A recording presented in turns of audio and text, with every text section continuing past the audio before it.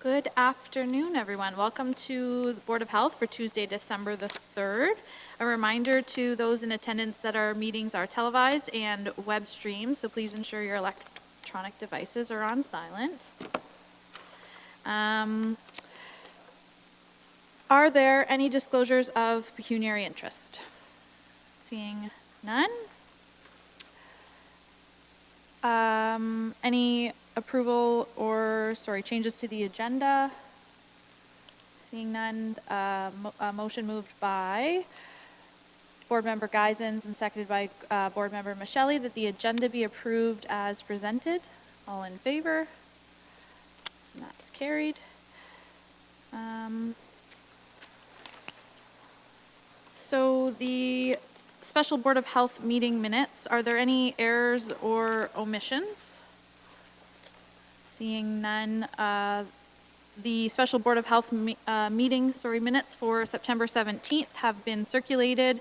Seeing no errors or omissions reported, be declared as adopted and signed by the chair and the county clerk and affixed with the corporate seal. Okay, the minutes for September the 3rd. Any errors or omissions? The Board of Health minutes for September 3rd, 2019, having been circulated and no errors or omissions reported, be declared as adopted and signed by the chair and the deputy county clerk and affixed with the corporate seal. There are no consent items today, so I guess we'll just go right into discussion items. And I think we're starting off with the Medical Officer of Health update. Madam Chair, members of the Board of Health, thank you for giving me an opportunity to share our perspective. The cornerstone of public health is prevention, and as articulated by Kane, the death rates from malaria, cholera, typhus, tuberculosis, scurvy, pellagra, and other scourges in the past have dwindled. And Kane says, because humankind has learned how to prevent these diseases, to put most of the effort into treatment is to deny all precedent. Stated in another way, the health system and health, in fact, is more advanced by prevention than treatment. And I think that's something that almost every doctor would accept, at least privately. In that context, today our team is going to present two very important topics. The first is on breastfeeding. Breastfeeding has multiple benefits. It has benefits to both the child, the infant, and to the mother. From a public health perspective, it's the preferred option. If I could share with you in preparing for this meeting today, if I could read what the Canadian Pediatric Society said. This is not what I said, but these are what the experts on children have said. Human milk feeding decreases the incidence of multiple infectious diseases in infancy, including bacterial meningitis, bacteremia, diarrhea, respiratory tract infection, otitis media, and urinary tract infections. And they go on to say breast milk has also been associated with enhanced performance in neurocognitive testing, meaning that children would have better developmental milestones.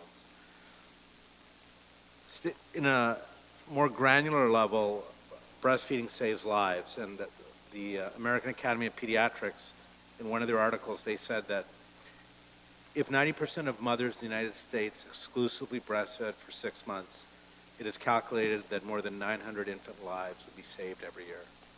It's a big number. So as much as we talk about breastfeeding, it's a really important thing, and the Public Health Service really wants to advance that. And there will be more dialogue about breastfeeding in the presentation today. Secondly, we're going to be talking today, and the team's going to be talking today about influenza. The Public Health Service has a vibrant program to try to minimize the burden of influenza in the community. Sometimes influenza results in a bit of time away from work, but in some cases it results in hospitalization and in the worst possible circumstances, death. In fact, admissions to hospital for influenza are one of the leading causes of admission to the hospital. So in closing, I would ask that you as the members of the Board of Health and Madam Chair, that you speak positively about influenza and also speak to the community about the advantages of breastfeeding. Thank you. Thank you very much. I have a motion moved by Board Member Huffman, seconded by Board Member Michelli, that the update from Dr. Shankar Nesathari, Medical Officer of Health, be received as information. Those in favor? Oh, sorry, Councillor Columbus, or Board Member Columbus. Yeah, Doctor, you quoted Kane. Who is Kane and what's all that about? Yeah, Kane was a prominent physician. It's actually quoted from an article in a book written by Mukherjee. So I think the point that they were trying to make in this quote is that a lot of these diseases, such as malaria and cholera and typhoid and tuberculosis, were one times very significant causes of death throughout the world. For the most part, I don't think any of us know anyone. Well, it's rare to know anyone who's died of tuberculosis. My mother would know people who died of tuberculosis. I've never treated someone who's died of tuberculosis.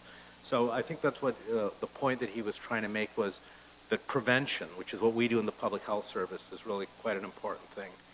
Does that answer your question? Thanks for that. Board Member Michelli.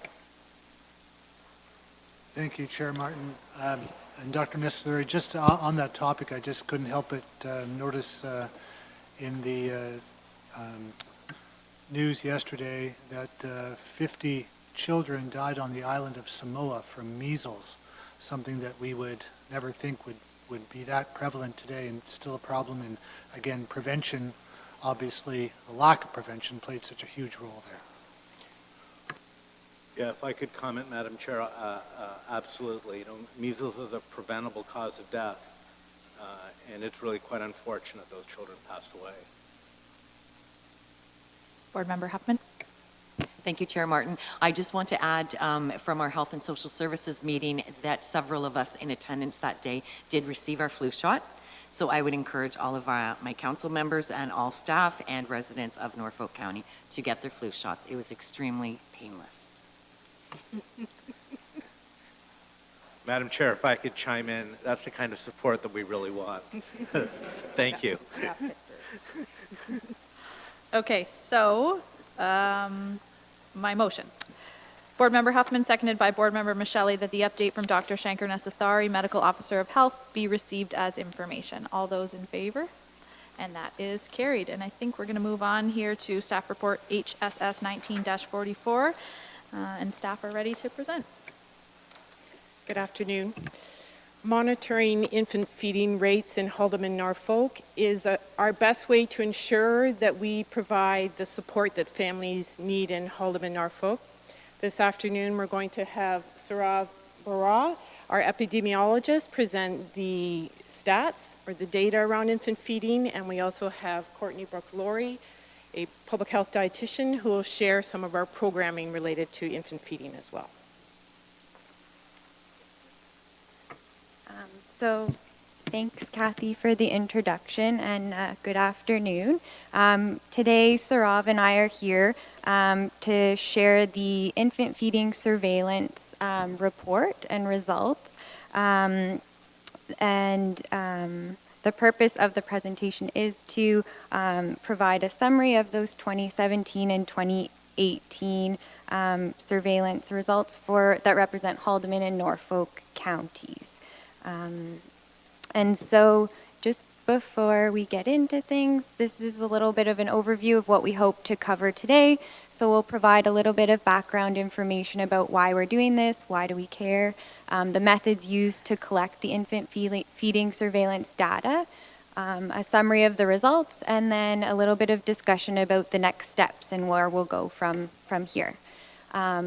So before we get into the survey and the methods, it's important to recognize that breastfeeding is a public health imperative, as Dr. Shankar shared with us. So apart from the health benefits derived from the nutrients, the hormones, and immune factors found in breast milk, the act of breastfeeding itself supports babies' healthy growth and development. And so for these reasons, a statement by the Infant Feeding Joint Working Group, so made of prominent groups including the World Health Organization, Health Canada, the Canadian Pediatric Society, Dietitians of Canada, and Breastfeeding Committee for Canada, all recommend exclusive breastfeeding for the first 6 months and continued up to 2 years and beyond. So, recognizing the importance of breastfeeding, the Haldeman Norfolk Health Unit has been implementing our infant feeding surveillance program to better understand the infant feeding practices in Haldeman and Norfolk counties. And infant feeding surveillance addresses requirements of the Baby Friendly Initiative, as well as requirements within our Ontario public health standards. So, as shown on the screen here, the objectives of the infant feeding surveillance program are to monitor infant feeding trends over time, to inform Haldeman Norfolk Health Unit's program plans, and to implement breastfeeding and infant feeding programs in collaboration with our community partners.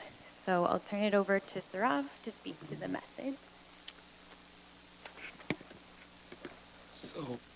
So as part of our methods for our survey, first of all, consent was obtained by the public health nurses at the 48-hour time contact, and that was done either by phone or in person. Mothers who consented to participate either received a call from the health unit staff at 6 months postpartum, and the survey was administered over the phone. Survey questions ranged from current feeding methods to times when formula as well as other solids and liquids were introduced. Additional questions included difficulties or concerns with feeding, services used to help with the feeding, sociodemographic factors like mother's marital status, age group, level of education, household income, and so on. As well as mothers were given an opportunity to ask questions at the end of the survey, and recommendations or referrals were made by the public health unit staff. So when we tabulated our results, mothers were excluded from the program if they were A, living outside of Haldeman, Norfolk, B, baby was not living with the mother, or C, if biological parent did not have custody. Once again, a retrospective method was used to tabulate our results. There were approximately 1,000 live births in Haldeman and Norfolk, both in 2017 and 2018. As far as to complete the survey, 244 mothers completed the survey in 2017 and 178 mothers in 2018. So just to dive in some specifics when we looked at the results. So breastfeeding intention is defined as intention to feed the baby breast milk, which includes feeding at the breast, providing express breast milk or donor milk. And breastfeeding initiation is defined as mothers who attempted to provide breast milk to their baby at least once. So when we look at our results in 2017 and 2018, approximately 80% of the mothers had initiated to breastfeed their baby, and over 90% of the mothers had initiated breastfeeding to their baby. And these numbers both fall within the parameters of Ontario data that we looked at. And then when we look at the exclusive and any breastfeeding, so exclusive breastfeeding refers to baby who received breast milk only and had never been fed any liquid or food other than breast milk. And any breastfeeding is defined as baby had received breast milk at any given point, either exclusively or in addition to other liquids or solid foods. So when we looked at our results,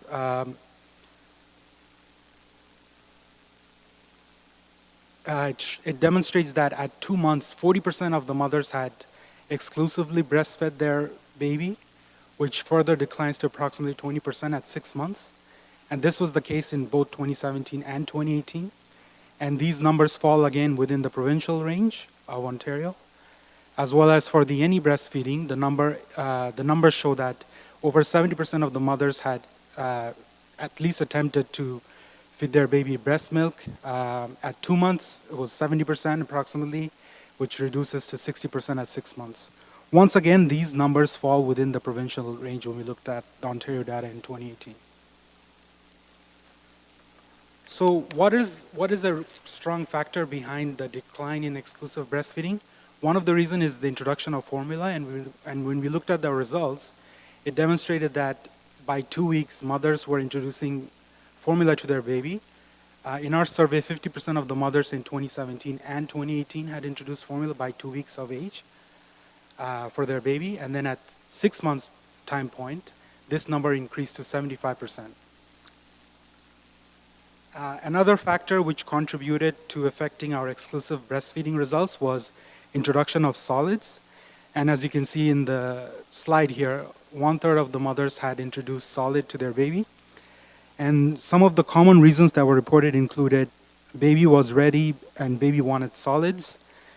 It was advised by the physician or healthcare professional, or baby simply seemed hungry at the time. So over to Courtney. And so as Saurav mentioned, one of the final questions in our infant feeding surveillance program or survey is that we do ask mothers if they had accessed any programs or services to help with feeding their baby.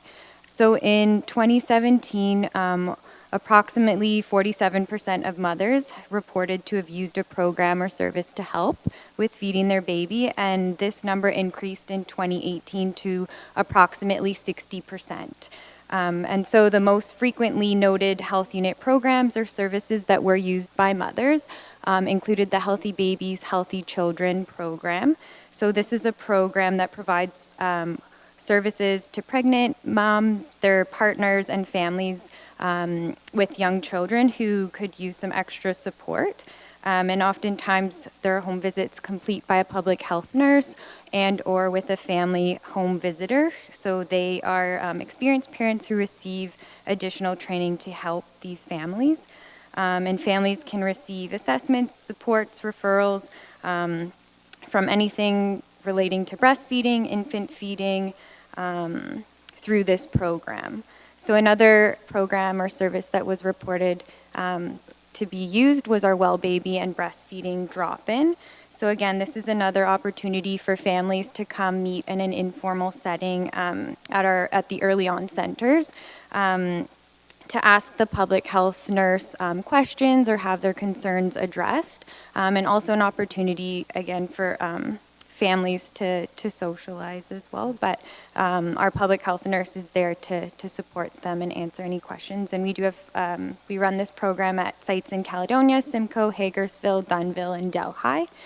And then the third service reported to be well used was the telephone support. So again, mothers or families can call in and they receive one-on-one support with regard to breastfeeding or any other concerns related to healthy growth and development of their baby. And so these programs and services take a non-judgmental approach to provide information and to support mothers and all families, regardless of their infant feeding decisions.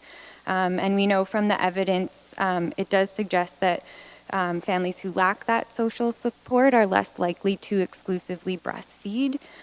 So that further highlights the importance of these programs and services in the community. And so the Haldeman Norfolk Health Unit will continue to promote breastfeeding and our infant feeding resources that are available in the community in an attempt to link those families with the supports that they need so that they can reach their infant feeding goals. So just a quick summary. The infant feeding surveillance helps support evidence-informed programming and practice to create those supportive environments and strengthen community action. So as far as next steps, we plan to explore additional strategies to improve the breastfeeding supports and rates in our community. We will continue to collect data through our infant feeding surveillance program, and we are working to strengthen those relationships with our community partners so that we can collaborate on some of these approaches. So thank you for the opportunity to share this information with you. And you do have one of our infant feeding or MCH resources, so if you are interested in learning more about our programs or if you know someone who could use that help, please feel free to share that information along. Thank you. Thank you very much. I feel like for the first time in Norfolk County's history, we have 3 women around the table, so we could probably have a very different conversation about breastfeeding, but I just really don't have anything to add. I don't have any kids yet, so maybe next time. Any questions to staff? Board Member Michele? Thank you, Chair Martin. I just have a couple of questions. I'm very pleased to see that the initial survey included the language option of Low German. I'm always concerned that that demographic in Norfolk County sometimes can be forgotten in that area. So I'm very happy about that. I am wondering, the telephone support line that we have, is there a Low German option on that line? Through the chair to Councillor Michele. So we do have our family home visitors available, so they do speak Low German. So for the surveys, whether it's done in person or through the phone, they're a resource that we use to help reach that population. Thank you, Courtney Brooke. And secondly, maybe this is for you or Sarav. If I may, Madam Chair, I'm always wondering also if there's emphasis placed at all, and I didn't see a lot of it in the report, on the economic benefits of breastfeeding as opposed to purchasing all this formula. So great question. Through the chair to Councillor Michele. So when we work with our families with regard to infant feeding, we try to ensure that they're making an informed decision. So part of that conversation is making sure that they have that information available, knowing how much it does cost to purchase formula, and that it's not a one-time fee. It is something that if you do decide to feed your baby that way, it's making sure that is an option and can be sustained throughout the infant feeding. Thank you very much, and thank you for your presentation. Thank you. That's a great point. I was just going to add on that as well. The price of formula, I wondered if there were studies or information done on that in general. And then as well, I noticed that Norfolk County, or Haldeman Norfolk, sorry, the statistics were a little bit higher than the provincial stats. And I wondered if that could also come into play with the convenience and duration that women have off. Maybe they're returning to work a little bit sooner. I would be interested if there was any information about that locally, and if that was a reason why breastfeeding would stop and formula would maybe be initiated. But Board Member Columbus, you can go ahead. Thank you, Madam Chair. And it seems like statistics provincially and locally are going in the wrong direction.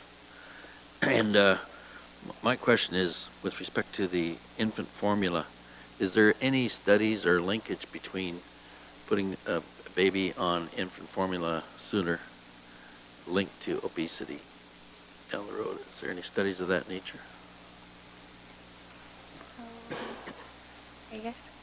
I think the research is mixed. I mean, of course, as part of our WHO guideline, we are recommending our mothers to exclusively breastfeed for 6 months. And as I had kind of alluded in my presentation that, by 2 weeks of age, 50% of the mothers had introduced formula, and that's something that we can work toward as a community. But as far as the research is concerned with regards to introducing formula to the baby, for the most part, it has a positive effect on the baby. So. Positive, yeah, thanks. I saw Board Member Huffman's hand up, but did staff have a comment to add there? Madam Chair, if I could just supplement the comments of my colleagues, and I'll take the direct quote. This is from the Academy of Pediatrics. Because rates of obesity are significantly lower in breastfed infants, national campaigns to prevent obesity begin with breastfeeding support.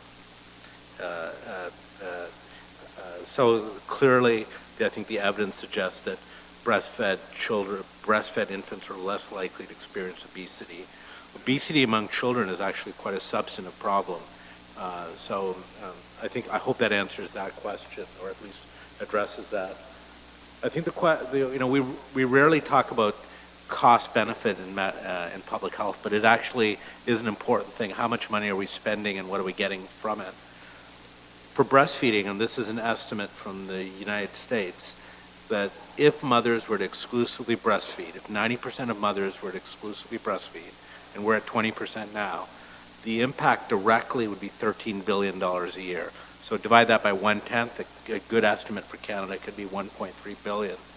And that's just the direct cost. When we think of the other costs like parental absenteeism or missing work because children are sick, there's probably a lot more. So the economics also favor exclusive breastfeeding for 6 months. Thank you. Board Member Huffman? Thank you, Chair Martin. I figure actually as one of the women sitting around the table that it would be beneficial for my input. As a mother of 4, and I exclusively breastfed all 4 children for 6 months, some of them a bit longer because the maternity leave with my oldest 2 was 6 months, the other 2 it was a year.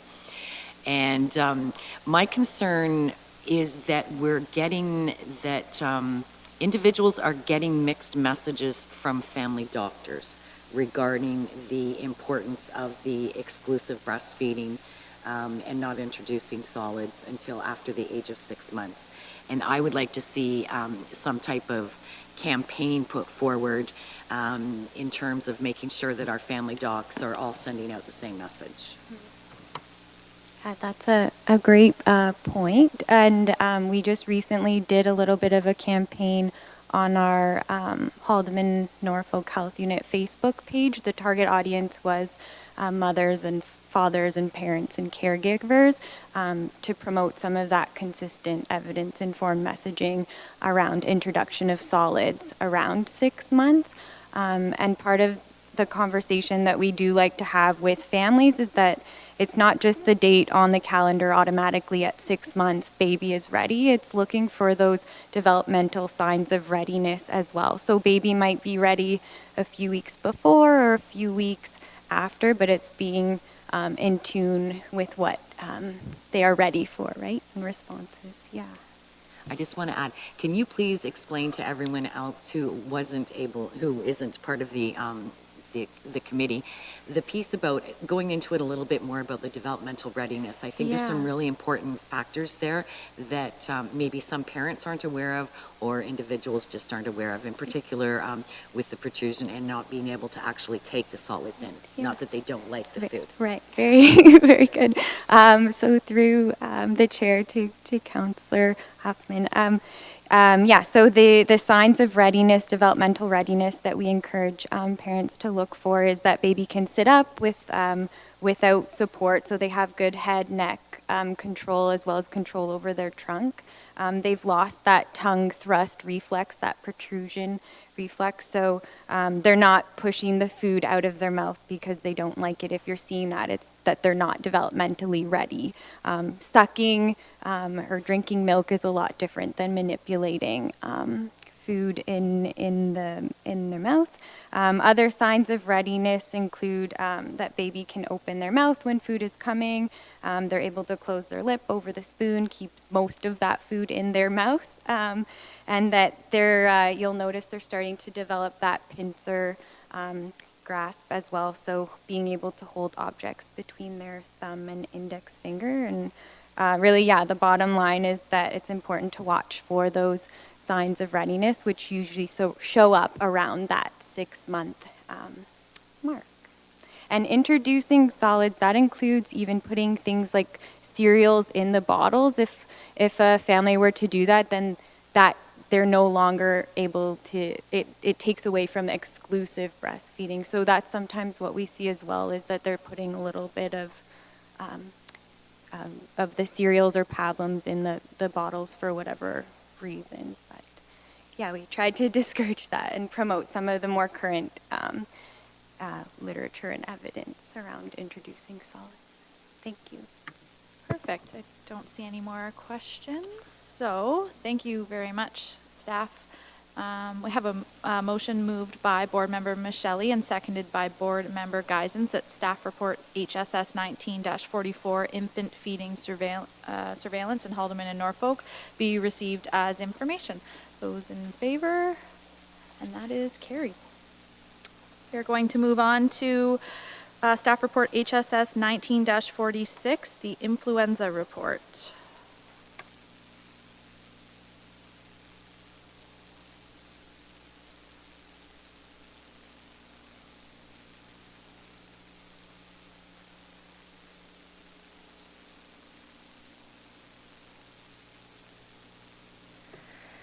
Good afternoon. My name is Sarah Titmus, and this is my colleague Agnes Sabinska, and we will be presenting report number HS 19-46, the influenza report, and ask that the board accept this report as information. This afternoon, we will provide you with a brief overview of the health unit's efforts to manage seasonal influenza, a goal of both the vaccine preventable disease and the infectious disease teams.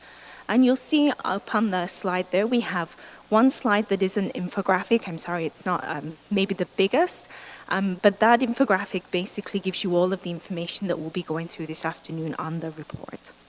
So what is influenza? Influenza is a respiratory illness caused by the influenza A and B viruses. Influenza can cause a mild to severe illness, which can result in hospitalization or death. Certain populations are at higher risk for serious complications, such as older individuals, as well as people with multiple pre-existing medical conditions. So how is influenza spread? It's transmitted from person to person by coughing or sneezing, which spreads droplets that contain the virus. The virus can also live on surfaces and can be transmitted by touching the surfaces and then subsequently touching your eyes, mouth, or nose. So why does this matter to our community? What is the public health burden of influenza?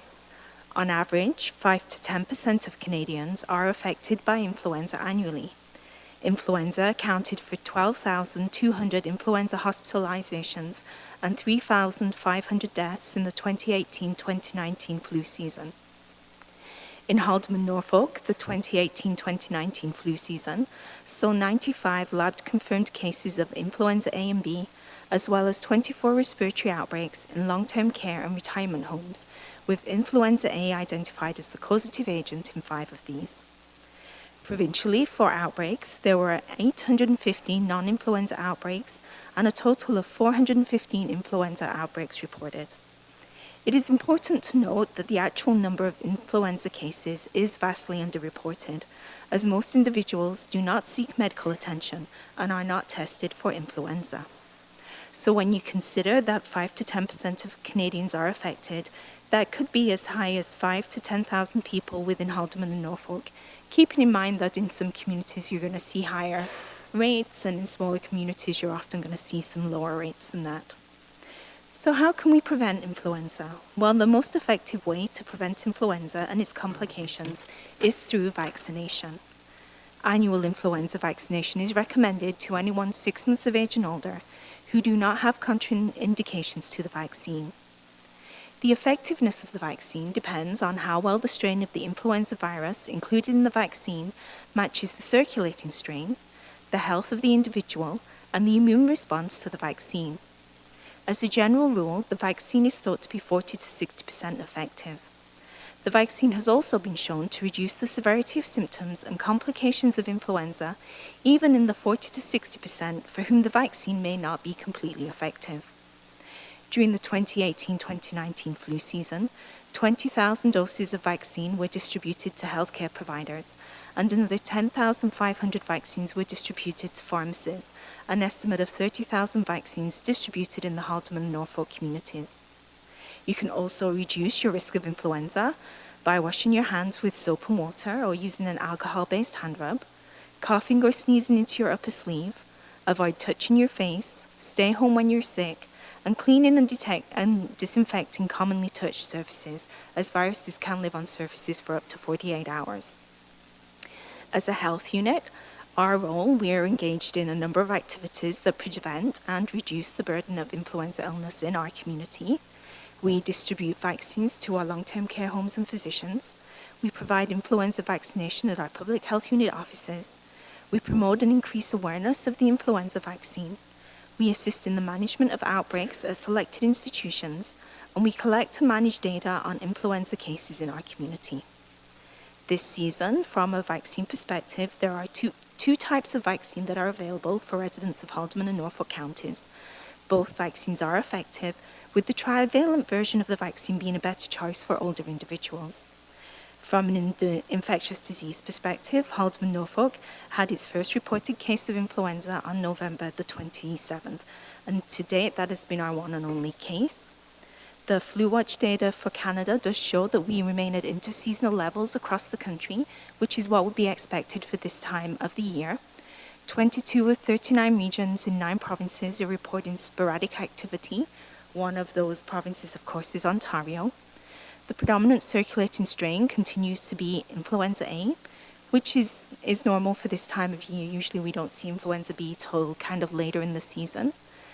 There have been 12 lab-confirmed influenza outbreaks across Canada, and we have not yet had our first lab-confirmed influenza outbreak. So as a Board of Health, and as respected members of our community, we would ask, as Dr. Nesithuri mentioned earlier, that you speak positively about the benefits of immunization, that you get your flu shot every year, that you practice hand hygiene, cough into your sleeve, and stay home when you are feeling sick. Thank you, and I'll hand over now to Agnes for questions. Board Member Taylor? Thank you, Chair Martin. When something's labeled an outbreak, how many cases is that? Is it one case is an outbreak? So through Madam Chair to the board member, outbreaks within institutions are defined by what would be considered a case definition. In our case, looking at an institution, it would have to be 3 cases within 48 hours of people presenting with similar signs and symptoms. Usually within upper respiratory, we would call an outbreak, at which point we would collect the swabs to confirm what the causative agent is.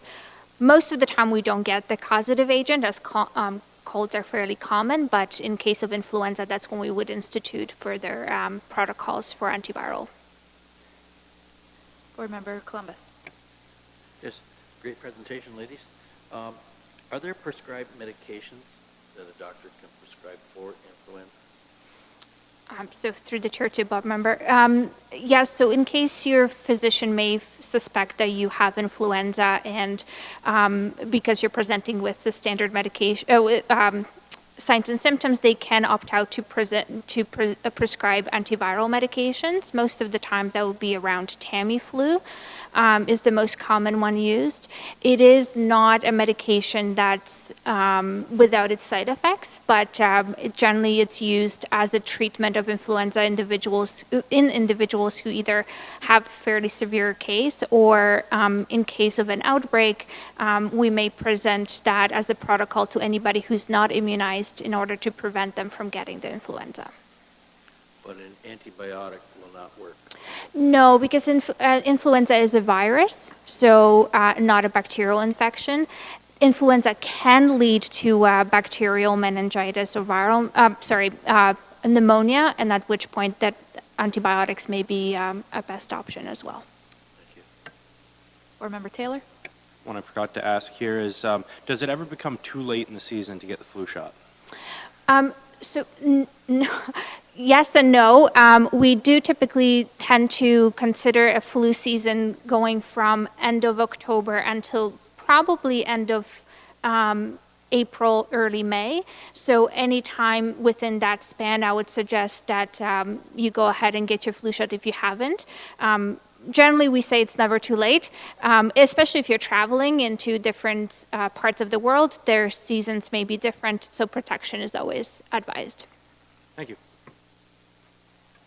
Okay, thanks. Not seeing any more questions. So I have a motion moved by Board Member Michelli, seconded by Board Member Huffman, that staff report HSS 19-46 influenza report be received as information and that the Board of Health speak positively about the benefits of immunization. All in favor? And that's carried. Thanks, staff.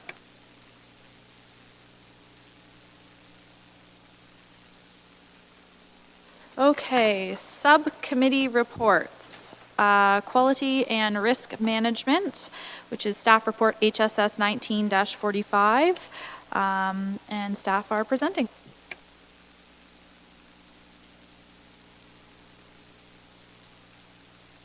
Through you, Madam Chair, it is my pleasure to meet with you this afternoon and humbly request that the Board of Health receive staff report HSS 19/45, Haldeman Norfolk Health Unit Risk Management Update, and endorse the action plans proposed in response to the identified high risk to the health unit strategic and operative objectives. The report in front of you is a follow-up to an earlier report on HNHU risk management framework. This report provides the Board of Health an opportunity to review the high risks that have been identified and assessed by staff. It also gives the Board of Health the opportunity to review the actions proposed to respond to these high risks. Since our last report on the risk management framework, HNHU staff have been trained on risk management and its implication on the delivery of our programs and services. Staff were expected to identify and assess risk events that will impact the ability of the health unit to meet its operational objectives and hence formulate action plans to respond to these identified risks. As is shown in Appendix 1, which is this table of risks, we have identified 10 high-risk events, and I would attempt to just walk through two examples. The first example I'll walk through is the very first one, which is the failure to develop a comprehensive succession plan. We do see the risk category to be strategic or policy. For this risk, we do have some current controls in place, and after assessing the inherent risk and the residual risk, we came down to a risk level of high risk. We did identify a response strategy of a mitigation. Now, the action plans we have proposed is one, to continue to work with the Human Resources Department to develop a process to identify staff to be placed on the management track. Also, we'd like to provide professional development and progressive leadership opportunities geared towards management tasks for this identified staff. The risk owners will be the strategic leadership team, and we hope to monitor this risk on a quarterly basis. There are other risks that we've identified here. Some include the inability to secure 75% counterpart provincial funding grant. We have said that that category could be political, and we've accepted our risk, and we do know we will face that challenge at this time. But we have developed some contingency plans to try and address that. So those are just the two examples I just want to quickly run through, but I'll be open to answer any questions members of the board might have about the other risk we have on the risk register. So in conclusion, the implementation of this program allows the Board of Health to meet its operational and strategic mandate within the OPHS, and also enables the health unit to ensure effective service delivery as well as the safety of its staff and other stakeholders. With that, Madam Chair, I'll be happy to answer any questions members of the board may have. Thank you very much. Any questions from the board? Board Member Rabbits. Thank you, Chair. Through you, thank you for the report. There's a couple different response strategies that are options. We have mitigation, acceptance. Would you be able to elaborate on a few of the other options that are out there, the tools that are in your toolkit? Through you, Madam Chair, to Board Member Rabbits. So we have four responses: mitigation, accept, transfer, or avoid. So an example of transfer could be like buying an insurance. I'm trying to look for an example in health unit, but it's difficult. But let me use an example we all face. We probably all have cars and we drive on the road. The reason we buy insurance, just in case something happens, the risk is transferred to the insurance company. They take care of that risk. Avoid could, a risk response is avoid. So if you know of an event going to happen, you could decide to avoid that event. So let's take, for example, if you're planning a program, say you're planning a vaccination program, and you know on a particular day there's going to be a windstorm, you could avoid that situation by planning your program on another day when when there won't be a snowstorm or a windstorm. So that's an example of avoiding that situation. You know it's going to happen, so I'm going to avoid having to prepare any plans for it. So those are basically the 4 responses we would have. Board Member Van Passen. Yes, thank you, Madam Chair. One of the recommendations is that the board endorse the plan, but all I saw was 2 examples. Is it possible to circulate the rest of the plan so I know what it is I'm endorsing? Through the chair to board member. So it's the plan we've identified 10 is on this spreadsheet. I have the colorful one. That's all of it? There's no other? Oh, well, the responsibility from the OPHS should bring to the board's knowledge the high risk we have identified.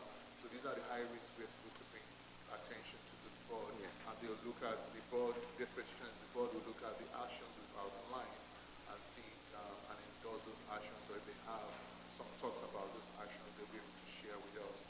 There are other risks we've identified that are medium and low. We try to manage that within the level of our leadership team. But the high risk we bring to the knowledge of the board, so that we're aware of those risks we've identified as high and look at the plans we have in place to address them. All right, thank you. Okay. We have a motion in front of us, moved by Board Member Huffman, seconded by Board Member Michelli, that staff report HSS 19-45, Haldeman Norfolk Health Unit Risk Management Update be received as information, and that the Board of Health endorse the action plans proposed in response to the identified high risks to the Haldeman Norfolk Health Unit strategic and operational objective. Is there any discussion on that? All in favor? And that's carried. Alrighty, I think we're just moving along here to communications. We have one item under communications from Premier Doug Ford respecting Ontario Senior Dental Care Program, and I believe that was just in response to providing comments about the rural nature of the program. Is that correct? Through you, Madam Chair, that is correct. If you recall at our special meeting, a couple of meetings actually regarding the dental program, you had asked or advised or directed staff to send a letter, and this is a response to that letter, primarily surrounding the procurement of the dental services. Just couldn't quite tell. I knew it was dental related, but otherwise it's pretty vague. Okay, any discussion on the communications? Board Member Rabbits. Thank you, Chair Martin, and through you. At the board level, at the advisory board level, we had some healthy discussion about who would qualify for this program, and we had some statistics presented to us, in addition to what target populations we'd reach out to inform once the service is up and running.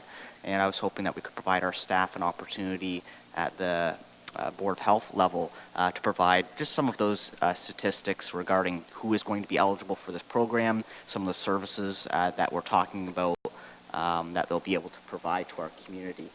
And I'll let them do what they do best. Thank you.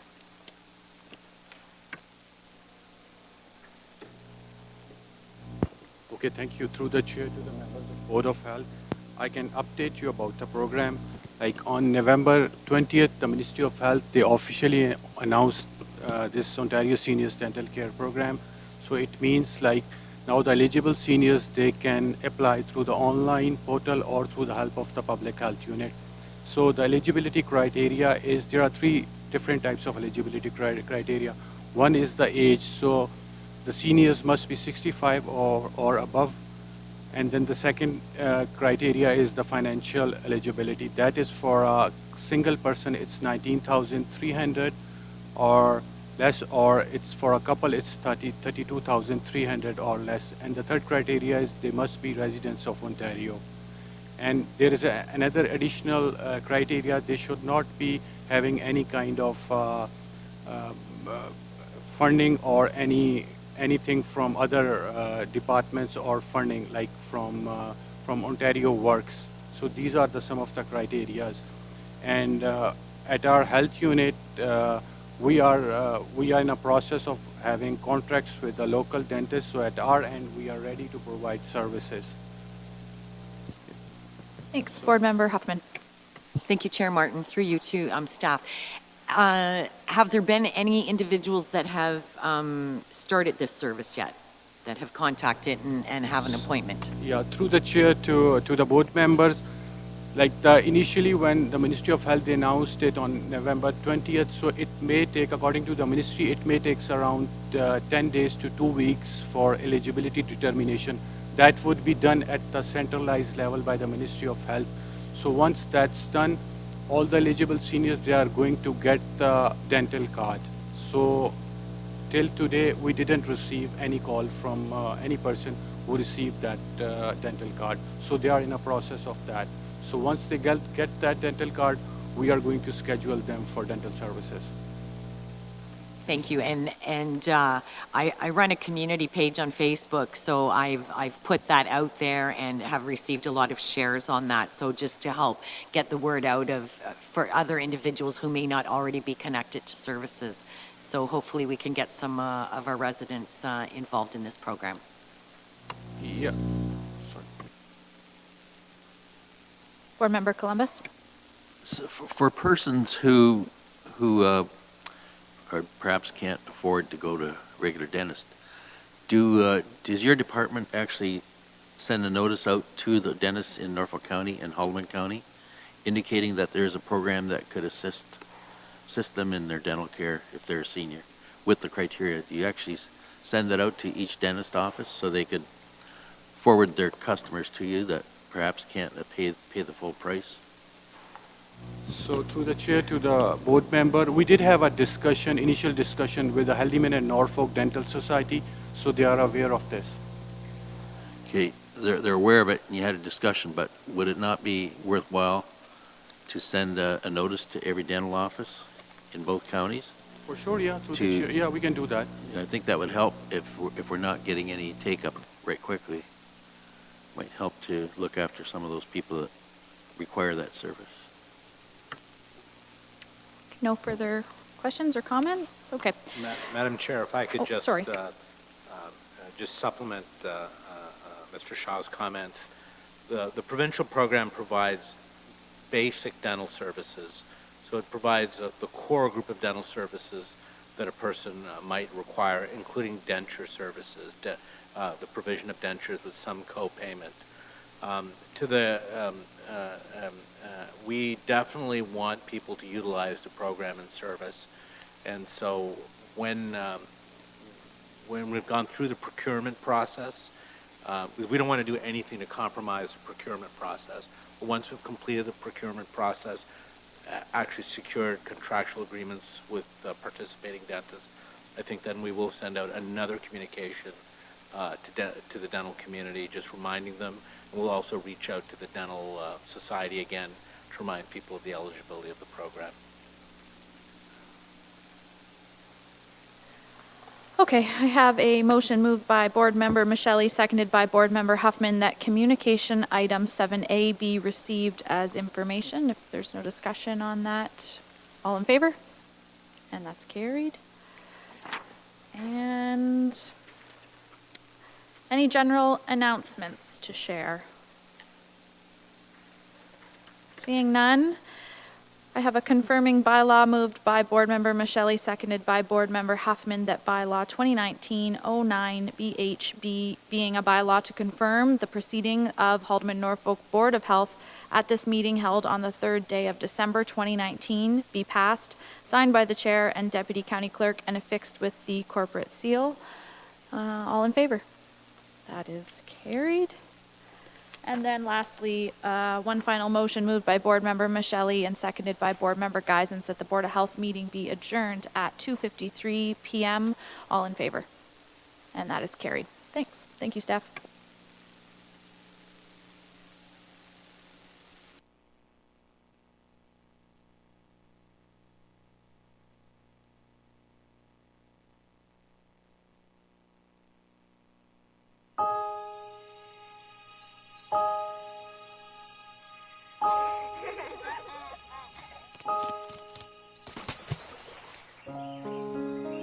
What I love most about Norfolk County, I think, would be the vastness of the county, how it's big and there's breathing space, and there are so many little pockets of beauty, natural beauty. I love the seasons here.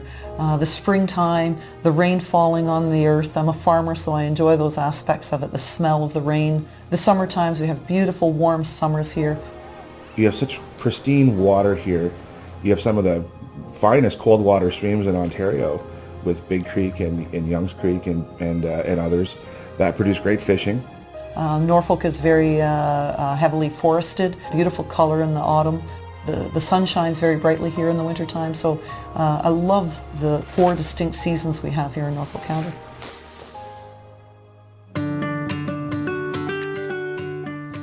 What people find remarkable about Norfolk County, I think, is that our sense of community and us working together.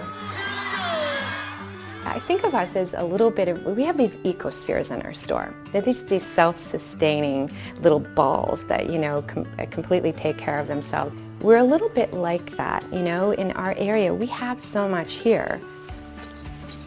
My kids grow up knowing what it's like to produce a piece of fruit or produce some food, some vegetables, and put them on the table, how much effort that takes. And I think that's important.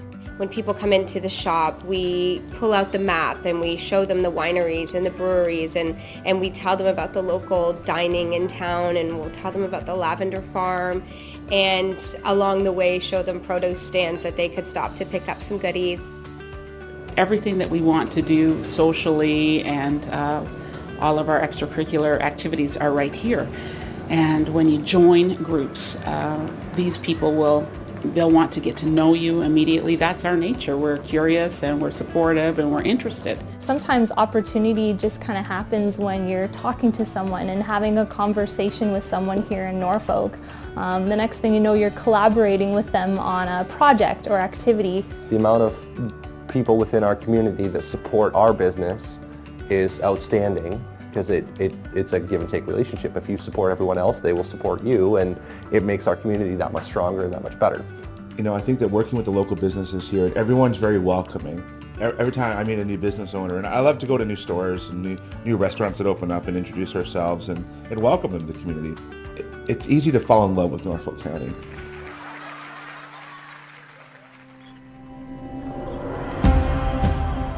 My advice to a family that's thinking about moving here is to come and visit. Come and spend a week. Come and experience everything that we have to offer, because you're going to find an amazing quality of life. You're 10 minutes away from a beach. You're 5 minutes away from a dog park. There's so much opportunity in an area like this for young entrepreneurs, young families, even, senior entrepreneurs that are doing that as well. I'm very happy. I'm lucky, very lucky I can be here, It's a good place to raise family too. We don't have this sort of slick veneer over us. We're really comfortable in our own skin, and artists are making art because they love to make art, and musicians are writing songs because they love to write songs. And just because you're not from here doesn't mean that you can't embrace what makes Norfolk great. Sort of our diversity, the wonderful landscapes here. And it's just a great area. You're going to meet great people. You're going to have a supportive environment. We can compete on an international stage with anybody. And that's how we have to start looking at the world. You just have to be willing to work hard, realize the potential that there is here, and just put yourself to work and create that opportunity for yourself. I found that as a young entrepreneur, I was given every opportunity I could want. Just put yourself out there. Go to local events, and you're going to bump into all kinds of people that are going to be, important business connections to you. Everybody's so willing to help somebody else out. I think that's the best thing about even being a business owner in Norfolk County. We're a small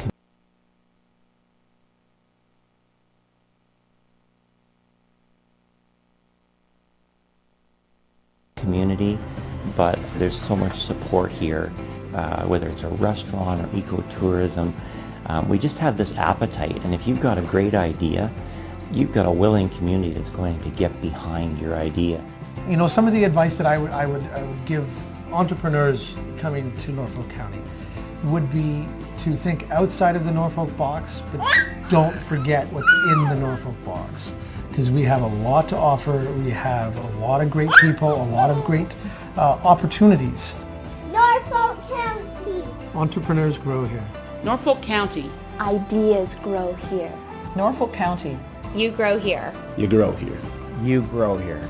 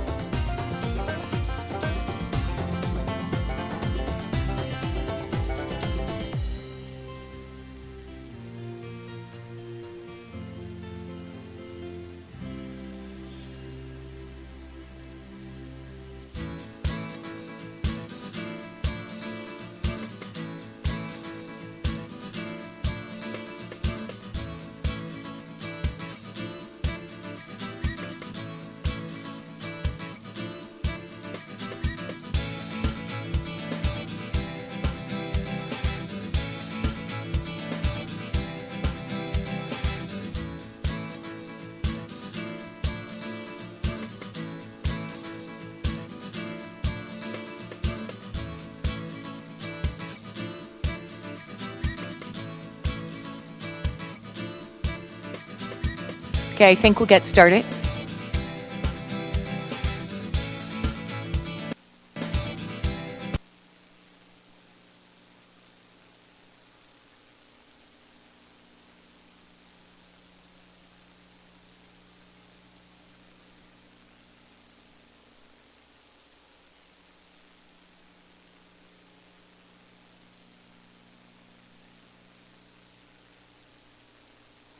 Good afternoon. Welcome to Council and Committee for December 3rd, 2019. I would like to remind everyone that our meetings are web streamed and televised. For those in attendance, I would ask you to please ensure that your phones are on silent mode.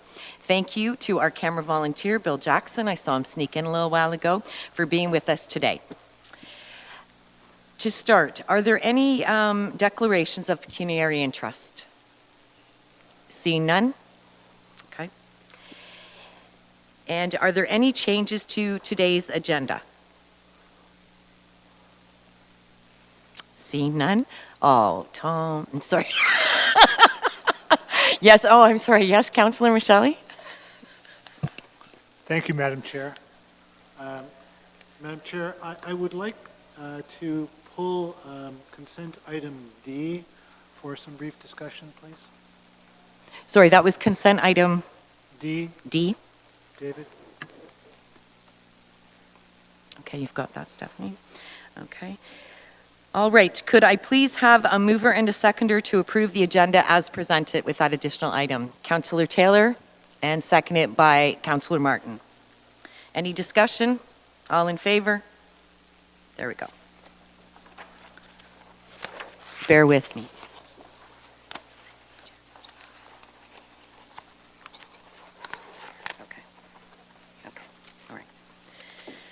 Okay, so there are 4 consent items today. Actually, there are now 3. If any member of committee wishes to discuss a consent item and or ask questions upon it, please identify so now. Please identify so now. It matters how you do that enunciation, I just want to say. And we will move the items to the beginning of the staff report's discussion items. We will need a mover and seconder for the following. That consent items, A, staff report DCS 19-119. Oh, sorry, I didn't see your hand. I glanced too quickly. I apologize, Councillor Van Passen. Thank you, Madam Chair. I do just have one question about consent item B. Is Rogers aware that there's a tower going up on the county property that's like 150 meters away from where they want to put this one? Maybe somebody should let them know. Okay, Councillor Councillor Michele, would you be able to speak to that?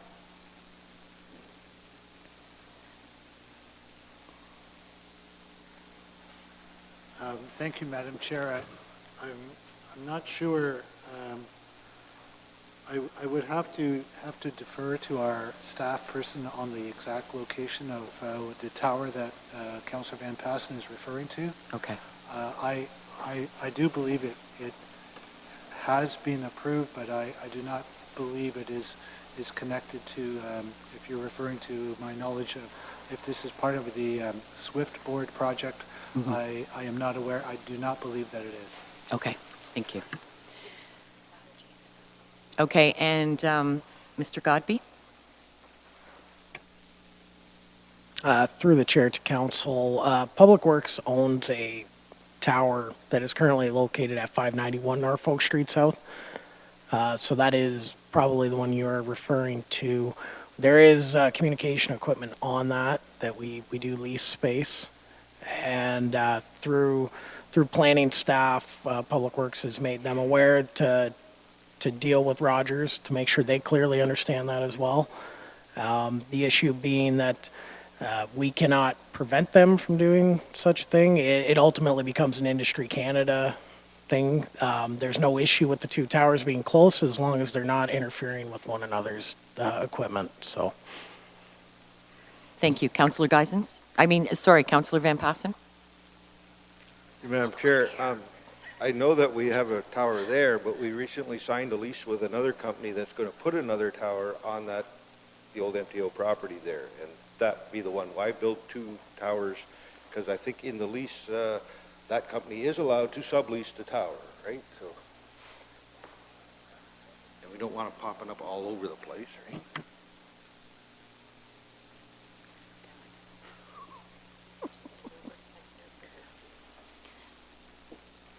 Councillor Michele? Thank you, Madam Chair.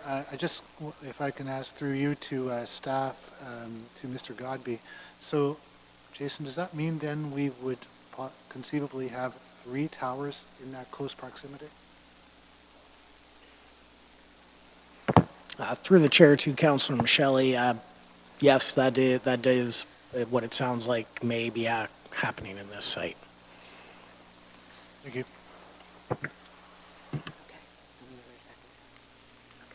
Oh, yes, Councilor Columbus? Yes, thank you, Madam Chair. Should this item not be deferred then for additional information? Like Councilor Van Passen says, there's another tower within very close proximity on county property, and they could lease dish space on that tower. And perhaps they don't know about the 2 towers that are going up in the same area. Actually, I'm just going to jump in. How about we pull that item for further discussion, and we'll just get a mover and a seconder for B and C. Is that amenable? Okay. Sorry, A and C. So could I have a mover? Councillor Martin, seconder, Councillor Michelli. Any further discussion? All in favor? That is carried.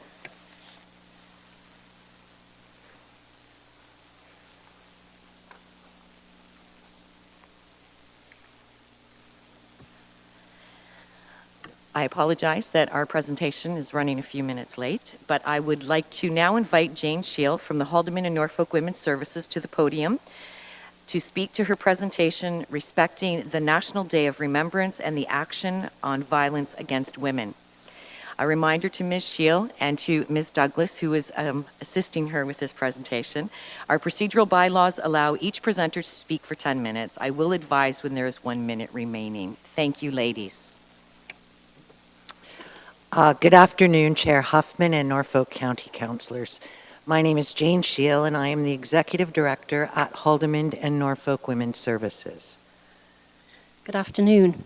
My name is Melanie Douglas. I am Chair of the Board of Haldeman and Norfolk Women's Services. We appreciate the opportunity to present this information to you this afternoon. December 6th is the National Day of Remembrance and Action on Violence Against Women in Canada, established in 1991 by the Parliament of Canada. 30 years ago, on December 6, 1989, 14 young women were murdered while attending school at L'École Polytechnique in Montreal. As we remember the 14 women whose lives ended in an act of gender-based violence that shocked the nation, we must also remember the hundreds of other women who have lost their lives as a result of domestic violence. You'll see on the slide previous the names of the women who were murdered in Montreal in 1989.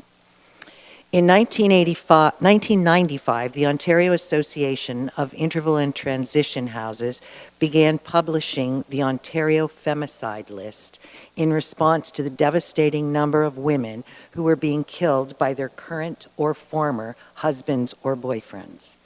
To date, we know of 781 women and children in Ontario who have been killed by men. Those charged for these crimes mainly include fathers, husbands, and boyfriends. Increasingly, sons, grandsons, and nephews are committing the heinous crimes. At Queen's Park on November 25th of this year, OAITH released the 2018-19 Femicide List, and sadly, there are 37 Ontario women and children listed, ranging in age from 6 to 94. Violence Against Women Shelter services are the foundational support for women and children experiencing violence across the province, including Haldeman and Norfolk counties. Haldeman and Norfolk Women's Services is much more than just a bed. We offer a range of services centered around the safety of women and children in our community. Services include a 24-hour crisis and support line, risk assessment, safety planning, residential and community-based counseling, family court support, children's programming, transitional housing support, and programs for youth. The demand for shelter service is very high, and we are regularly full and often operating beyond capacity. Every 6 days in Canada, a woman is murdered by her spouse. Aboriginal women experience violence at twice the rate of non-Aboriginal women and are almost 7 times more vulnerable to homicide. On any given day, over 8,500 women and their children are living in emergency shelters and transition houses to escape violence in Canada. In our last fiscal year, 176 women and their children resided at Haldimand and Norfolk Women's Services, and an additional 727 women and children received service through our community programs. In addition to December 6th being a day of remembrance, it is also a call to action. For the past 7 years, we have participated in the provincial Wrapped in Courage campaign. In November, men and women across the province purchased purple scarves from their local shelters. Wearing these scarves let abused women and their children know you support them. The courage of a woman alone is not enough. Gender-based violence can only be reduced if we take action and challenge attitudes and behaviors that contribute to victimizing women and girls. The voices of survivors and activists and campaigns like Me Too, Time's Up, and Not One More have put the spotlight on violence against women as a serious social issue that can no longer be ignored. During the holiday season, I hope you will have the opportunity to visit our memorial wreath lit in purple at the Panorama display. On December 6th, please observe a minute of silence for all the women who have lost their lives as a result of gender-based violence. Thank you. Thank you, Jane. Thank you, Melanie. Did any of my colleagues have any comments at this time? No. Councillor Martin? Thank you, Board Member Huffman. Through you to the deputation, how can the public, or council for that matter, support your initiatives? One of the ways that you could support our initiatives is during the month of November, everyone could wear a purple scarf. We have amazing purple ties for any of the men in the room, and I noticed many of you have a tie on, so that would be a very small, simple way to make that happen. You know, we have a number of awareness-raising events, so it would be great to see members of Norfolk County Council attend those events. That would be awesome as well. Oh, we'll always take donations of any kind, in kind, financial. Actually, I just returned this afternoon from the Norfolk County Quilters Guild with 100 quilts in the back of my car, so that'll be a real help this season. Can I just add something? Jane said wearing a purple scarf in November. What I see is that an opportunity for discussion, for raising awareness. I assume that your gallery during council meetings is full. So if you all wore purple, it would be an opportunity to let your audience know, the people who come here to council to watch the proceedings, and then to wear it during the month, which again starts a conversation. This scarf that Jane and I are wearing has writing on it, and it says the courage of a woman alone is not enough. So I often take mine off and shake it out and show people what it says. So anytime you can start a conversation by drawing attention to this, we appreciate it. Thank you, Melanie. Councillor Micheli? Thank you, Madam Chair. Jane, Melanie, thank you very much for your excellent presentation on this such an important issue as this. I just have a practical question. Where can I get one of those ties? Where can I deliver it to? Well, I don't want you to have to drive all the way out to my house because I live a little ways out, but I could come and pick it up from you. You can come to the shelter and pick it up anytime you'd like. We're there 24 hours a day, 7 days a week. I thought you might be. Thank you. Councillor Roberts. Thank you, Madam Chair, and through you. Thank you both for your presentation today and the good work that you're doing in our community. As a man, as an employer, as a friend, as a neighbor, what do I do when I suspect that a woman is being abused or is in a tough situation? How do I get them in contact with your resources? I see that there's a phone number provided on the deputation, 519-805-8188. I imagine that's the number. I'm discreetly slipping across the table. What does a person do when they find themselves in that circumstance and they're really trying to provide those resources or connect them? I don't want to necessarily be disseminating the location of the shelter and things of that nature. I realize that many of these women are fleeing a bad situation, and they have, an abuser in their life that is looking for them and will follow them. Certainly, by all means, give our contact information to anyone you feel could benefit from our service. As an organization, we've just recently made the decision to make our location public. We've entered into a partnership with Habitat for Humanity, which some of you may be aware of. And as a result of that, in order to sort of get the good word out there, we had to make a decision about making our location public. So we are located at 12 Homewood Ave in Simcoe, and women are welcome to come to that location at any time of the day or night. If I could sort of add to that, I would say that ignoring what you see isn't helpful. We often think, ooh, this isn't really my business. But as a community, if we stop doing that, then I think people will, their awareness will be raised and their attitudes may change. Councillor Columbus. Thank you, Madam Chair. Do you work closely with the Norfolk OPP? Yes, we do. Norfolk OPP, Haldeman OPP. We participate in the community mobilization program. We have what's called the Justice for Women Review Team, which is a domestic violence coordinating committee, which has all of the justice partners, women's services, and many of the other social services, and we meet monthly. Thank you. Thank you. I just want to add a couple things, if I may. In regards to community events, in November, I think it was the 17th, the Old Town Hall, Haldeman Norfolk Women's Services hosted a pub night there, and there was an opportunity for people to purchase scarves and things like that. So that was one of the fundraisers. On a lighter note, it's coming up, and I get very excited about this. It's the annual trivia night.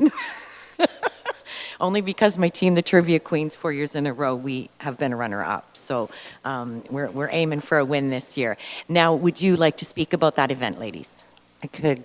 We'll host that the Sunday prior to March 8th, which is International Women's Day. Sunday seems to be the best night to host the event. It's held at the Legion in Hagersville.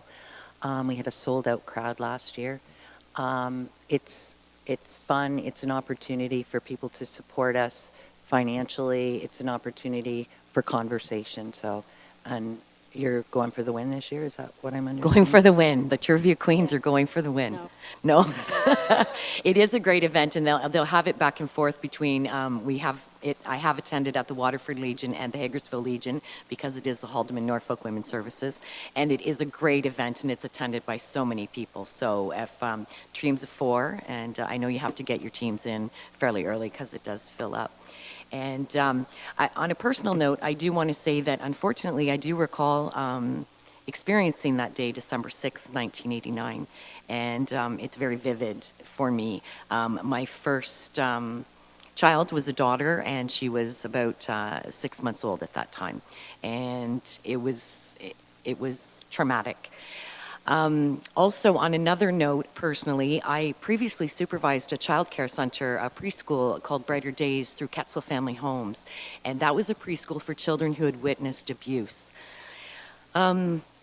I mean, off the top of your head, you think, okay, yeah, that makes sense. But having come from, different backgrounds in working, with other children, there clearly was a difference for these children who had witnessed abuse.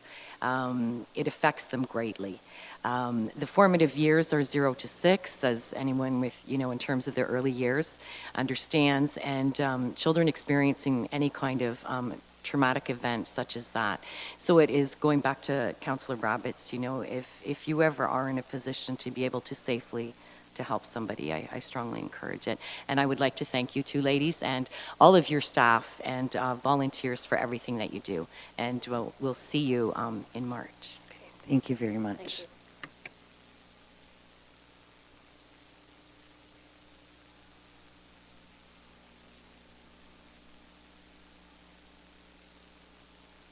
Could I please get a mover and a seconder to receive that as information? Councillor Rabbits, and second it by Councillor Geisens. Thank you.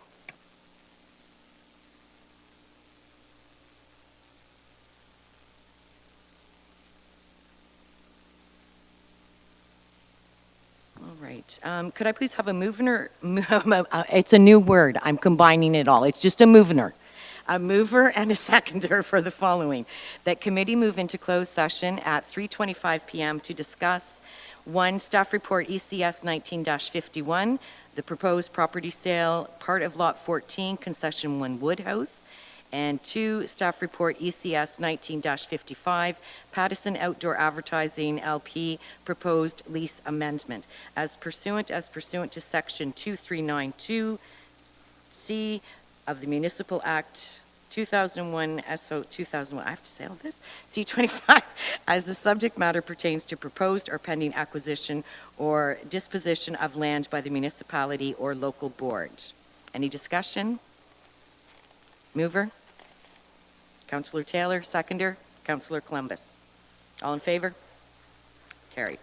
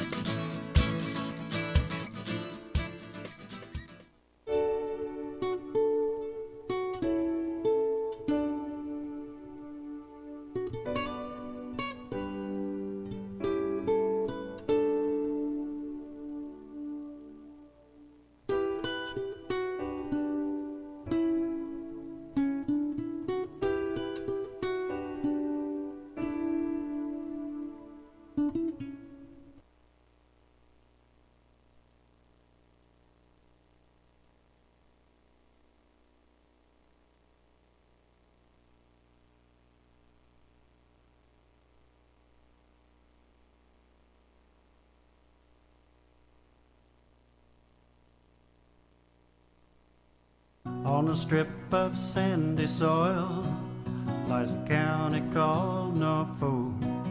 It's Ontario, south coast, you know, and it's surely not remote. If you pass through or spend a day or decide to call it home, you'll see why we love it here and are proud to call it our own. Norfolk, Norfolk, a southern county home. Norfolk, Norfolk, we know you can't go wrong with the friendly folk of Norfolk. You won't be a stranger long. Take in the small town atmosphere, be amazed at all that we grow. Like our kids that go and see the world and can't wait to return home. Drop a line in a placid lake or stroll along the shore. Take a tour on a peaceful country road and bound to be back for more. Of Norfolk, Norfolk, my southern county home. Norfolk, Norfolk, we know you can't go wrong with the friendly folk of Norfolk. You won't be a stranger long.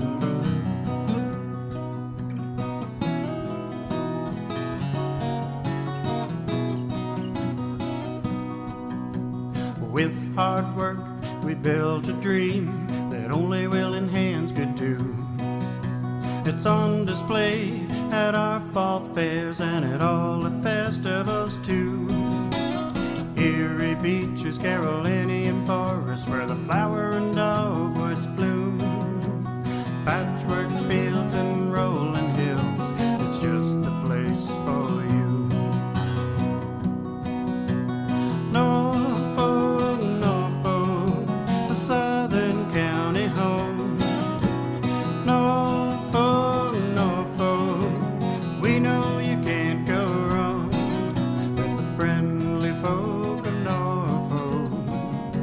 You won't be a stranger long. Norfolk, Norfolk, Norfolk, Norfolk, you won't be a stranger long. On a strip of sandy soil lies a county called Norfolk.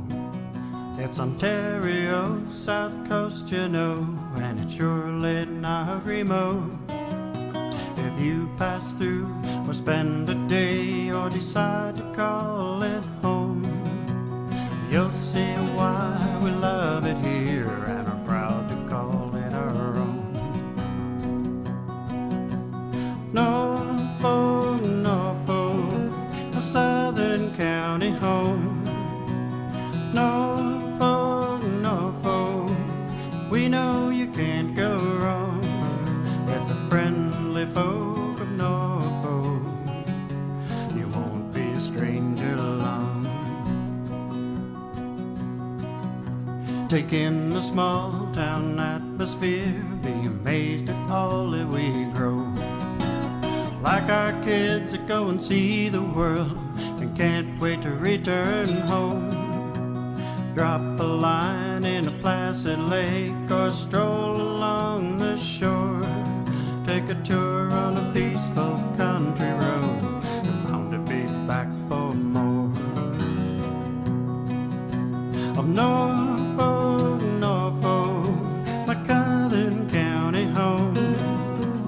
Norfolk, Norfolk, we know you can't go wrong with the friendly folk of Norfolk. You won't be a stranger long.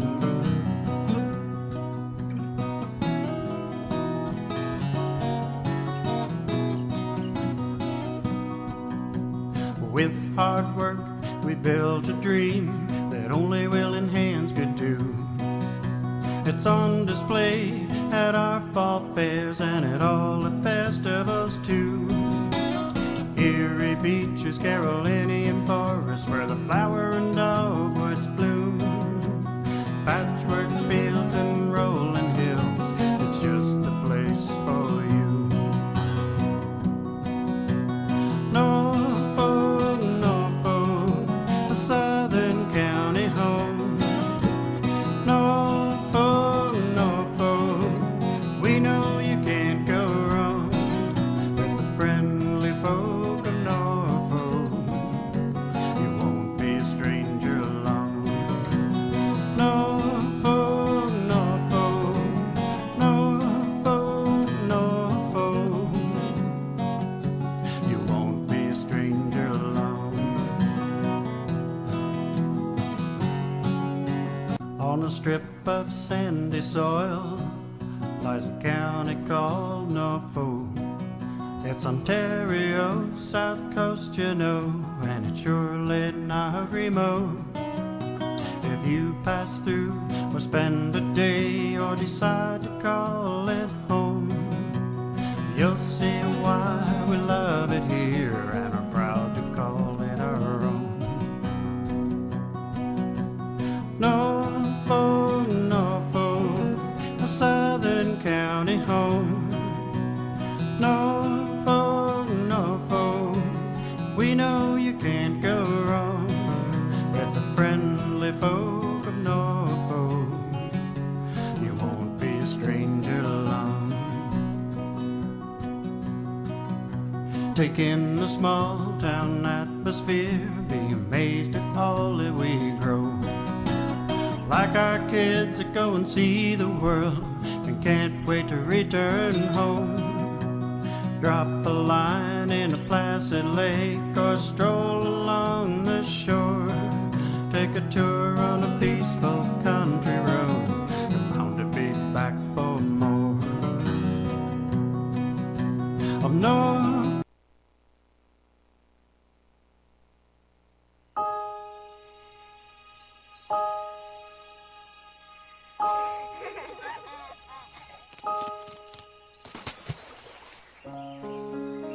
What I love most about Norfolk County, I think, would be the vastness of the county, how it's big and there's breathing space, and there are so many little pockets of beauty, natural beauty. I love the seasons here. The springtime, the rain falling on the earth. I'm a farmer, so I enjoy those aspects of it, the smell of the rain. The summer times, we have beautiful warm summers here. You have such pristine water here. You have some of the finest cold water streams in Ontario with Big Creek and Young's Creek and others that produce great fishing. Norfolk is very heavily forested, beautiful color in the autumn. The sun shines very brightly here in the wintertime, so I love the 4 distinct seasons we have here in Norfolk County.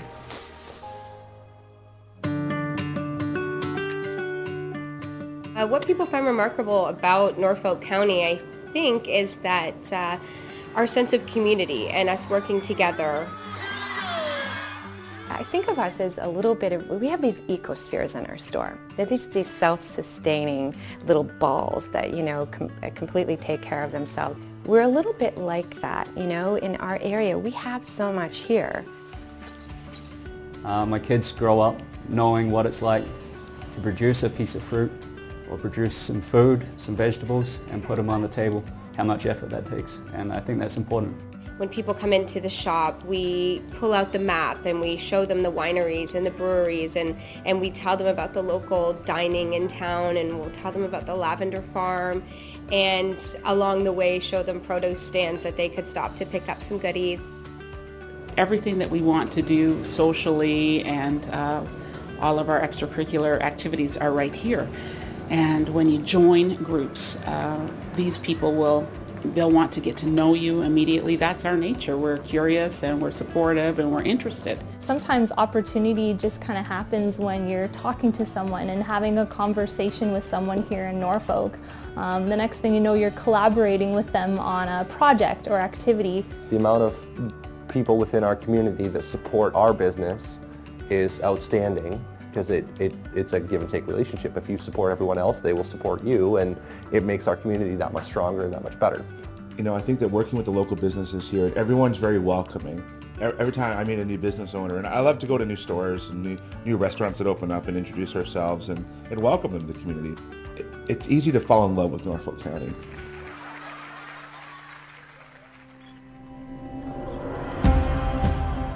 My advice to a family that's thinking about moving here is to come and visit. Come and spend a week. Come and experience everything that we have to offer, because you're going to find an amazing quality of life. You're 10 minutes away from a beach. You're 5 minutes away from a dog park. There's so much opportunity in an area like this for young entrepreneurs, young families, even, senior entrepreneurs that are doing that as well. I'm very happy. I'm lucky, very lucky I can be here, It's a good place to raise family too. We don't have this sort of slick veneer over us. We're really comfortable in our own skin, and artists are making art because they love to make art, and musicians are writing songs because they love to write songs. And just because you're not from here doesn't mean that you can't embrace what makes Norfolk great. Sort of our diversity, the wonderful landscapes here. And it's just a great area. You're going to meet great people. You're going to have a supportive environment. We can compete on an international stage with anybody. And that's how we have to start looking at the world. You just have to be willing to work hard, realize the potential that there is here, and just put yourself to work and create that opportunity for yourself. I found that as a young entrepreneur, I was given every opportunity I could want. Just put yourself out there. Go to local events, and you're going to bump into all kinds of people that are going to be important business connections to you. Everybody's so willing to help somebody else out. I think that's the best thing about even being a business owner in Norfolk County. We're a small community, but there's so much support here, whether it's a restaurant or ecotourism. We just have this appetite, and if you've got a great idea, you've got a willing community that's going to get behind your idea.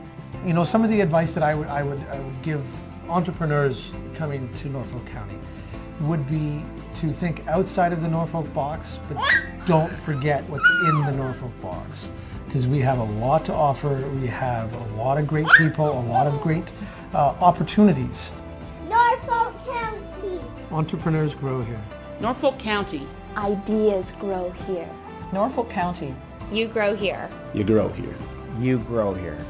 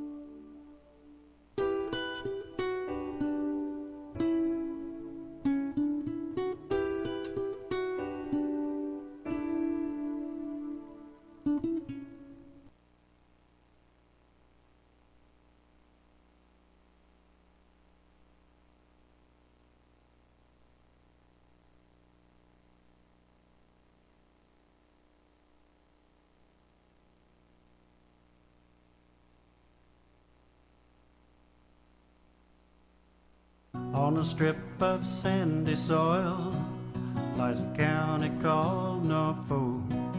It's Ontario, south coast, you know, and it's surely not remote. If you pass through or spend a day or decide to call it home, you'll see why we love it here and are proud to call it our own.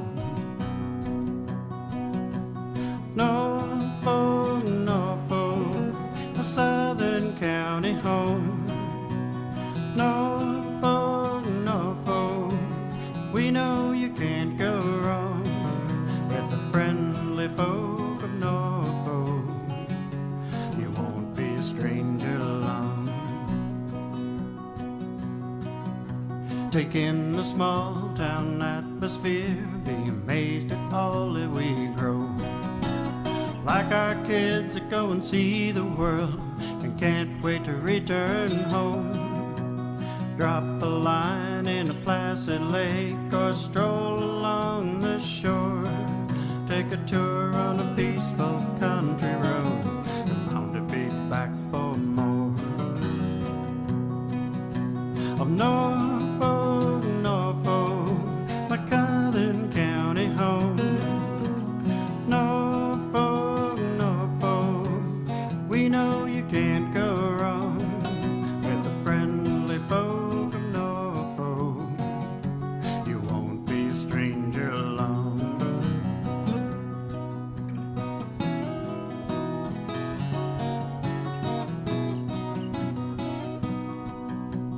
With hard work we built a dream that only willing hands could do. It's on display at our fall fairs and at all the festivals too. Erie beaches, Carolinian forests, where the flower and dogwoods bloom. Patchwork fields and rolling hills, it's just the place for you. Norfolk, Norfolk, a southern county home. Norfolk, Norfolk, we know you can't go wrong with the friendly folk of Norfolk. You won't be a stranger long. Norfolk, Norfolk, Norfolk, Norfolk, you won't be a stranger long. On a strip of sandy soil lies a county called Norfolk. It's Ontario, south coast, you know, and it's surely not remote. If you pass through or spend a day or decide to call it home, you'll see why we love it here and are proud to call it our own. Norfolk, Norfolk, a southern county home.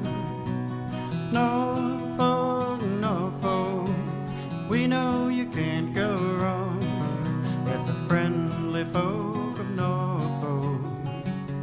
You won't be a stranger long. Take in the small town atmosphere, be amazed at all that we grow. Like our kids that go and see the world and can't wait to return home. Drop a line in a placid lake or stroll along the shore. Take a tour on a peaceful country road and bound to be back for more. Of Norfolk, Norfolk, my southern county home. Norfolk, Norfolk, we know you can't go wrong with the friendly folk of Norfolk. You won't be a stranger long.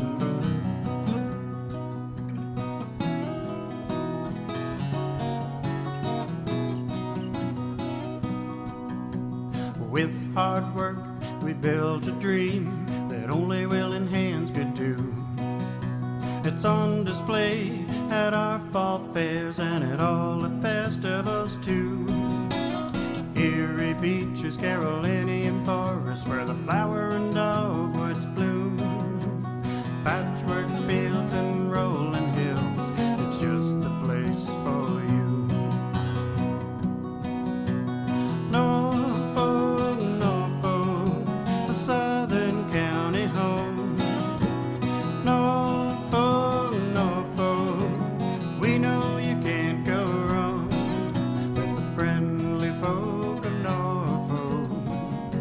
You won't be a stranger along.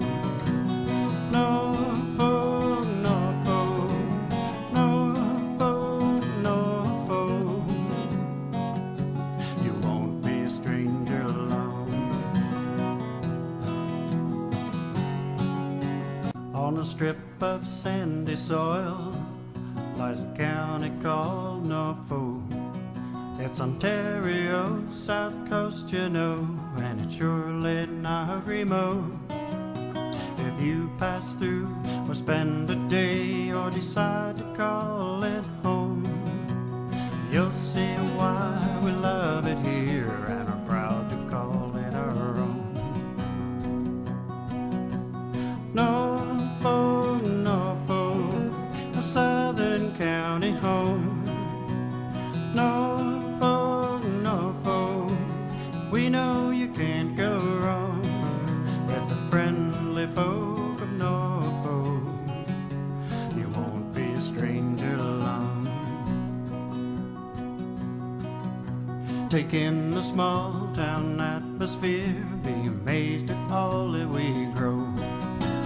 Like our kids that go and see the world and can't wait to return home.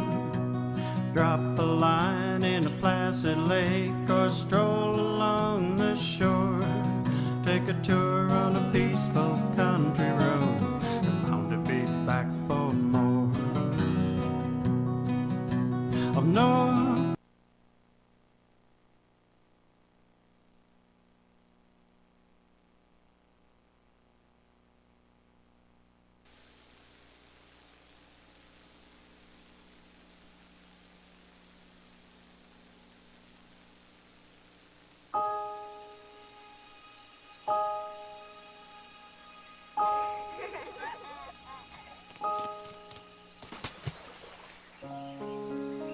What I love most about Norfolk County, I think, would be the vastness of the county, how it's big and there's breathing space, and there are so many little pockets of beauty, natural beauty. I love the seasons here. The springtime, the rain falling on the earth. I'm a farmer, so I enjoy those aspects of it, the smell of the rain. The summer times, we have beautiful warm summers here. You have such pristine water here. You have some of the finest cold water streams in Ontario, with Big Creek and Young's Creek and others that produce great fishing. Norfolk is very heavily forested, beautiful color in the autumn. The sun shines very brightly here in the wintertime, so I love the 4 distinct seasons we have here in Norfolk County.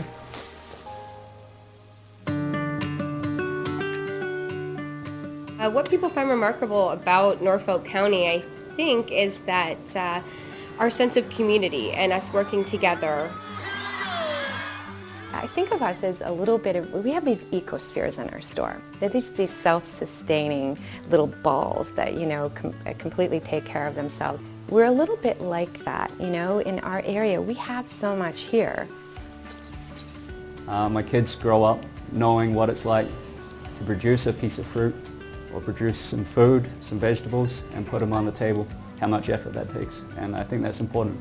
When people come into the shop, we pull out the map and we show them the wineries and the breweries, and we tell them about the local dining in town, and we'll tell them about the lavender farm, and along the way show them produce stands that they could stop to pick up some goodies. Everything that we want to do socially and all of our extracurricular activities are right here. And when you join groups, these people they'll want to get to know you immediately. That's our nature. We're curious and we're supportive and we're interested. Sometimes opportunity just kind of happens when you're talking to someone and having a conversation with someone here in Norfolk. The next thing you know, you're collaborating with them on a project or activity. The amount of people within our community that support our business is outstanding, because it's a give and take relationship. If you support everyone else, they will support you, and it makes our community that much stronger and that much better. You know, I think that working with the local businesses here, everyone's very welcoming. Every time I meet a new business owner, and I love to go to new stores and new restaurants that open up and introduce ourselves and welcome them to the community. It's easy to fall in love with Norfolk County.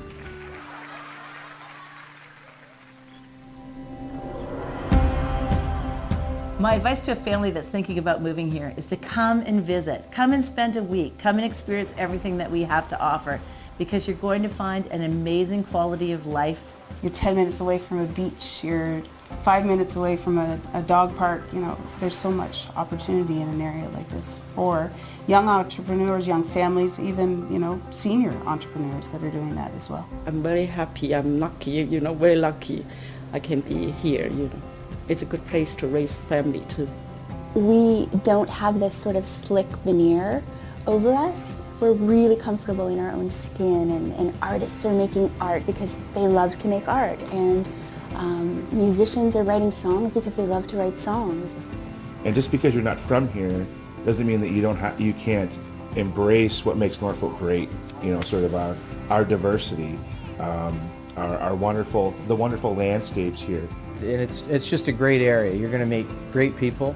You're going to have a supportive environment. We can compete on an international stage with anybody.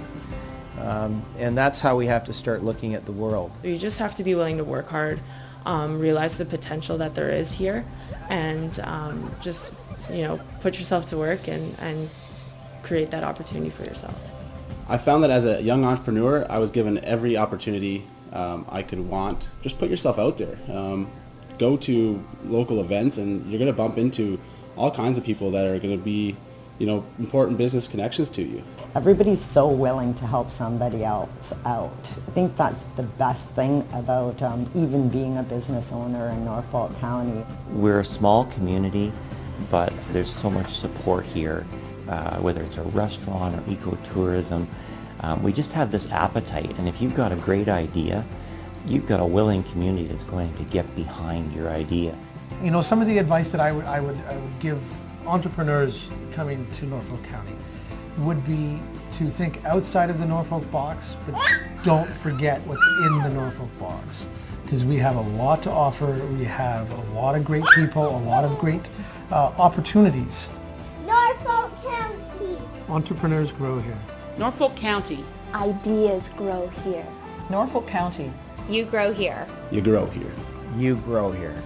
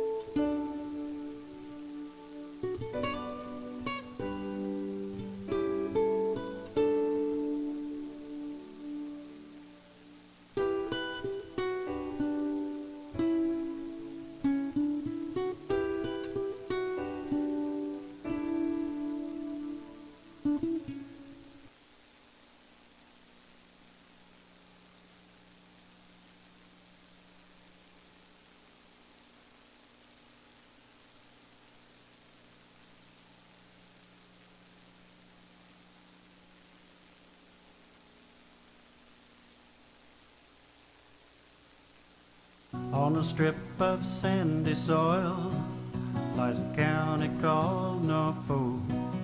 It's Ontario, South Coast, you know, and it's surely not remote. If you pass through or spend a day or decide to call it home, you'll see why we love it here and are proud to call it our own.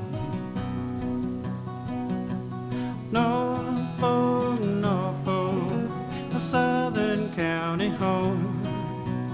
Norfolk, Norfolk, we know you can't go wrong with the friendly folk of Norfolk. You won't be a stranger long. Take in the small town atmosphere, be amazed at all that we grow. Like our kids that go and see the world and can't wait to return home. Drop a line in a placid lake or stroll along the shore. Take a tour on a peaceful country road and bound to be back for more. Of Norfolk, Norfolk, my southern county home. Norfolk, Norfolk, we know you can't go wrong with the friendly folk of Norfolk. You won't be a stranger long.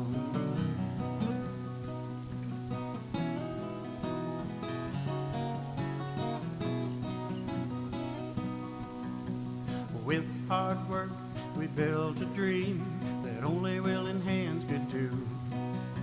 It's on display at our fall fairs and at all the festivals too. Erie beaches, Carolinian forests, where the flower and dogwoods bloom. Patchwork fields and rolling hills, it's just the place for you. Norfolk, Norfolk, a southern county home. Norfolk, Norfolk, we know you can't go wrong with the friendly folk of Norfolk. You won't be a stranger long. Norfolk, Norfolk, Norfolk, Norfolk, you won't be a stranger long. On a strip of sandy soil lies a county called Norfolk. It's Ontario, South Coast, you know, and it's surely not remote. If you pass through or spend a day or decide to call it home, you'll see why we love it here and are proud to call it our own. Okay, if we can get started, and then we're going to take a short break after we do this. Okay, let's go. Yes, she'll be quorum.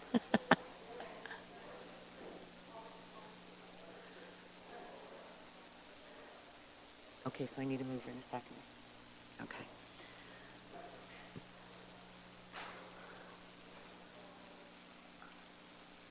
Okay.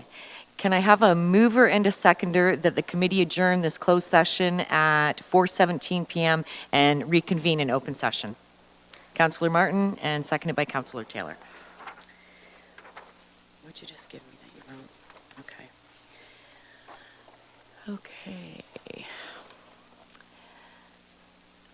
No, okay. All right. Yep, we're good. We have quorum. That staff report, ECS 19-51, proposed property sale, part of Lot 14, Concession 1 Woodhouse, be received for information and remain confidential. And that staff received direction in closed session to report back to Council on December 17th, 2019. Any discussion? Could I have a mover and a seconder? Councillor Geisens and Councillor Martin. And can we have a vote? All those in favor? There we go.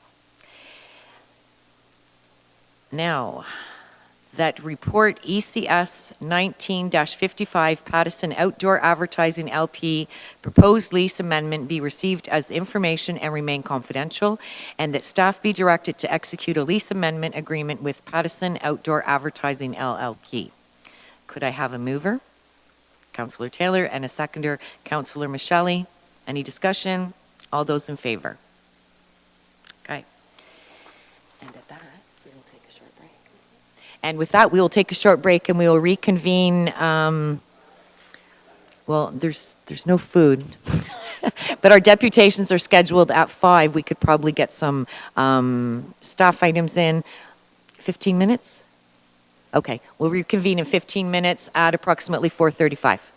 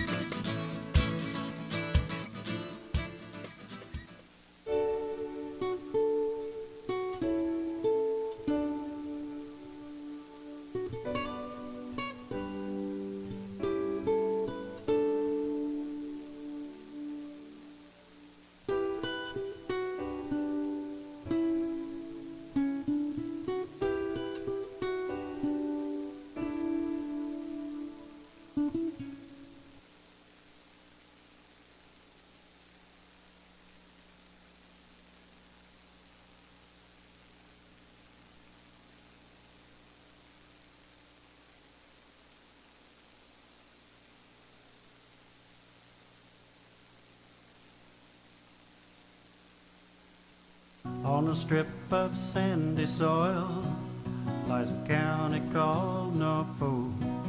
It's Ontario's south coast, you know, and it's surely not remote. If you pass through or spend a day or decide to call it home, you'll see why we love it here and are proud to call it our own.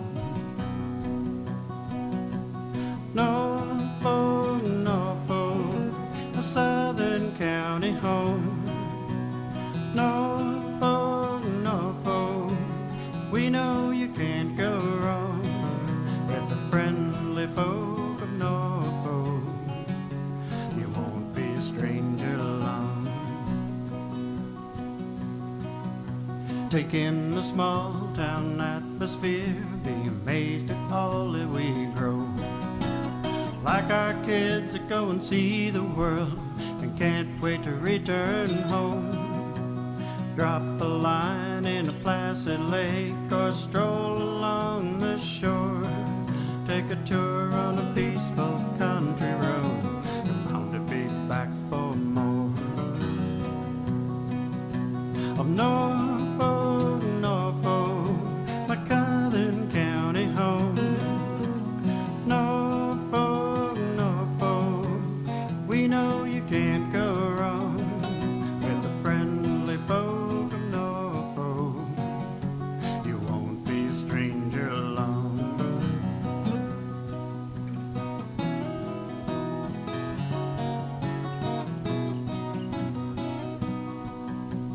With hard work we built a dream that only willing hands could do.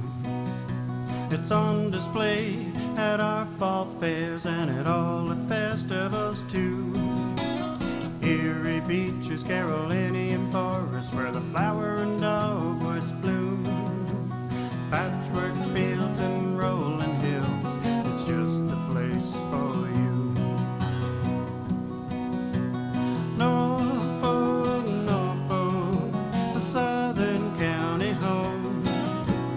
Norfolk, Norfolk, we know you can't go wrong with the friendly folk of Norfolk. You won't be a stranger long. Norfolk, Norfolk, Norfolk, Norfolk, you won't be a stranger long. On a strip of sandy soil lies a county called Norfolk. It's Ontario's south coast, you know, and it's surely not remote. If you pass through or spend a day or decide to call it home, you'll see why we love it here and are proud to call it our own. Norfolk, Norfolk, a southern county home. Norfolk, Norfolk, we know you can't go wrong with the friendly folk of Norfolk. You won't be a stranger long. Take in the small town atmosphere, be amazed at all that we grow. Like our kids that go and see the world and can't wait to return home. Drop a line in a placid lake or stroll along the shore. Take a tour on a peaceful country road. You're bound to be back for more. Of Norfolk, Norfolk, my southern county home. Norfolk, Norfolk, we know you can't go wrong with the friendly folk of Norfolk. You won't be a stranger long.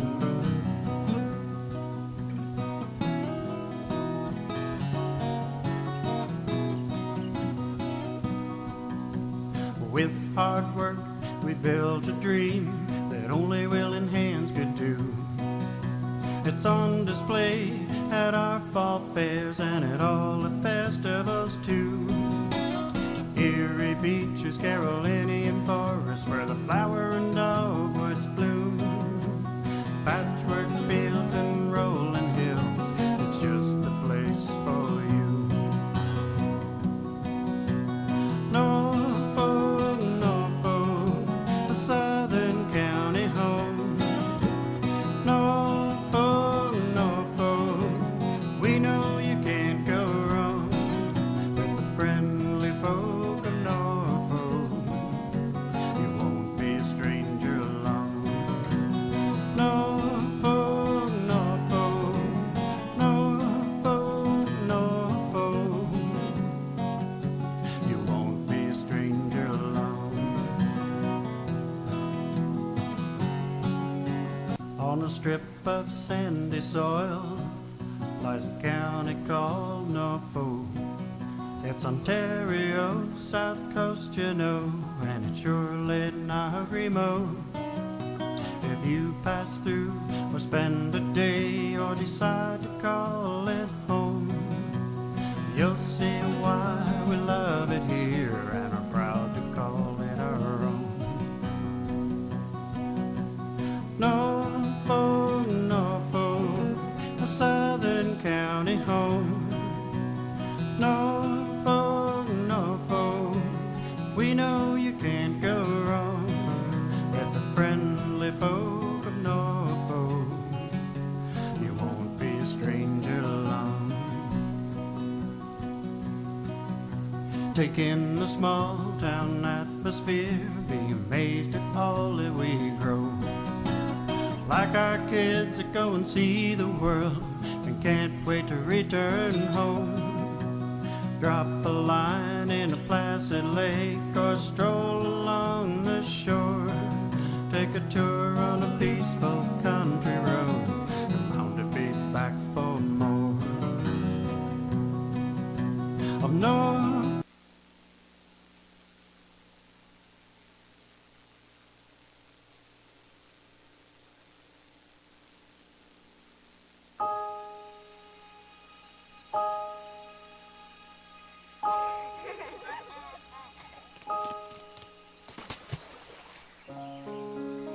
What I love most about Norfolk County, I think, would be the vastness of the county, how it's big and there's breathing space, and there are so many little pockets of beauty, natural beauty. I love the seasons here.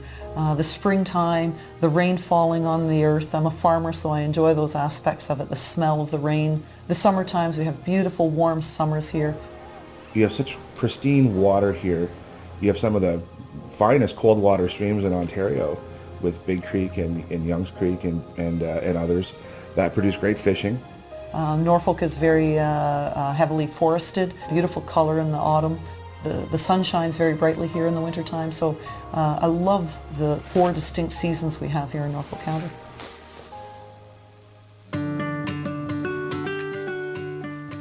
What people find remarkable about Norfolk County, I think, is that our sense of community and us working together. I think of us as a little bit of, we have these ecospheres in our store. They're these self-sustaining little balls that, you know, completely take care of themselves. We're a little bit like that, you know, in our area. We have so much here. My kids grow up knowing what it's like to produce a piece of fruit or produce some food, some vegetables, and put them on the table, how much effort that takes. And I think that's important. When people come into the shop, we pull out the map and we show them the wineries and the breweries, and we tell them about the local dining in town, and we'll tell them about the lavender farm, and along the way show them produce stands that they could stop to pick up some goodies. Everything that we want to do socially and all of our extracurricular activities are right here.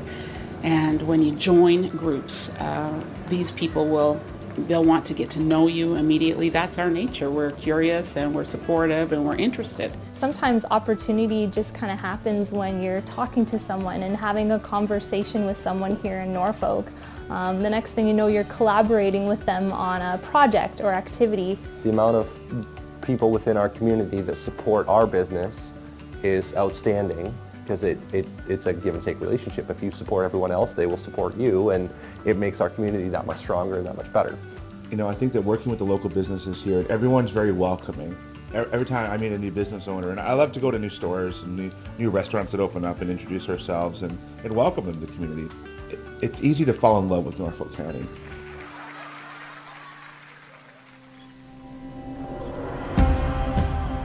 My advice to a family that's thinking about moving here is to come and visit. Come and spend a week. Come and experience everything that we have to offer, because you're going to find an amazing quality of life. You're 10 minutes away from a beach. You're 5 minutes away from a dog park. You know, there's so much opportunity in an area like this for young entrepreneurs, young families, even, you know, senior entrepreneurs that are doing that as well. I'm very happy. I'm lucky, very lucky I can be here, It's a good place to raise family too. We don't have this sort of slick veneer over us. We're really comfortable in our own skin, and artists are making art because they love to make art, and musicians are writing songs because they love to write songs. And just because you're not from here doesn't mean that you can't embrace what makes Norfolk great. You know, sort of our diversity, the wonderful landscapes here. And it's just a great area. You're going to meet great people.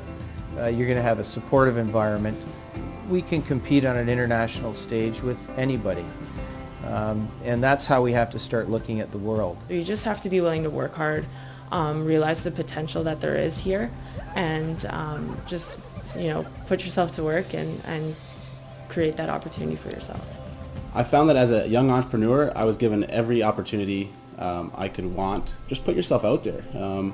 Go to local events, and you're going to bump into all kinds of people that are going to be, important business connections to you. Everybody's so willing to help somebody else out. I think that's the best thing about even being a business owner in Norfolk County. We're a small community, but there's so much support here, whether it's a restaurant or ecotourism. We just have this appetite, and if you've got a great idea, you've got a willing community that's going to get behind your idea. You know, some of the advice that I would give entrepreneurs coming to Norfolk County would be to think outside of the Norfolk box, but don't forget what's in the Norfolk box, because we have a lot to offer. We have a lot of great people, a lot of great opportunities. Norfolk County. Entrepreneurs grow here. Norfolk County. Ideas grow here. Norfolk County. You grow here. You grow here. You grow here.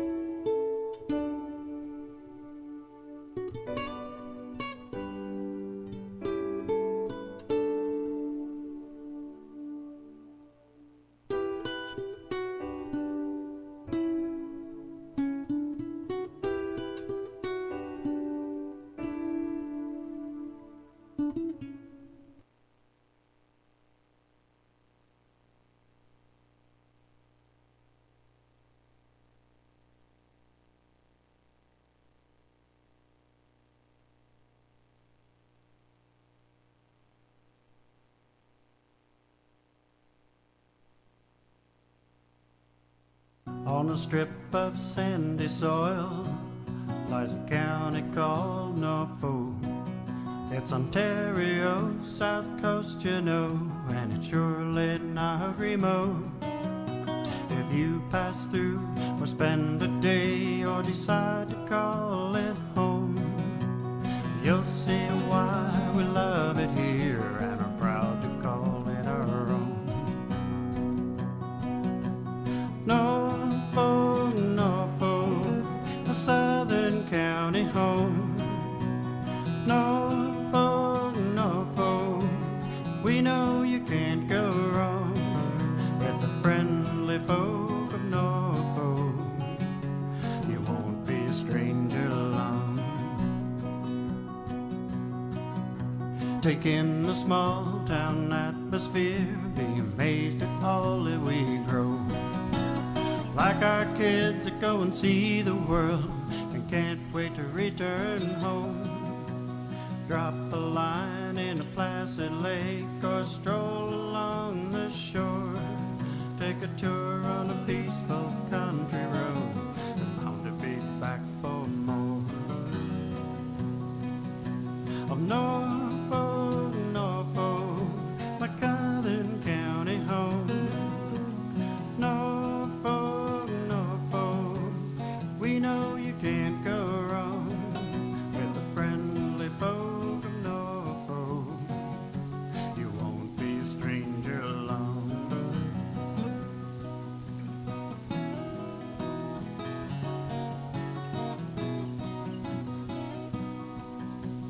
With hard work, we built a dream that only willing hands could do. Okay, we're going to get started and go back to consent items B and D.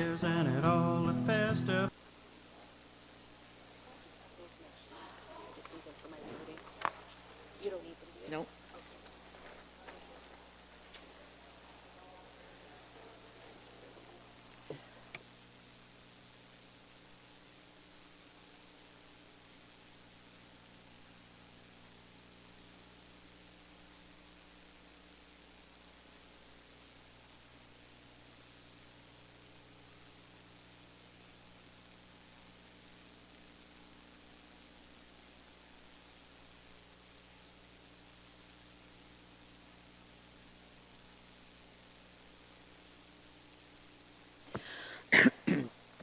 Okay, we're going to deal with Staff Report DCS 19-128, RTP L2019334, Rogers Communication on behalf of DeMeyer Motors Limited and Agent Spectre Site Incorporated, has put forth the application affecting the lands described as 527 Norfolk Street South. Do we have some discussion on this item? Councillor Van Passen. Thank you, Madam Chair. I just would ask that staff contact them, make them aware that there's another company that is going on approvals for a tower that's going to be probably less than 150 meters from where this one's going to be. And maybe they're just not aware of that, but I'd hate to see towers springing up all over the place and when we could just duplicate the one or use the one tower. So that's all I'm asking. All right. Staff? Yes? Through the chair to committee, Industry Canada Industry Canada regulates the telecommunications towers. Is the first point. They don't require municipal approvals for it, but they do require municipal consent.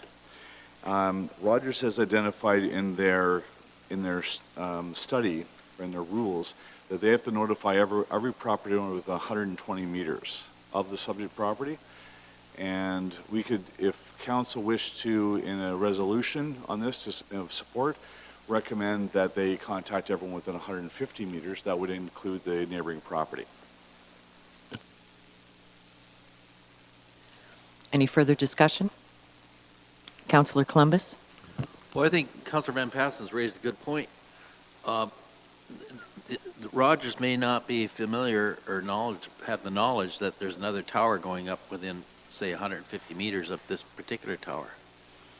So what would it hurt to have that happen within the next 2 weeks? It's going to take 2 weeks to get this motion ratified anyway at full council. Okay.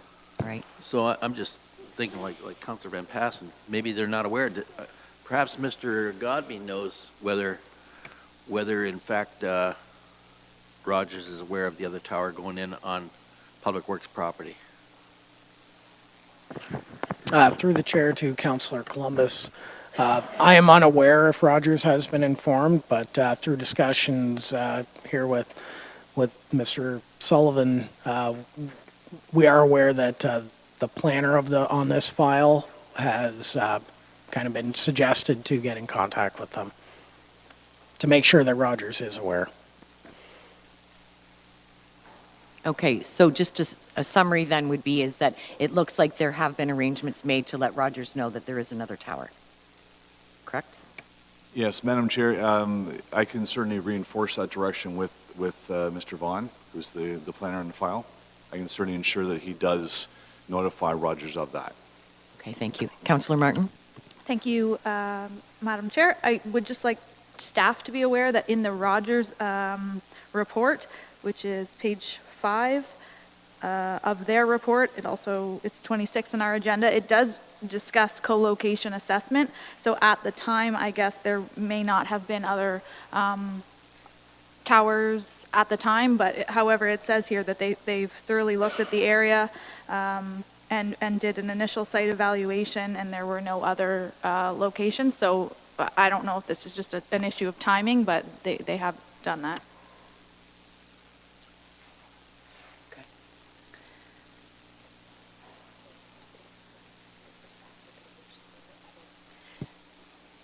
Mayor Chop? Thank you, Chair. Michael, are you saying then that you think it would be ideal to move a resolution to prevent this in the future? Is that what I understood out of that? So that all the property, I mean, it seems reasonable that the property owners would be notified. Through the chair to Mayor Chop, what I was suggesting was that we could, if council wished, they could identify through the resolution to extend the 120 meters to 150 for this instance. I think perhaps based on a further discussion we've had, just giving a verbal direction to the report author, to the planner, would be sufficient. Okay, thanks. Okay, can I get a mover and a seconder for this? Councillor Taylor and Councillor Rabbits. Any other discussion? All those in favor? Oh, were you hesitating, Councillor Martin? Thank you, Chair. I'm just clarifying that it's the motion would read that we're asking to change the buffer. Is that what's being asked? Okay, thank you. Okay. All those in favor? Okay. And that is passed.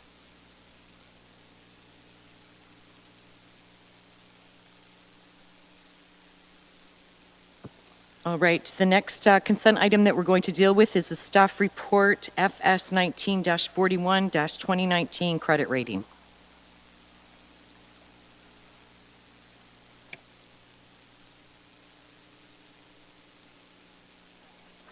Okay. Councillor Michelle, you had asked for this to be pulled for further discussion. Thank you, Madam Chair. Yes, I did. Thank you. First of all, I just want to mention to staff that the way the report is written to explain some of the more complex parts of financial analysis when it comes to credit ratings and putting them in plain English in many sections was very helpful. So I want to commend staff for that. I did have a question, and as I know staff is aware, credit ratings are typically based on two types of financial analysis. There is the technical analysis, which focuses primarily on the numbers and the accounting and the actual sort of nuts and bolts of a plan that's being evaluated. And then there is what is known as the fundamental analysis, which takes into account some of the more intangible factors. And I noticed in the staff's conclusion regarding the S&P credit rating that we have received, which is AA- stable, that I'm hoping I could ask staff if they can comment as to whether or not during that, if the fundamental analysis was done, if the credit rating agency took into account the fact that this council is largely made up of new councillors, and if that was a part of the process of giving us that credit rating.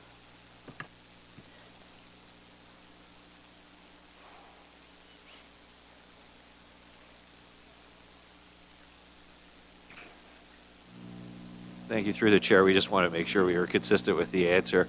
They do factor that in, but to the degree of how that factors into their evaluation, it's unknown to us. It goes into a black box, essentially, and it comes back. So they did ask that question, and they do receive that information, but how that is impacted to their overall rating, we can't tell you how the weighting is.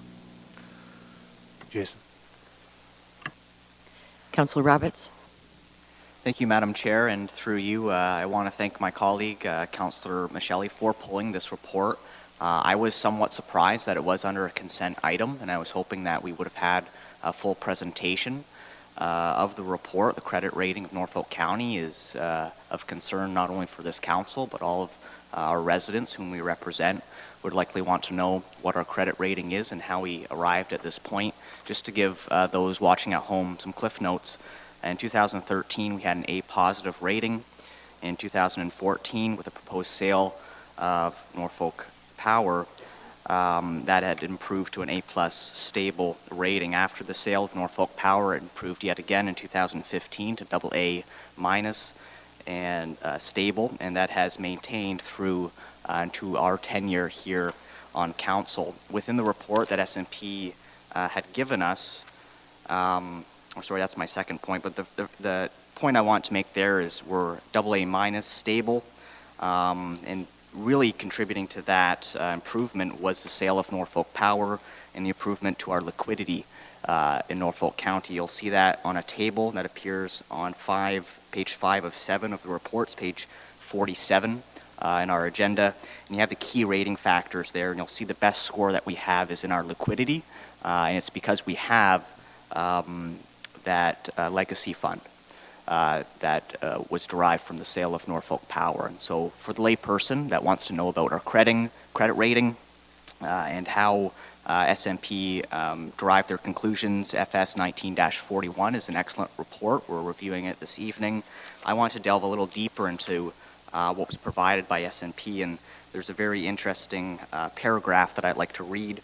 It's on page 51 of our agenda. It's page 2 of their appendices to the report, the staff report. I'm just going to read this paragraph for your information. S&P, we believe that Norfolk's lower income levels, aging demographics, and weaker growth prospects constrain its economy. Because of a continuing influx of retirees, we estimate that those 55 and over will continue to represent more than 35% of our population, of our total population of about 65,000 people in 2019. The aging demographics could negatively affect the labor pool and hinder investment in Norfolk. In our view, in addition to that, we consider the county's location as less favorable compared with that of other peers, based on Norfolk's relative remoteness from major cities and transportation routes. Although municipal GDP data is currently unavailable, we estimate that Norfolk's GDP per capita is below that in the rest of Canada, which we estimate to be about $46,000, and they're quoting it in US figures. But I found that to be a very interesting paragraph to read. We know we're an aging community. We know we do have an influx of retirees, and during my campaign, I let it be known that I have a concern that as we age and as we continue to have retirees come to our community, we're going to have a shrinking class of those who are working class people. And we're going to have a larger group of those who are either unable to work or who are no longer in the labor market locating to our area. And those of us who are working are going to have to essentially make up for that difference in our local economy. So it's a reality that we need to address. We're going to be struggling with it. We're stable. This trend is going to continue. But just for those watching at home and my fellow colleagues, we need to think about working class families, how we support them, and how we continue to have youth and employment opportunities in our county if we're ever to improve our credit rating further. We can't rest on our laurels and just have that legacy fund contribute to having a positive credit rating in Norfolk County. So this is a trend that's going to continue, and it's something that I feel we really need to look at as a community, where we want our growth and how we're sort of going to buck that trend or maybe implement some mitigating strategies to it. So thank you for letting me have the microphone for a short time just to highlight some of the more key points in that credit rating report. And I want to appreciate our staff's work in getting that to us during budget time. We've passed some capital budgets that absolutely had a direct impact on our credit rating. And I think it's a very timely piece of correspondence to come before us before we go into operating. So thank you for that. Thank you, Councillor Roberts. Councillor Martin? Thank you, Chair Huffman. I'd like to kind of have a conversation with staff briefly and also float some information out there, and I think Councillor Roberts provided a perfect segue. Specifically with the Legacy Fund, when a lot of people talk to us, or talk to me anyways, about the spending of the Legacy Fund. If Norfolk County is in a bad financial position, let's take funding out of there and spend it. Let's spend it on the hub. Let's spend it on our roads and bridges. I wondered if staff could take a moment and just explain pretty straightforward here. You know, we maintain for the 5th year in a row this credit rating, which is great and allows us to apply for certain levels of funding and do things for the municipality. However, what would be the situation if we didn't have the Legacy Fund, if we started to tap into it and spend it for regular operations? Through the chair, I'll start, and my colleague to the right can correct me if I veer off. The challenge with determining how one item would impact a credit rating is difficult because it is a bit of a black box that each of these rating agencies put their data into and how they come up with a specific rating. But when you look at how the score sheet happens, you have both liquidity, which we rank high in, but you also have debt burden and other factors. So what you want to ensure that you do is, if you reduce your liquidity but reduce your debt burden, your net impact is probably similar to your credit rating. What you don't want to get into is spending beyond your structural capacity, and where you get into operational type of deficits which aren't fully funded. That would negatively impact your credit rating. So if you compare Norfolk County's credit rating, for example, to the provinces, we actually have a higher credit rating than the province of Ontario. So their S&P rating is A+ for long-term debt, where we're AA- stable. So, and that has a lot to do with their structural issues. They continue to run operational deficits. So spending, the question is spending your legacy fund. It depends on what you're spending it on. If you're reducing debt, if you're improving your capital infrastructure, if you're increasing your GDP and you're increasing your tax base, that might be rated well. If you're spending it on items that don't generate economic activity, that increase your debt load, then you're going to be negatively impacted by that. Go ahead, Councillor Martin. Thank you. That was exactly what I was driving at. Just some conversation about the Legacy Fund assisting in keeping us where we're at, and it's not to be spent on legacies are not used. The funding should not be used to fill potholes. Essentially, is what I was getting at. It's not going to help us in the long run, and it's not the best use of the funding. And I just wanted to kind of make a note as well. This report does state that we're at this credit rating for our 5th year in a row. It gives kudos for an average budgetary performance and flexibility, and it also acknowledges Norfolk County has satisfactory financial management, which is great, but it also references concerns that are looming and reserve funds that need immediate attention. So I think that those two things are, although they're on either end of the spectrum and our credit rating reads as well, there's still a lot of work to be done in Norfolk County and room for improvement across the board. Any further discussion? Can I get a mover and a seconder regarding this information? Councillor Micheli? and Councillor Rabbits. All of those, any further discussion? All those in favor? That's carried.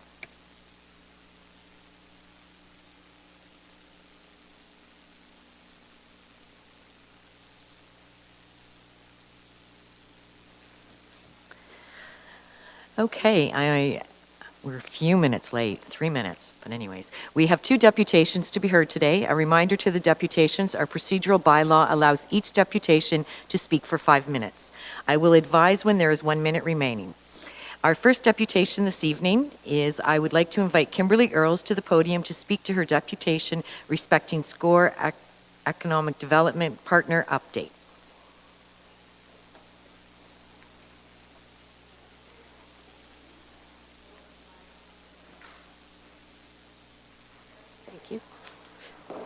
Okay, thank you very much for having me here. I will try and be brief and keep an eye on time.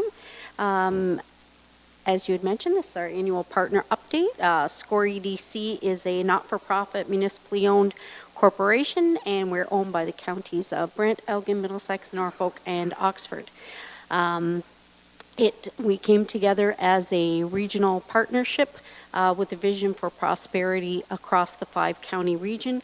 And through that, we pool our resources, look for opportunities collectively, as we have many of the same sort of community makeups where small urban and rural, largely within the 5-county region, with a few exceptions of some of the separated cities. Our 3 priorities at this time are economic development, infrastructure that fosters economic development, human capital that supports economic development, and sector development with a focus on agriculture and food. And this past year, I apologize, I'm losing my voice all of a sudden. This past year, some of the things that we've been working on with each of those priorities are infrastructure. So under that sort of priority area, we have been supporting broadband within the area, and we're acting in a very supporting role in that manner. There are other organizations that are taking the lead on that, and private industry. We've been working quite a bit on our transportation and housing file, and those we'll sort of break those down in I think a slide or two. So transportation sort of breaks down into we'd like to see a regional master transportation plan that encompasses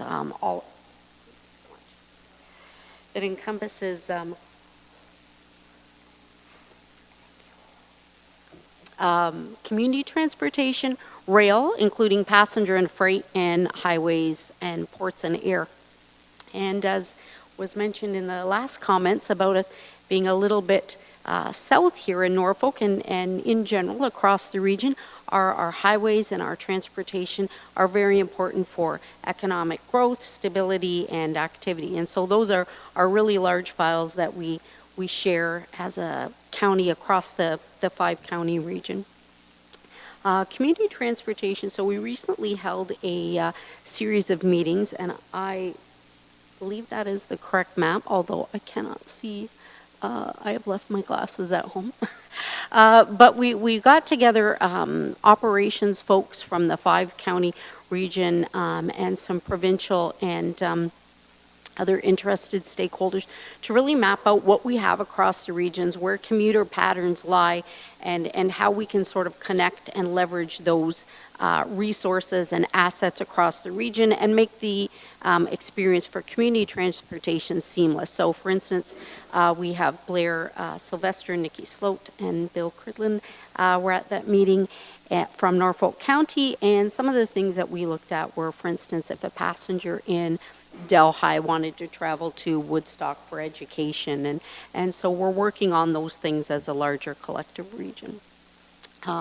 We've also been kind of workforce, and so we're certainly opening up that conversation, working with our chambers of commerce to really come up with regional solutions, because again, it doesn't make sense to focus dollars where they're not needed. So specifically, we've been talking about employment housing, which is somewhat different from what we would maybe normally think of as affordable housing. So those things really are part of our workforce needs across the region.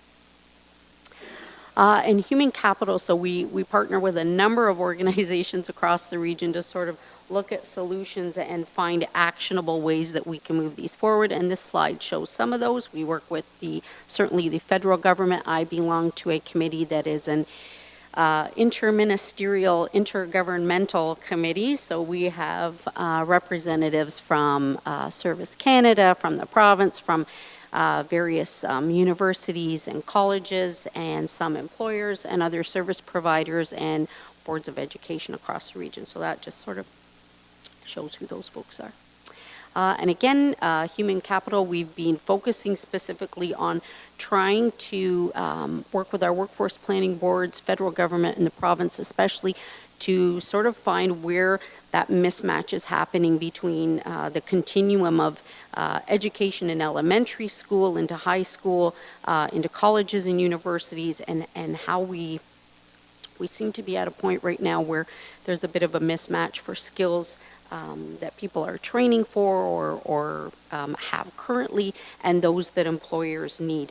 Another one of those pieces, again, are the transportation and housing. It's, your economic development staff here at Norfolk do a fantastic job of promoting the county, but then if they have no place once they get here to live or transportation, that becomes difficult. Again, sector development, I want to really briefly squeeze in. We had a major food hub project in past years, and I didn't want you to think that has sort of stopped. It's went on to private management as it was meant to be. People from this county are still able to connect into Brown's, Food and Beverage Ontario. We're supporting the Ontario South Coast Wine and Growers Association. So lots of good things are still happening. It is just not under the administration always of SCORE, which was our intent, is to put it off in the private sector. We do all kinds of advocacy throughout, and recently we had a meeting with our 5-area MPPs to discuss issues for this 5-area region, and that's a slide that details our budget and your return on investment, value for partnership, and so we ask that you continue to be partners in the 5-county organization. That's it. Thank you, Kimberly. Now, is it Kimberly, or do you just get Kimberly when you're in trouble? Is it actually go by? There you go. It. That's what I wondered. First off, can I have a mover and a seconder to receive the deputation for information? I will. Okay. Councillor Roberts, Councillor Taylor. Now, does anyone have any questions for Ms. Earls? Councillor Columbus? Thanks, Kim. Good to see you. What is your total budget that you have? You got 103,000 from the partners, but what do you get dollars from the federal government, provincial government, or is that it? All you run on is 103,000? Through the chair, that varies from year to year. So it depends on monies that we are able to leverage through projects or other resources. Typically, when we come off a year or multiple years where we've had a big project, the following years we usually are running on pretty close to that annual budget until we have a year or so to sort of look at where we're going project-wise and sort of re-leverage those funds, if you will. But typically, that's it. Okay, thank you. And secondly, I noticed Bayham's on here, along with the other full counties, but Bayham is a township. So, and your map shows all of Elgin County, but have you tried to convince all of Elgin to come on stream? Through the chair. Yes, on Elgin County, so how that works, Elgin County is still an owner of the organization. They've not been a full contributing partner now since 2013. Every year we present to them, and there is, without saying too much, that there is, I believe, some good progress being made to that end. And to your reference of the map, it is the feeling of the board, so we are governed by a board of directors that is 2 elected officials from each contributing partner county, and the board has felt since the change in financial contribution. The board has felt that they do represent the full region, and we act in that manner with the hopes of representing those residents. And lastly, going into the 2020 budget, you're looking for $25,000 again from each of the participating partners? We are. Okay, thank you. Councillor Martin? Thank you, Chair Huffman. My question to you, Kim, is do you recall how many deputations you had scheduled at AMO? Last year we had, You can ballpark it. I think 8. We have ranged from year to year since our inception in 2010. I believe one year we had 13, and I think the very least we had was the 8.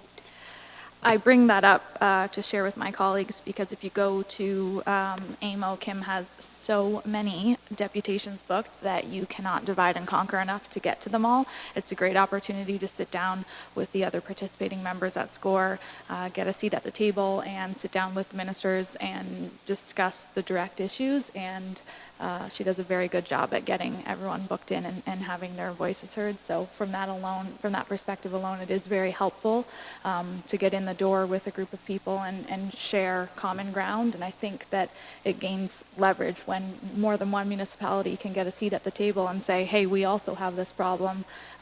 You're listened to. So thank you for booking all of those for us. Any further comments? No? Questions? Thank you, Kim. Thank you.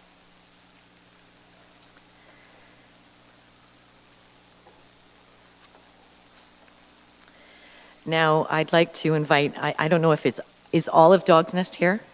Okay, all right, just wanted to clarify. I would like to now invite David Oliver, Dog's Nest 1851 Committee, to the podium to speak to his deputation respecting Dog's Nest sign. Welcome, Mr. Oliver. Thank you. Ladies and gentlemen, Norfolk County Councilors, and Mayor Chop, I would like to thank you for the opportunity to address you here today in reference to the Dog's Nest Sign Initiative. My name is David Oliver. I am the president of the Dog's Nest 1851 Committee. Our committee members are Mary Field, Carol Porter, Monty Smith, Cheryl Oliver, Eleanor Chitton, and Tracy Scrutiner, who are here with me today. Dog's Nest is located just east of Port Dover at an intersection of Highway 6, Concession 2 Woodhouse, and Marburg Road. It was established in 1851 and was a thriving community for approximately 100 years. The 1970s and 80s were hard on Dog's Nest, and the name Dog's Nest and its road signs became sought-after pieces of memorabilia and collector items. Many of Norfolk County citizens and some outside Norfolk can trace their roots and/or family connection or an event or trip to Dog's Nest. It is the only Dog's Nest in North America that we are aware of, and it is and clearly was a unique place with a one-of-a-kind name. The Dog's Nest 1851 Committee formed in early 2019 with the objective to purchase and erect a Dog's Nest sign at the intersection of Marburg Road and Highway 6, Dog's Nest. The committee has also decided to stay active and fundraise even after the sign initiative is completed. The purpose of this is to help and assist local-based charities and community groups that need support for their projects. The reason the Dog's Nest Committee is present here today is to request Mayor and Council's support for the Dog's Nest Sign Initiative. The support we are requesting consists of 3 components. 1, we would like a formal letter stating the county's support of the sign initiative that we can forward on to the MTO, Ministry of Transportation. 2, we have been informed that Norfolk County owns a small portion of land at the south end of Marburg Road. That is currently a grassed area between Marburg Road and Highway 6. The committee would like to request that this property be the location site for the new Dog's Nest sign. 3, we would like to request the county's assistance and expertise with the erection of the sign and site preparation. Earlier this year, 2 of our committee members and myself had the opportunity to meet with Chris Baird, Shad Van Acker, and Lydia Harrison of Norfolk County in reference to the Dog's Nest sign project. Mr. Baird was supportive of the project, and all parties were encouraged by the discussion and progress that was made. Our committee felt the meeting was successful and that the county was engaged and helpful. Unfortunately, Mr. Baird retired before our deputation here today. We understand that Mr. Godby has taken over, and the committee is hopeful that he will support this initiative and can pick up where Mr. Baird left off. The reason the committee has taken on this task is we believe that Dog's Nest is an important part of Norfolk County's past. This quote captures that very thought. A people without knowledge of their past history, origin, and culture is like a tree without roots. Dog's Nest has a cultural and historical significance that should be preserved. It has been said, history is who we are and why we are the way we are. We believe Dog's Nest is and will be a destination point, which in turn will benefit tourism in Norfolk County, which in turn is an important component for local businesses and the community at large. The local community support for this project has been overwhelming and very positive. This was evident by the very large turnout for the first annual Dog's Nest Day event, which took place this past July 2019. Some of the councillors in chambers today were present, as well as MP Diane Finley, to lend their support. Community members, both young and old, have made it clear to us that they want this sign to go back up, and we are doing our best to make that happen. The Dog's Nest 1851 Committee raises funds primarily through selling merchandise such as t-shirts, hood tops, and hats. And we would like to thank all the people who have supported this initiative through purchasing merchandise. We also would like to thank Allison McKenzie and the Marburg Hall for allowing us to sell product at the Marburg Sunday brunches.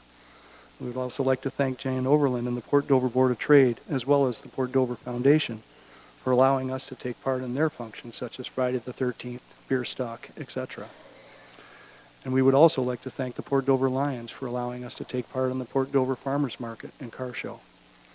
As far as timeline is concerned, the committee would like to have the necessary approvals in place by June or July of 2020 so we could have the sign up for the second annual Dog's Nest Day event. The committee is hopeful that Mayor and Council can support this initiative and help move the process along in a timely manner. We will still have to seek MTO's approval for the sign location and makeup, but we are encouraged and optimistic that we will be successful in this progress.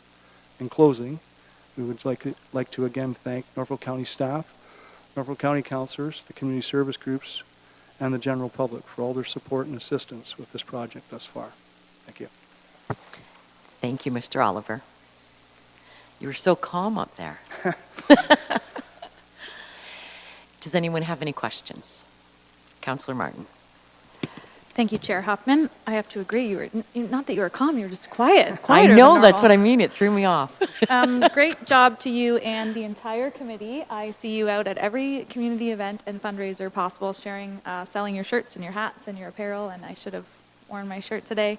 My question to you is. So have you met your fundraising goal, or where are you at with your fundraising? Right now, we would be approximately at, I would say, 90%. To be clear, and I don't want to take up a whole bunch of time here, we need council's approval, a letter. We've also spoken with Mr. Barrett's office, who's in favor. But the MTO has suggested to us that we have all these approvals in place before we go to them. And ultimately, they have the final say on all these things, but they sound like they're willing to work with us on some of this, so that's why we're optimistic. Councillor Columbus. David, very good presentation. Have you got any ideas on how you're going to keep people from stealing these signs? I knew that. You know, we've had signs. I knew that was coming up. Yeah, in the late 1980s, we did the same thing where we got the name of the hamlet of Elton changed to Rattlesnake Harbor. And people like that sign. Same with the Rick Danko sign. It's gone missing. The Shane Bergman sign in Teeterville.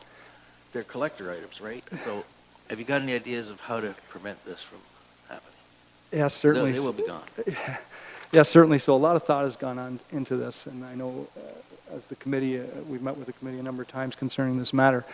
So again, working with MTO and making sure they're okay with sightline and so forth. We're planning on making this sign out of steel. It will be anchored in the ground in such a manner that you're basically going to have to take a crane and work crew to take it out of there.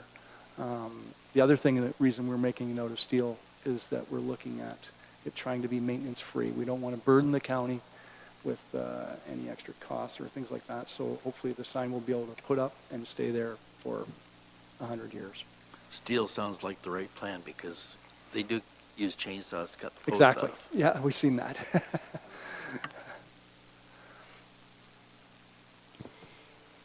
Any other further questions? No. Could I have a mover and seconder to receive this deputation for information? Councillor Martin, and seconded by Mayor Chop. Okay, thank you, Mr. Oliver. Now, is there any? Pardon? Yeah. Okay. Councillor, you're not Councillor Huffman. You're Mayor Chop. Nope, I'm not. So I guess I would like to make a motion then that a formal letter be drafted of county support for the Dog's Nest sign to the MTO, and that council grant the Dog's Nest Committee permission to erect the sign on the aforementioned piece of land, and that Public Works be directed to provide some assistance with the erection of the sign. And seconder, Councillor Martin. All those in favor? And that is passed.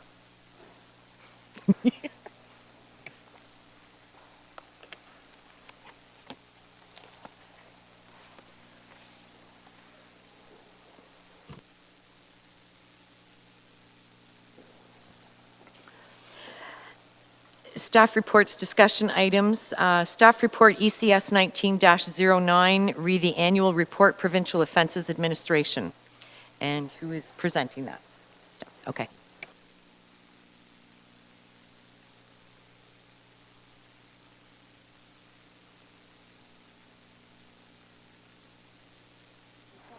Thank you, Madam Chair.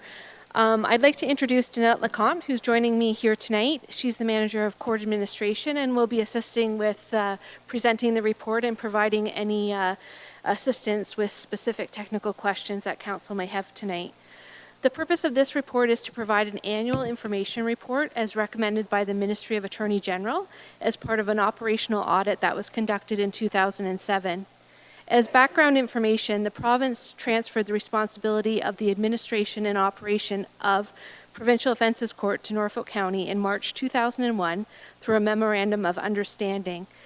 As part of that Memorandum of Understanding, Norfolk County is responsible for administration, including the processing of tickets, accepting payments of POA fines, accepting the filing of POA matters, including reopenings, appeals, motions, and extensions, general inquiries, and customer service. We're also responsible for court, including staffing for the clerk of the court for provincial offense court proceedings, updating all court dispositions into the court system, scheduling court matters, and coordinating judiciary and prosecution resources. We look after the collections of court-ordered provincial offenses fines, and we look after financial, including the completing and monitoring of financial tasks related to provincial offenses, such as tracking all monies paid to Norfolk County from other jurisdictions, as well as monies owed to Norfolk County paid in other POA offices across the province, and tracking costs of the judiciary and prosecution. The attached information report provides a comprehensive overview of operations in terms of background information, POA charges, scheduling, annual revenues, collections, and most importantly, looking ahead to key objectives, emerging trends, and challenges. I'd like to note that there was an error in the printing of the report on page 7 in Table 4 referencing the number of court hours. Staff have provided an addendum to Council with the correct numbers of hours that should be reflected in Table 4. Despite the decline in revenues and decrease in charges in previous years, I am pleased to report that POA is trending slightly, and I use that loosely, slightly higher than 2018 in terms of charges and collections. With this general overview provided, staff will assist with any questions that Council may have on the information report. Thank you, Shelley. Councillor Taylor? Thank you, Chair Huffman. Through you, I'm curious, we're in line with other municipalities for a percentage of that account that's actually written off each year. Is that something that we've compared to our usual comparators? Or other PAO courts for that? So through the chair, we haven't done that analysis of comparison of write-offs. They're not actually written off because we can't release fines. They stay with the individual unless the individual is deceased. But certainly we can look at some analysis if that's Council's desire. Thank you, Chair. Thanks, Shelley, for the presentation. The chart on page 79, that's a little bit of an eye-opener. The POA revenues are included in our operating budget, correct? That is correct. Through the chair to Mayor Chop, we do have a line item for POA revenues, and that POA revenue line has fluctuated over the last several years, and budget was significantly, I'm using that term loosely, but certainly higher than anticipated revenues and actual revenues that were received. I think part of that issue was that staff in financial services and in the POA operation were looking at the fine revenue differently, gross versus net, and so that caused some of the problem in the budget amount that was placed there. And at the same time, we had a significant decrease in charges that were laid, and so that sort of contributed to the differential in fine revenues versus budget.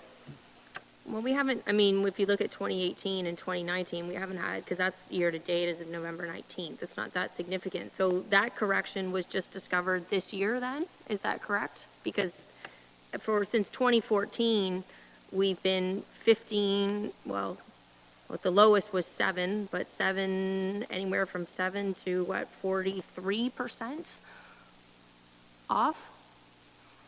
Through the chair to Mayor Chop, it wasn't discovered this year.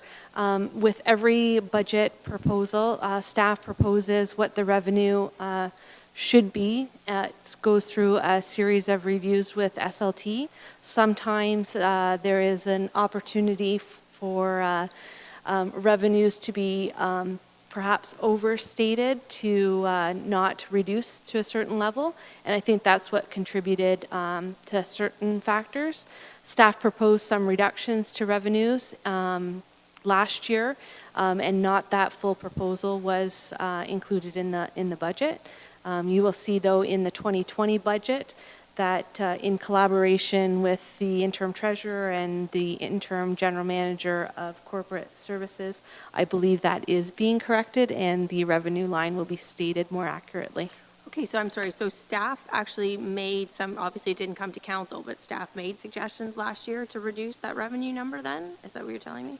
That is correct. So just for council, so that everybody understands what's going on here. So when we look at all the different sources of revenue that are going into the tax levy from tax dollars and user fees and so on and so forth, since 2014 at least, we've been 100 and some thousand at a minimum every year overstated on our revenue side. So when we look at whether or not the county is going to run a surplus or a deficit, as an example, 2019, again, it's only as of November 19th, but we're not going to be that far off. So let's say it's even 650,000. Let's even say it's 700,000 are the actual POA fine revenues. We've budgeted for 900,000 in revenue, as opposed to this at a maximum, conservatively, 700,000 that we're going to receive. So I'm sure you can understand how that's going to impact this year's budget and how that has impacted all of the previous year's budgets. And it just concerns me that year over year, the problem has gotten actually worse as time has gone on, as opposed to getting those numbers closer together, which leads me to believe that perhaps those numbers have been overstated in the past to make our tax levy look a little bit better than it otherwise might have been.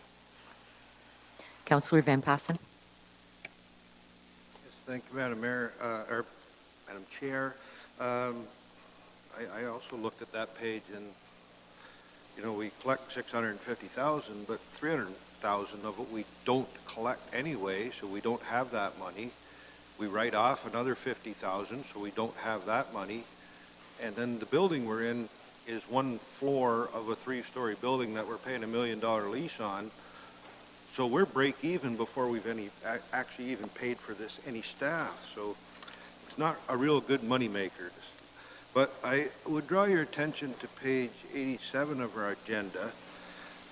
This is another little thing I noticed, that in 2014, the Part 1 charges processed there's 5,862. Now, my understanding, Part 1 includes speeding tickets.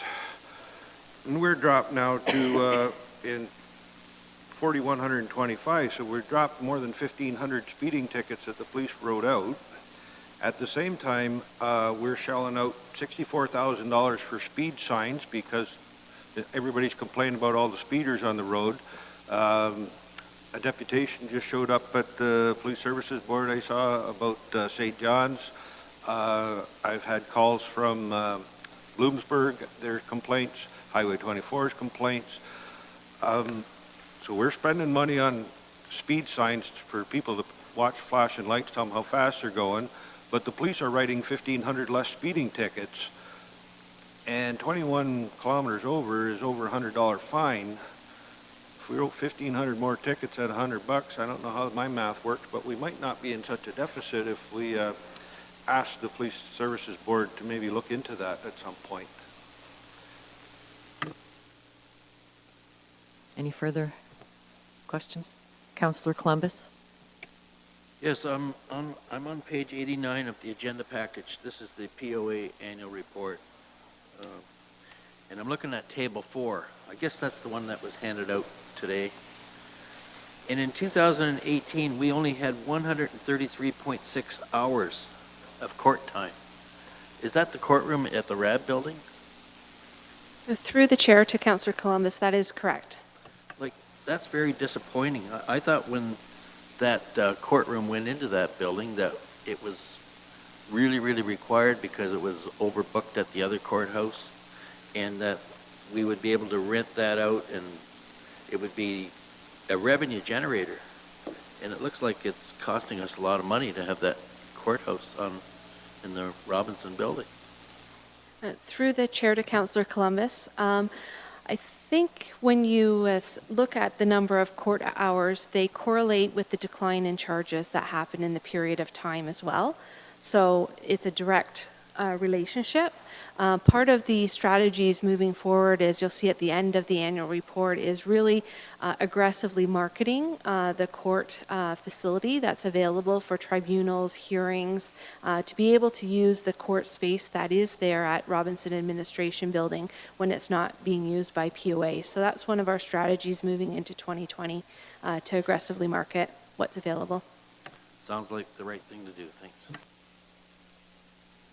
Mayor Chop? Thank you, Chair. Shelley, I don't even actually know this. I'm assuming Haldeman has a POA court as well?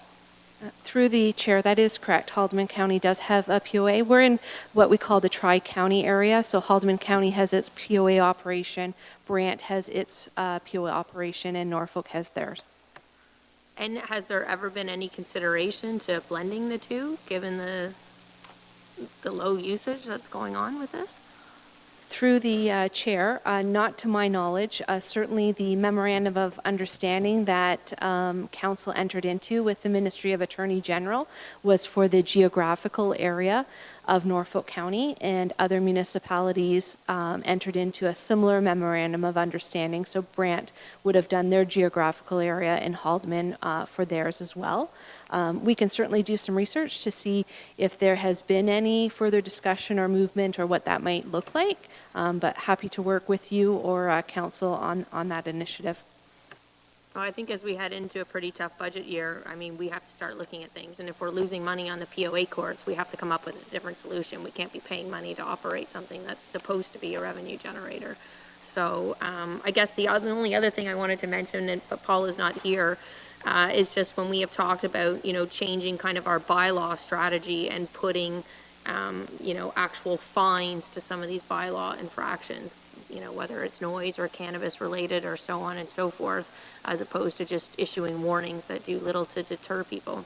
So that would be something that we should be looking at pursuing. Through the chair, if I may, to Mayor Chop, our county solicitor has reached out to me recently about bylaw enforcement and ticketing. So I believe that is one of the items that we'll be reviewing in 2020. Anything further? No. All right. Would I be able to, is there a mover or seconder for the that staff report ECS 1909 annual provincial, you. If I could just ask one more question, Sure. actually. I'm just going to ask Councillor Columbus or Councillor Geisens. I'm just wondering what kind of discussions have gone on in the past of sort of, you know, actuals being so far below budgeted items. What's been done at past councils about that, or if that's come up in budget deliberations previously? Yeah, I don't recall that coming up in any meetings or budget deliberations. It probably was presented as, at budget time as a revenue, and we took the word of what was on paper. So when you guys, I mean, we can say with certainty that, you know, we've been running deficits every year. Was there sort of deliberations on what caused that? I don't believe so. Anything further? No. Okay. All right. Is there a mover or seconder for the following, that staff report ECS 19-09 Annual Provincial Offences Administration Report be received as information? Councillor Columbus, and second it by Councillor Taylor. All those in favor? Thank you. Okay. It's ready to flip the page. Yes, Councillor Columbus. Ask the CAO, can there be direction as to what Ms. Darlington had mentioned, that they're going to do more of a marketing of the CAO? Could that be like considered as an action item? Sorry, through the chair, can I just get you to clarify the question? The market comparators? No, Ms. Darlington mentioned that they were going to push on to have that facility utilized more to generate revenue like it was supposed to. And could we ask for, make sure it's not lost somewhere in the shuffle, that it actually proceeds and we're looking after that type of request? Sure. Ms. Darlington would like to respond, so I'll refer to her. Thank you to the CAO and through the chair. I think if you look at page 102 of your agenda, the looking ahead section, we've bulleted a number of items that we will be implementing and working through in 2020, and you will receive, council will receive a progress report on that. It's also included in our 2020 budget overview as well for council's consideration. So I can confirm, or certainly the CAO can add it to the action list item, but we will report back on the looking ahead section and where we're making out on those items. Great, thank you. Thank you, Shelley. That was my understanding as well. Okay. Staff report ECS 19-35 Recollection Agency Services Contract. Staff to present, and who's presenting? Shelley. Thank you, Madam Chair. The purpose of this report is to seek Council's approval to execute contracts for collection agency services for provincial offences and municipal collections, utilizing a cooperative initiative with Niagara Region in accordance with the county's purchasing policy. In 2005, Council approved the hiring of external collection agencies to assist with the collections of outstanding POA fines. Collection agencies are paid commission only, and nothing is payable for the efforts not generating revenue. The ability to add collection agency costs on a past due fine was made possible by Bill 212, and in 2011, Council approved charging collection agency costs to offenders with outstanding fines. Historically, Financial Services has engaged with the collection agencies approved for POA fines for general corporate accounts receivable, with the commission fee paid by the debtor. Staff are recommending that the county execute contracts with the successful proponents of the Niagara Region RFP to assist with current and ongoing collection efforts. And we'd be happy to answer any questions on this report. Councillor Taylor. Thank you, Chair Huffman, and through you. So I'm looking at this, and we have nearly $4 million that are over 6 years old for to be collected. So I'm just curious, how are we approaching this differently, essentially in a more effective way, to start collecting some of those so we don't see that outstanding balance just grow and grow and grow? Through the chair to Councillor, I think the strategy moving forward is we've designed a first, second, and third placement of fines, and to aggressively have the collection agencies, the proponents suggested in this report, compete and work hard to the more that they settle, the more files that they will get and sort of have a competitive marketing strategy there with the assignment and placement of fines. We're also looking at some different technology as part of this RFP about social media and also with text messaging to get some further traction on some of these very old accounts. If I may, regarding the commissions, is this a flat percentage commission? Do they build the commission in based off of how much effort they put into a particular file? Through the chair, the placement determines the percentage rate that is charged, or the collection agency rate. So certainly the rate ranges for first placement, second placement, and third placement. Obviously, the third placement are much more difficult and pay a higher premium of the collection agency rate. Thank you. Mayor Chop? Chair. Shelley, does this contract inhibit us? I believe there was direction, if not a motion, but it may have just been direction at council previously to look into other alternatives, as in, you know, putting this on people's, you know, driver's license or tax bills, or however that, you know, whatever options were available to us.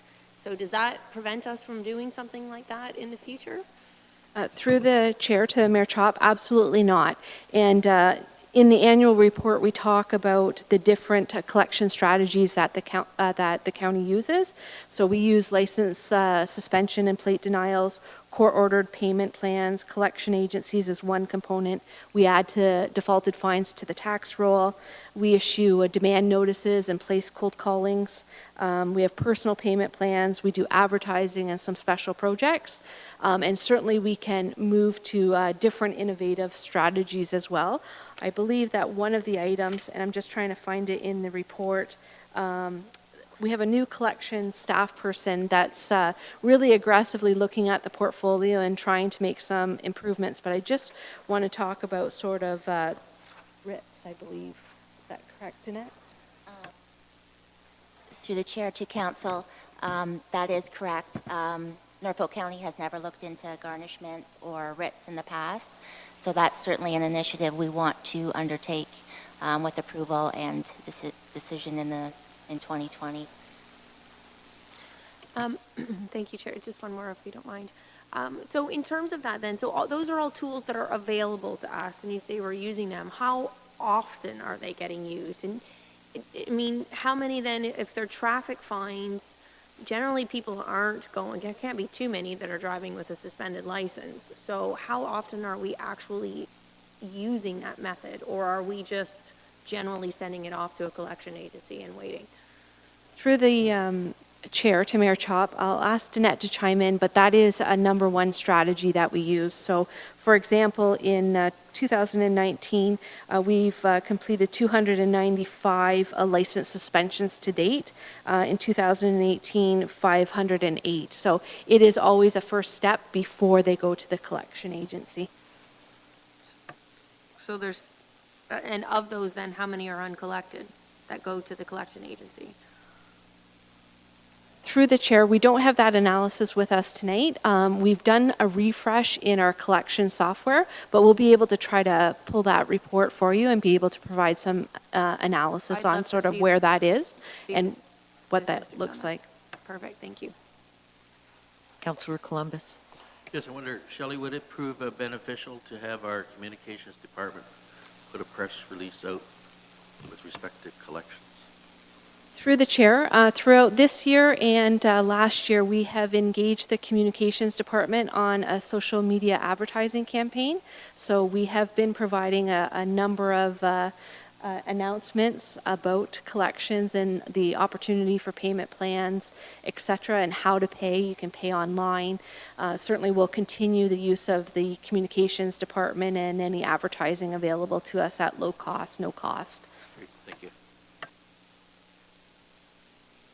Anything else? Mayor Chop. Is there an estimate of what we plan on spending of staff time, even on such social media campaigns? Like, I'm just wondering how such a campaign would go. Please pay your ticket? I mean, if their license is suspended and they're not paying it, I don't know that a Facebook post is going to encourage them to pay it anymore. Through the chair, great question, Mayor Chop. I think the media campaign was pretty simplified and streamlined. I don't think it took a lot of time from the communications department, but the messaging essentially that we wanted to provide is that there are alternatives. There's payment plans. Don't go with a license suspended. There's alternatives we can look at and get into monthly payment plans. And you would be surprised when you're in the POA operation is we have several individuals that are on a payment plan, and they're faithfully coming into the office on a weekly, bi-weekly, monthly basis and making that payment. And it's actually quite celebratory when they actually pay off those fines, and they're quite grateful that they've had the opportunity to make a payment plan and get some of that debt reduced for them. I don't doubt that, and I think that's great, and we should offer a payment plan and so on. My concern is that much like the POA court as a whole that's currently losing money, that we're not doing something as in spending money on and staff time and so on and so forth on something that may not be generating all that much in return. Through the chair, I think part of the refresh this year with the collection software, the guidance that we've had from Niagara Region, and some of the auditing tools, I think we're going to be in a better position next year to actually report on the improvements that we've made and the improvements that we have been able to collect, and be able to monitor performance and give council a better idea of sort of where we're spending our time and where the return on investment is coming from. So we look forward to that next year, but we've had a big refresh in the collections portfolio, and we'll have some better reporting and analysis for council next year. Okay, no more hands. Okay.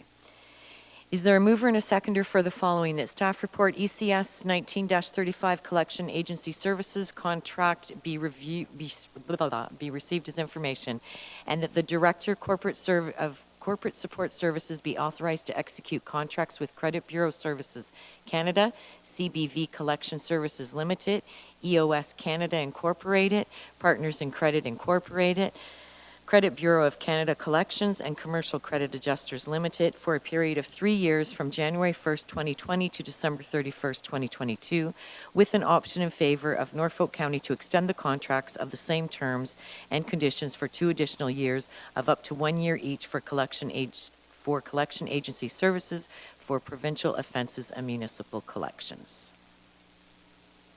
Councillor Martin. Seconder, Councillor Michelli. All those in favor? Okay.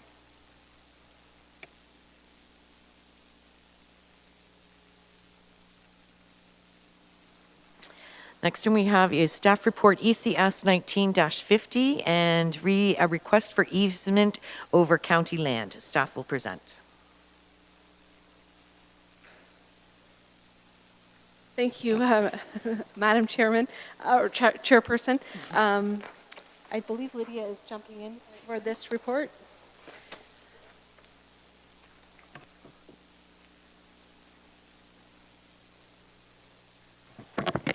Thank you, Madam Chair.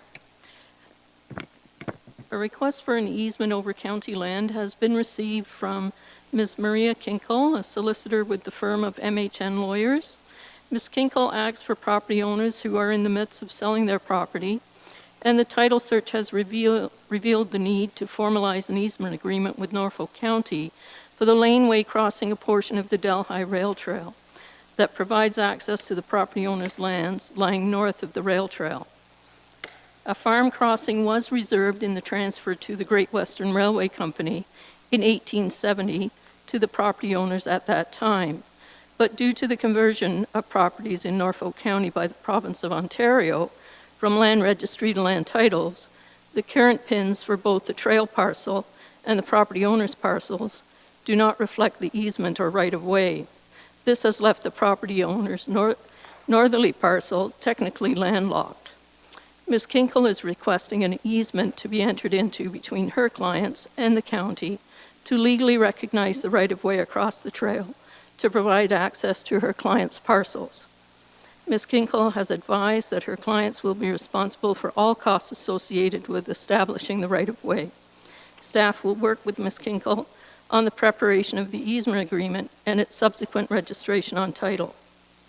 Given that real estate transactions tend to be of a time-sensitive nature, staff is requesting that Council authorize the Realty Services Coordinator or designate to be allowed to receive and review requests of a similar nature and negotiate cost recovery of county time and resources, and have executed easement agreements that are acceptable to legal counsel without the need to present a report to council each time a request is received.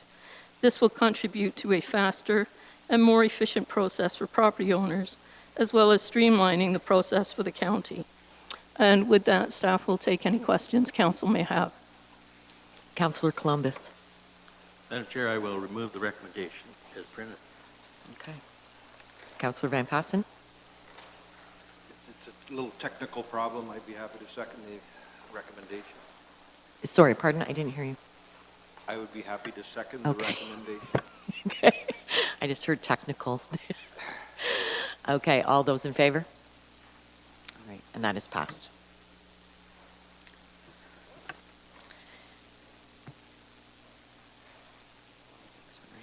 Okay. Next staff report is ECS 19-52, read the Ministry of Transportation ARIS registration.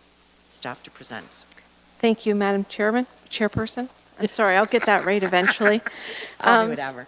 Staff are seeking approval to register for the Ministry of Transportation Authorized Requester Information System, known as ARIS. ARIS is the MTO's online portal containing statistical collision data. Previously, this information was accessible through the OPP. However, recent changes have resulted in it only being accessible on the ARIS platform. The information contained in ARIS is important for county staff workflow. Public Works routinely requires access to the information to aid in the planning, design, and construction of infrastructure, including bridges and roadways. Corporate Support Services requires information regarding motor vehicle accidents reports when handling claims against the county. Staff are seeking permission for staff to execute the necessary contract documents with the MTO, and be happy to answer any questions. Any questions? Councillor Taylor. Thank you, Chair Huffman. How many times would this similar information to this have been used last year? Like, how many requests are we expecting to process every year? Through the chair, I'm also looking at Mr. Godby to sort of substantiate the Public Works requests. Just recently, I've come into, I think, a dozen items that need these reports, and basically any claim that Corporate Support Services would be working on regarding a motor vehicle accident, it would be very useful, but I'm not sure if Jason can ballpark sort of from his perspective. Through the chair to Councillor Taylor, basically Public Works uses this data, engineering consultants doing engineering design on behalf of Public Works would be looking for a lot of this data just to substantiate any of their road design works that they're doing. So it really depends a lot of the time if they're the scope of their project that they're on, but it is a frequently asked item that we're to provide. Councillor Micheli. Thank you, Madam Chair. Just maybe a comment partly, and I'll let Jason comment on this, but I do think this is such a much better idea than what I'm sure often happens with Public Works, where they get a series of anecdotal comments by residents that, you know, there are a lot of accidents at this corner, you should do something. At least now we can point to some actual numbers and have some real evidence to make changes or to plan strategy. Thank you. Councillor Columbus. If you don't have a mover, I will move the recommendation. Okay. Is there a seconder? Councillor Van Passen. All those in favor? Okay.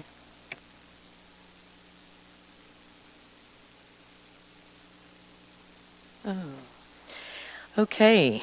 Staff report ECS 19-54, Special Events Update, Paid Duty Officer Requirements. Thank you, Madam Chair. The All right, purpose Shelley. of this report is to advise council that the OPP will no longer be able to provide free service for traffic and crowd control and escorts for parades or similar special event activities. The OPP has indicated that this service is placing a strain on officers and impacting the OPP's frontline service delivery. For example, if during a special event a serious matter arises, attending officers would be required to respond, leaving the traffic control unattended, which presents a safety risk. The use of paid duty officers will guarantee personnel are dedicated specifically to that event for the contracted time and duration. The policy change is not unique to Norfolk County OPP. Other detachments and municipal police services have the same policy, and some have had this policy in place for many years. When a special event application is received and circulated for comments, the OPP will continue to comment on whether their participation will be required and the number of officers that would be required for the safe operation of the event. Staff in the OPP are committed to working together with event organizers to minimize impacts, including consideration for changing parade routes to omit use of busier roads, the use of additional volunteers, and using auxiliary OPP officers in conjunction with paid duty officers. It is important to note that auxiliary OPP officers are restricted in their duties that they can perform and must be under direct supervision of a sworn uniform member at all times. Further, under the Highway Traffic Act, only police officers have the power of the law to actually direct traffic. Although volunteers or staff can observe and manage barricades for closed roads, they cannot direct or enforce the Highway Traffic Act. Citizens are only obligated to obey an officer directing traffic in this instance. A letter has been drafted and will be sent to all special event organizers advising them of this change. For information purposes, there were 63 special event applications processed in 2019. 23 events involved requests for OPP assistance, and of those 18 events involved busy roads requiring traffic control. And staff would be happy to answer any questions that council may have. Mayor Chop. Chair. Shelley, you mentioned that this was a change that's happening in other municipalities. But at the same time, would you not also agree that other municipalities are not doing this either? It's not that everybody's had to adopt this. This has been a decision that's been made by our head of OPP here. Through the chair, I'm only aware of it through our OPP detachment of this change. Certainly, we are involved in a special event organizers committee across Ontario. We haven't done any detailed analysis of what their policies are relating to road closures and paid duty officers. We can certainly undertake that. As we've noted in the report and as council has approved in their strategic plan, we are looking at streamlining the special event process, so that's one item that we can review during that overhaul of the special event policy and permit process. So, to give council some background on this one, I think that we really risk killing so many of our events across Norfolk County if every little event now is going to have paid duty officers at their event. And I think when you look at, there are other municipalities that in fact do not charge. So while there may be some that are moving towards charging, I'm quite perplexed how this all came to be in recent times. And it's certainly, I don't believe, it's nothing to do with staff, but from OPP. So I would like some more information as to what can be done so that our community events do not have to pay for this if they don't choose to, as in when they fill out their form for their application, could they check a box saying that they don't wish to have paid OPP officers there, that they could put up their own barricades, that they could perhaps, use volunteers from the fire department. I don't think that the law is such that it has to be that OPP officers must be present in order for these barricades to be placed to close down roads. Through the mayor, excellent suggestions. Certainly that is part of the special event permit process now. So the event organizer will indicate if they require road closures, if they require traffic assistance or traffic control or parade safety. That application is reviewed by, I think there's over 32 departments and agencies that are circulated that application. Comments and feedback come back into corporate support services centrally to review and administer. We talk with the OPP and in collaboration with the Roads Department and Public Works to determine, is there alternative routes? Is it a requirement that we need a paid duty officer? Is there another mechanism that we can use through volunteers to manage barricades? So all of that communication and discussion is occurring, and I really do believe that the OPP and staff want to work in collaboration. Really, special events promote our community, and we don't want to see any impacts to those event organizers.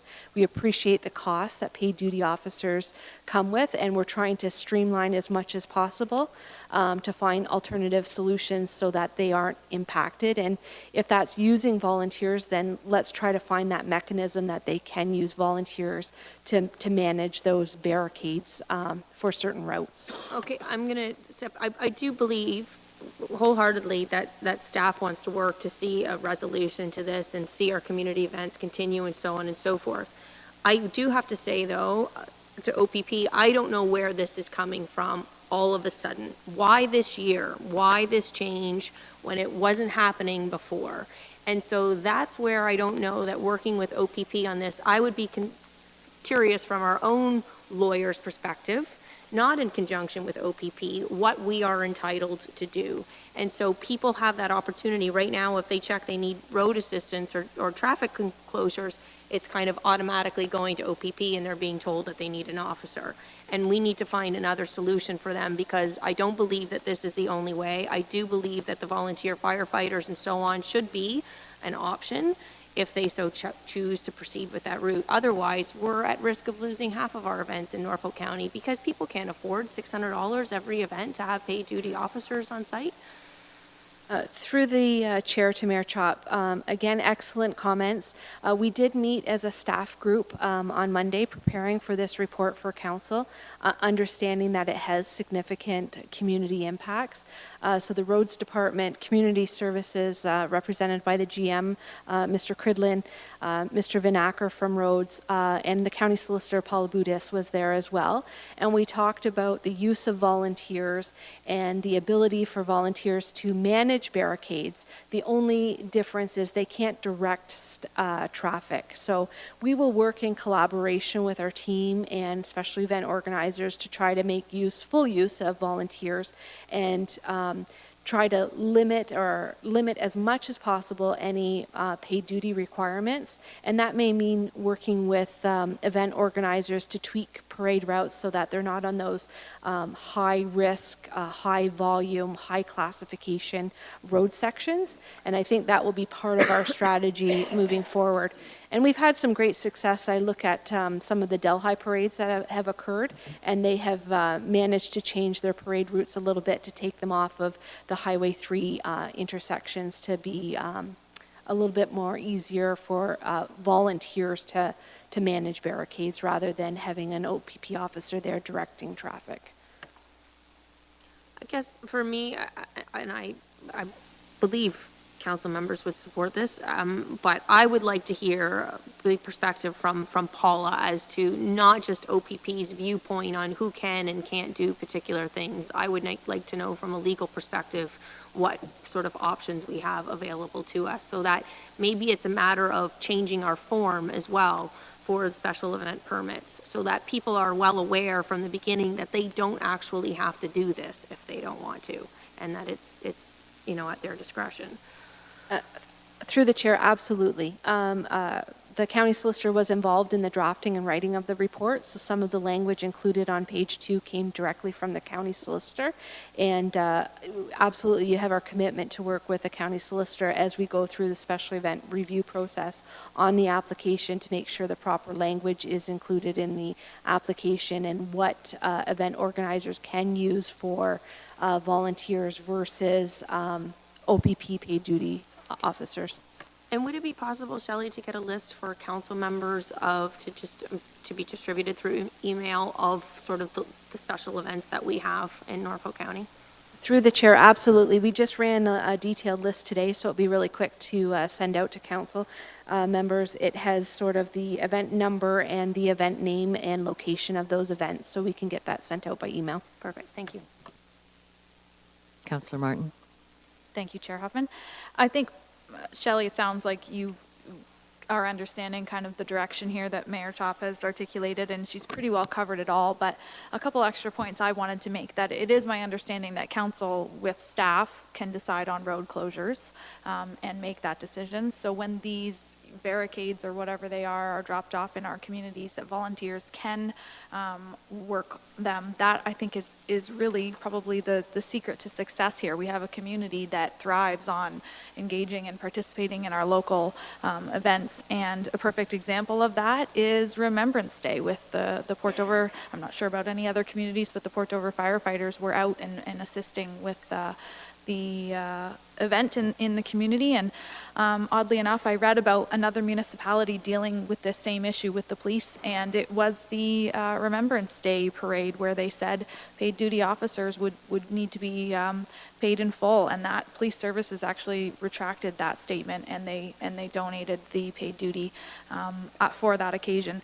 It would be, you know, the concern is these public events, certainly, public locations versus private locations. I think that's something that needs to be drilled down on significantly. And it would just be a really, you know, sad thing if one day we said it's a sign of the times that back in the day we used to have police for every community event that we went to, and that no longer happens. I think this is something pretty important for council to dig our heels in on. We are still rural. We still pride ourselves on our communities and those community events. We just had a deputation from Dog's Nest. Our communities really hang their hat on the history and heritage, and we express that through community events. And so to see some of these costs offset, or even, you know, to say if they were absorbed by council one day or the tax levy, it's a lot. It's a lot to take on, and I don't think that that's an appropriate way to go about it either, because we have our user groups coming to us and asking for discounts or the grants, and so on and so forth, and those types of accounts are already tapped. So a lot of these communities, they have multiple events going on. I think it's really something, I guess my point is that we should kind of go down fighting on to preserve the way we do things here in Norfolk. And thank you to staff for the Santa Claus Parade in Port Dover, working together with Shelley and Bill and Jason to get those barricades downtown and pull that event together when they were uncertain about the paid duty officers. So thank you. First, I just want to make a comment in regards to what Councillor Martin had said. In Waterford for the Remembrance Day, we had Norfolk County staff. They did the blocking of between the two main roads and the cenotaph. And I also couldn't agree more, is that we need to do whatever we can to make all of our festivals and community events user-friendly and not add any more burden, whether it be paperwork or financial burden, to any of our community groups that are putting in their volunteer hours and effort into these events. And I also wanted to add, on a personal note, is that in the summer, I attended quite a large event in another county, and there were no paid duty police officers there. None. And it was a large event. So I just wanted to make that point. Councillor Michelle. Thank you, Chair Huffman. Through you to staff. Shelley, does this include funerals?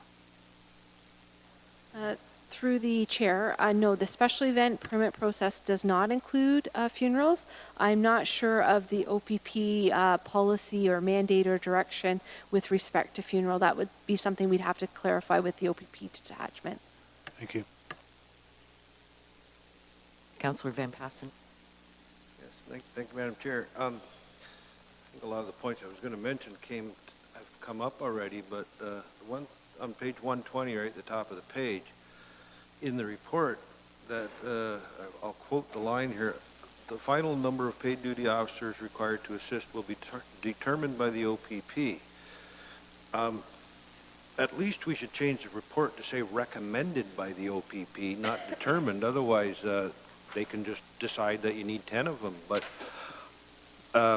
you know, the Remembrance Day in Port Dover, that would be 4 streets you have to block off at 4 officers, at $500 a piece, because even though the service takes a half an hour, you got to pay them a minimum 4 hours, pay them for the car. That's $100 an hour, so you're out, you know, $2,000 for a half-hour ceremony. That seems a little bit ridiculous to me, right? Councillor Rabbit. Thank you, and through you. In the staff's recommendation, it says that this report should be received as information, but from what I'm interpreting, it's also an endorsement of Attachment A, the draft letter, and also the form Attachment B that I believe has been drafted by our OPP detachment here. So I'm of the inclination that I want to defer this item until we get more information. We have that in-depth report. I would also like to offer our Police Services Board an opportunity to comment. It would be very nice for us to have our detachment commander present to answer some questions that we likely have for him. And I think it's in order for us to defer this item. If I were to just receive this as information, we could always continue this conversation at a later date, but that wouldn't do much with this report, just to receive it as information and thank you for the attachments, but not approve them, right? So that wouldn't do us much good. I think that we need to defer this item and get some more information and consult with some more stakeholders. It would be very nice to see what our community organizers also think about this proposal. We've got a draft letter that we'd be sending out to them XX December. Perhaps we'd be reaching out to some of our major community groups. Just thinking Panorama, we had detachment officers patrolling when it was dark in the park. They were walking through before the light up. I was very glad to have them there. But I'm just trying to think of what the financial burden would be on an event like that to have us all of a sudden paying for those officers to be present, although their presence was really valued. So I would like to defer the item, but if we have some more comment, we can listen to it. Okay, so a clarification from you, Councillor Roberts, is you would like to defer, and do you have your hand up as a seconder? I wanted to make a comment. Oh, okay, go ahead. Be careful about the deferral just for that delay that we've gone over with Yes, and just a moment, I'll get Stephanie to speak to that. There we go. Through the chair, so just a reminder that with our new process, technically this item could not come back until January 7th because the deferral has to be ratified by council on December 17th, and then the matter, depending on staff's ability to get it back, but the earliest would be January 7th. If I may respond, I'm perfectly comfortable with that. I realize we're at a CIC and this would cause a significant delay. I think there's a significant amount of public consultation that needs to take place, and we also need to circulate what's just popped up before us this evening to those stakeholders for a response. So I'm well aware that this is going to put it into the new year, and I'm hoping that that lets cooler heads prevail and actually comment on the matter. But okay. That I wasn't. That was my impression is how it would proceed if I was successful in the deferral. Mayor Chop, are you seconding? I will second Councillor Rabbit's deferral. Okay. And there's no debate on a deferral. However, I just want clarification. What's the time criticalness of this? I don't think there was any time. It was just based on discussion previously from the closed session that with the Christmas break in there and stuff. I don't think there's any room on the next agenda anyway, so I think we're good. If I may clarify, deferring an item at CIC causes a longer delay than doing at a council meeting. January's fine. Right. Yes, Mr. McQueen. Through the chair, if I could just seek some clarification. There was, I think, quite a lot of work that was requested from the solicitor to look at alternatives that might mitigate the need for maybe some broader outreach. So in terms of clarification, are we looking to have Paula bring that information back to determine the extent of consultation? I just don't want to get into some expectation that we might have broader consultation if some of the alternatives she brings back actually may provide some resolution to the community groups. So if I could get that clarified, that'd be great. I don't like the alternatives that are presented. Like, I would like to see what options we have, that even if OPP is saying here that we have to do this, that can't be the case because I know Oxford County's not doing it. So from a legal perspective, what are our options? Can we say, regardless of what OPP says, no, we're going to allow our volunteer fighters or firefighters to do it, or so on and so forth. So it's about what are those options that are available to us. because I believe that this is critical to our community. So, and I don't think the impacts are fully being appreciated by OPP right now. Okay. Mr. Burgess? Thank you. Through the chair, I just want to make sure there's clarity on this matter. So really, the charges have started, the police started charging in September of this year. So there's already been cost paid for this. If we defer it, really, there has to be either recognition that they continue to charge under the process, we're not picking up any additional tabs, and then we bring back something later. Really what this was, the nature of the report was to provide more formal notification to everyone with regards to these charges that are already happening.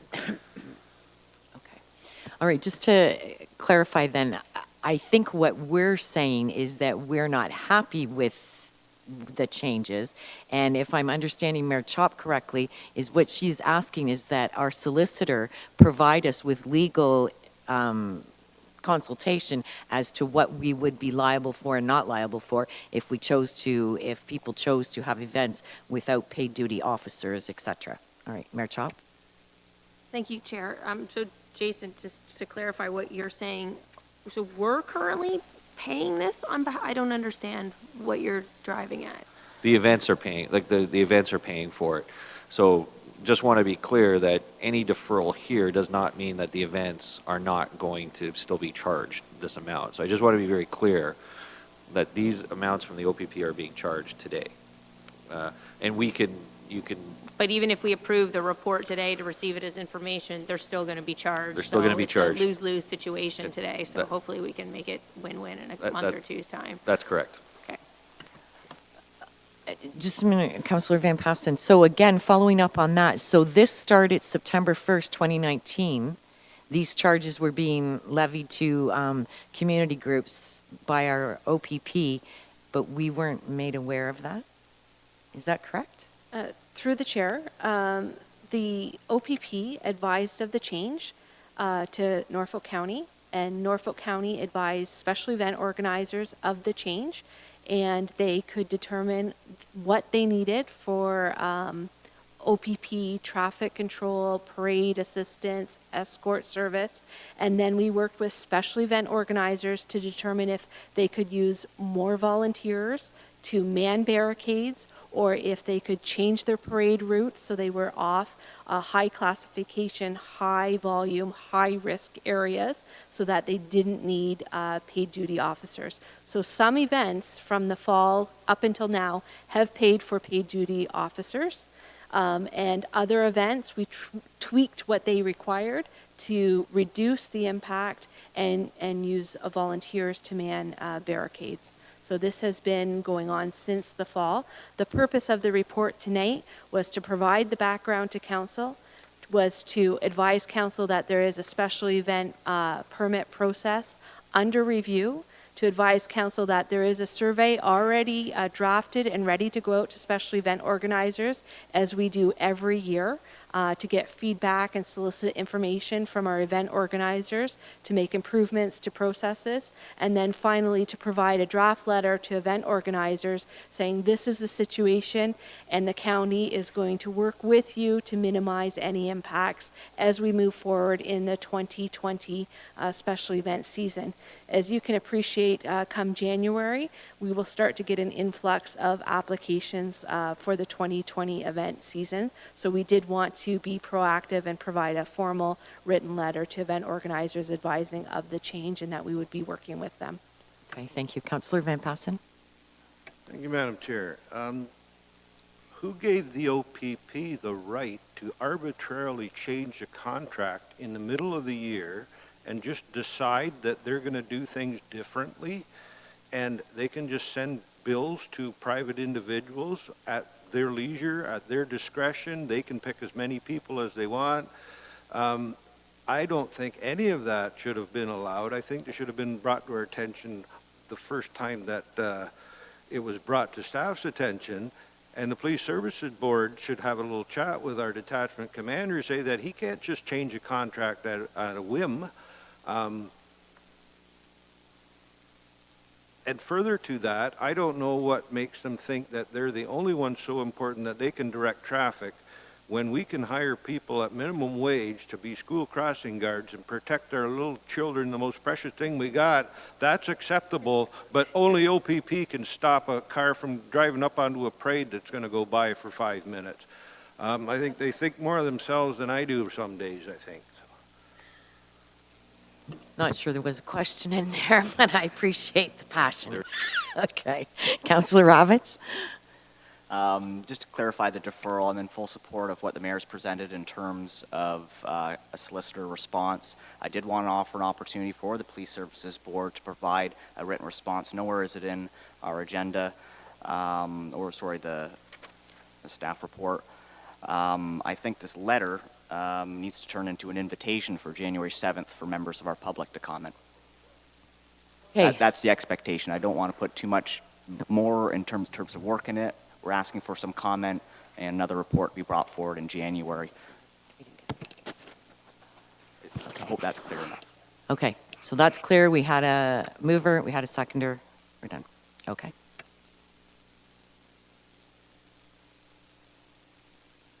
Oh, all in favor? All in favor. I thought you meant I had to ask if anyone had any more questions. No. All in favor?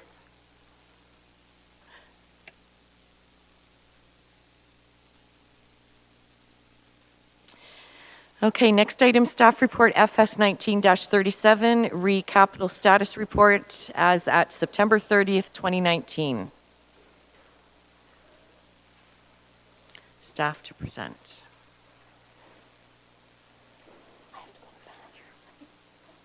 Thank you, Chair Hoffman.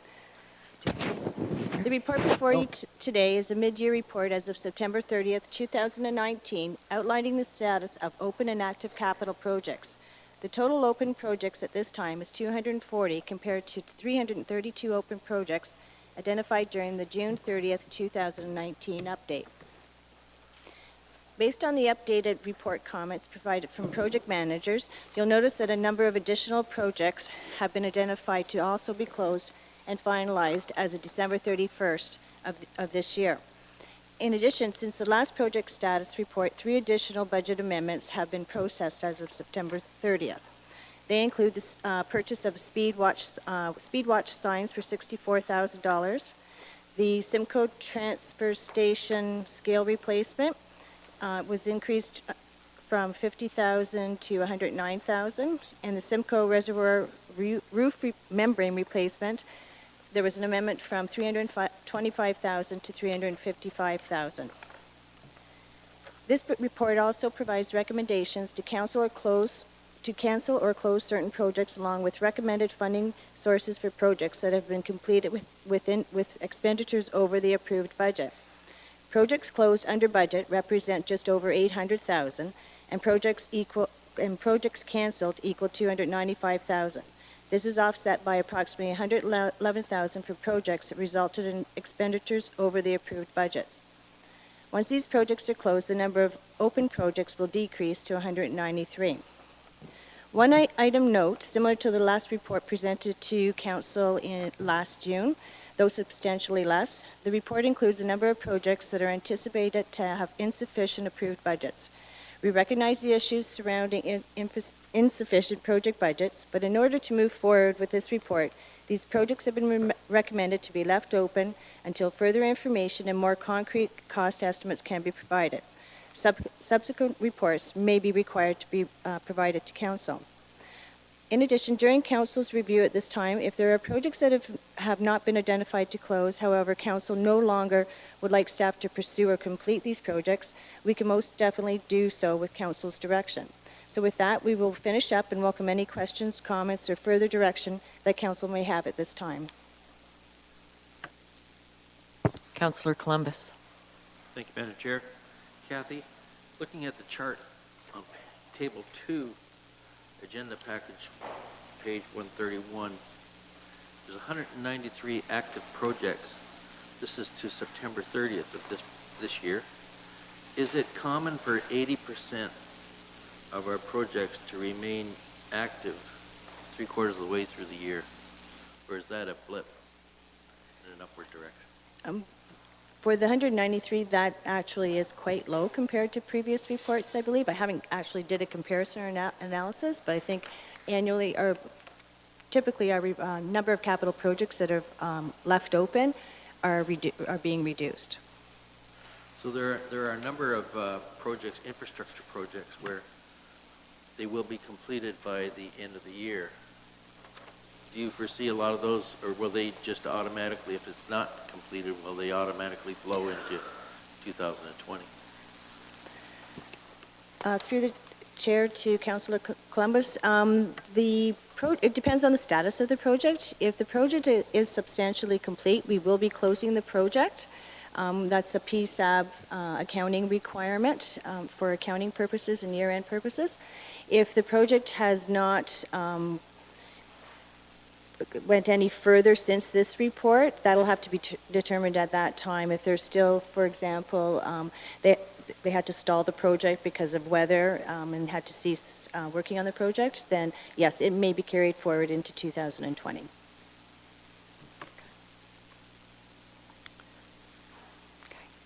Just a minute. Councillor Michele. Thank you, Madam Chair. Through you, I think that this one might be better to ask Public Works about, if I can ask Jason. Item number 50 and item number,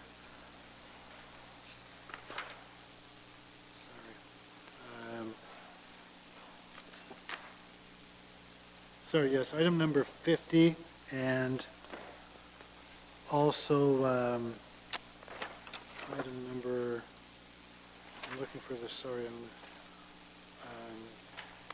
47, I'm sorry, item 4750 there. One is the Long Point Causeway Road and the other is the Long Point Causeway Bridge.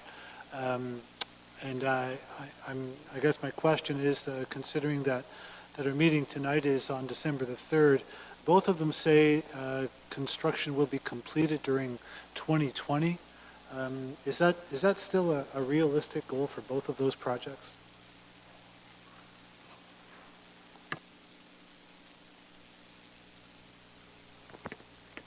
Through the chair to Councillor Michele, as far as both those projects stand, completion is still hopeful for 2020.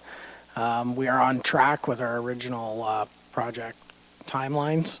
I'm not sure the impact that this weather may have had on the ongoing archaeological explorations that are going out there, but the engineering design team has submitted their 30% design drawings to us, and we've started conversations with MNRF and DFO with regards to any of the permits that are going to be required to do that reconstruction work through the World Biosphere Reserve there and that critical habitat for some endangered species. So the wheels are currently turning. As of right now, I have no reason to believe that we're not still on schedule for that. That being said, as soon as we become aware of anything changing, we'll be sure to keep this council updated as to where that project stands. Thank you very much. Councillor Roberts and then Martin.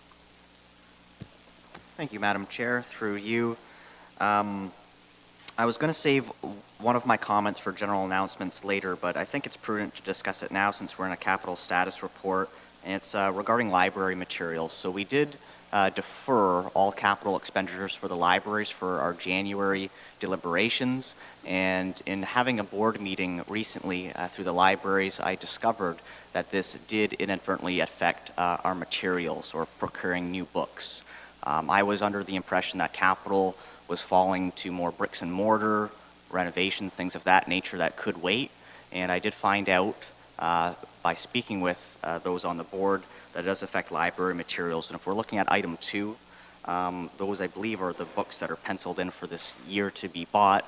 Unfortunately, I wanted to just acknowledge to the public and those that are those patrons of the library that will cause a slight delay in getting those new materials into the library.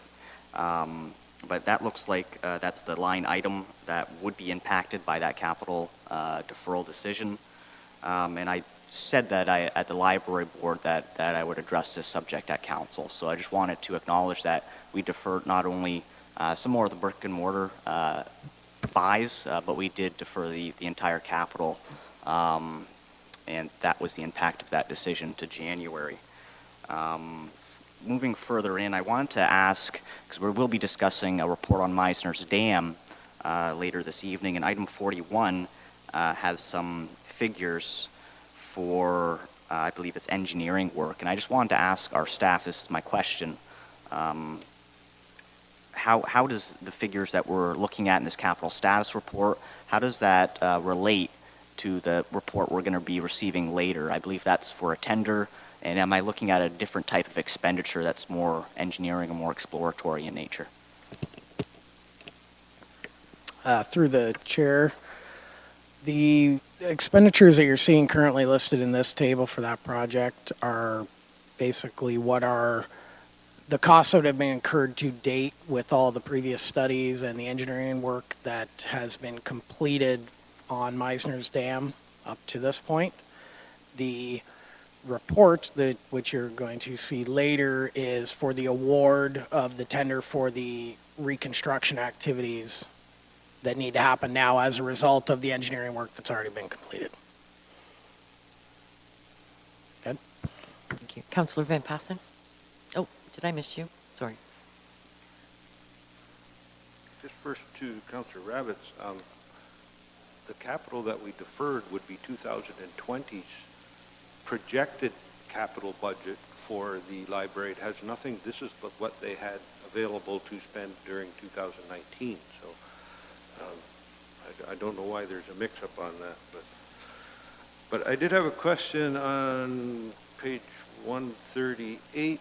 It's item number 48, the Head Street. In the little status comments, it'll be over budget by $75,000 due to wet soil conditions and consultant errors. So I was just wondering how much of that $75,000 is the consultant paying for?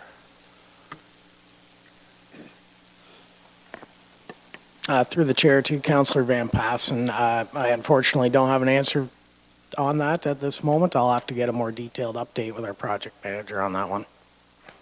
But I will get you some information. Councillor Martin. Thank you, Madam Chair. Through you to staff, I'd like to jump on the bandwagon here. Item number 58, Don John. And I bring this up, I know that we just spoke about it recently, but in the notes status comment, it says also waiting council direction on sidewalk location. Feverishly taking notes over there. I'll let him get caught up.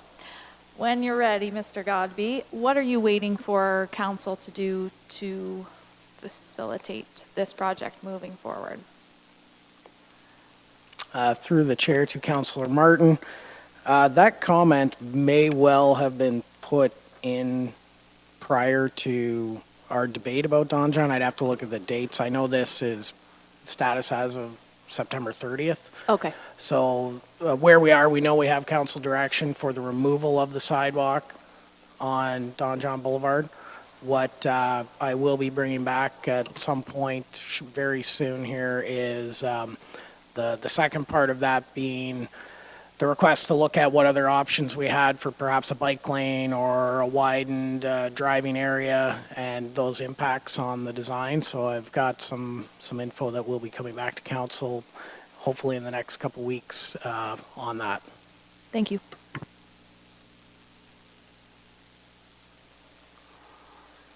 Thank you, Chair. Jason, while you're on the hot seat right there, could you sort of explain to me how we have trucks from 2017 that are on there? I mean, if there's an approved budget to order a truck, how can a truck not be ordered? Who's ordering the trucks? 3 years to order a truck? Through the chair to Mayor Chop. 2017 in Public Works, there was some restructuring done in fleet. And at that time, that did cause a delay, a number of projects to be awarded. Essentially, once we got to that point, we decided to try and defer some of these purchases into the following year in order to, instead of buy 4, buy 8. So that was a conscious decision made at that point to carry these replacements over. You will see one of those, another example that was identified in here is a tandem axle snowplow that was supposed to be in 16, but with some of the turmoil that went on in Public Works, those projects unfortunately were delayed. Okay. I'm going to come back, that's okay, after Councillor Michelle. Councillor Michelle. Thank you, Chair Huffman. This is also for Jason, I guess, since you're on the hot seat, Jason. I didn't know where you were, but that's fine. I'm just going to ask if I'm looking at item number 61. Jason, at this point in time, would you say that the resurfacing of the asphalt resurfacing of Highway 24 is complete as of today? Through the chair to Councillor Michelle, yes, that is correct. Based on today's information, that project is 100% complete. Okay, thank you, because I just want to commend staff on that one. It was a big project, and it is complete on time and within budget, so very good. Thank you. Just a minute. Okay, Mayor Chop? Go ahead. What? Okay. Councillor Columbus. Just to Jason, are we proceeding to issue tenders as soon as possible so we can get the best prices come spring of 2020? Through the chair to Councillor Columbus, engineering staff are currently working on a number of tenders and RFPs for work that's going to be accomplished in 2020, which we have to credit this council for giving us the approval to get the ball moving on some of those, so that hopefully we do realize some better pricing and better savings on the results that we get from those bidding opportunities. Right, and hopefully we won't end up doing a lot of construction at this time of year like we've got still unfinished. Thanks. All right, Councillor Rabbits, then Councillor Van Passen. Thank you, Madam Chair. Through you, this will be a brief one. I'm hoping.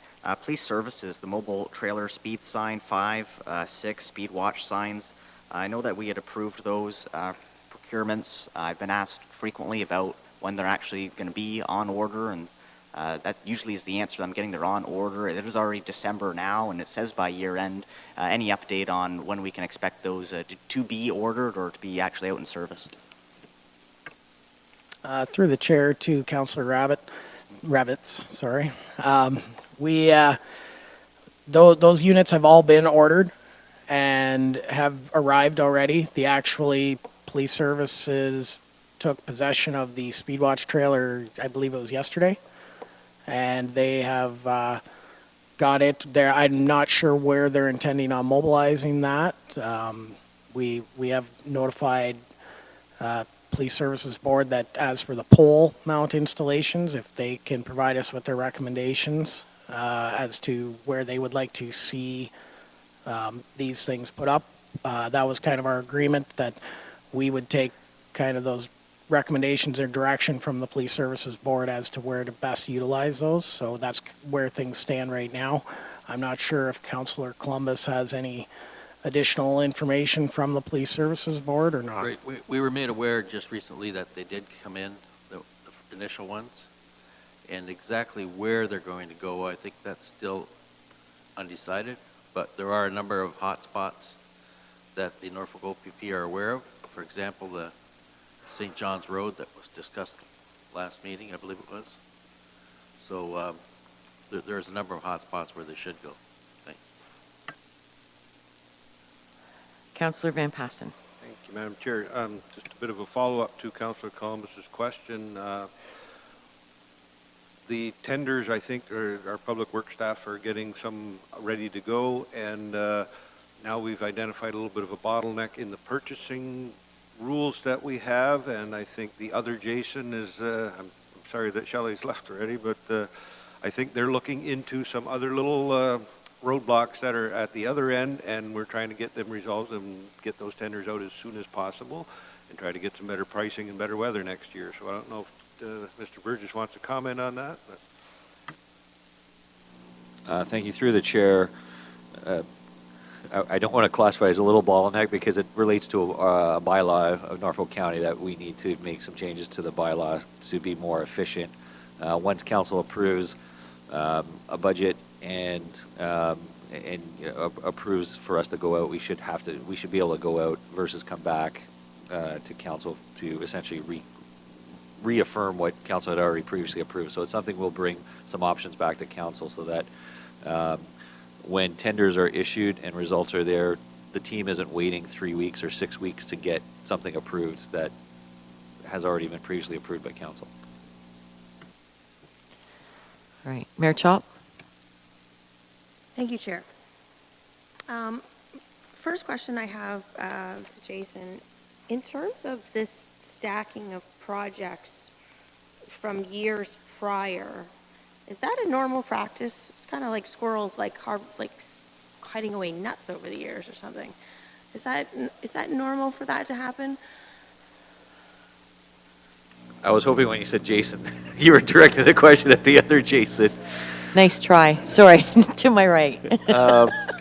Sorry, through the chair to Mayor Chop. I would say that it's not uncommon. Is it a best practice? I would say no, it's not a best practice.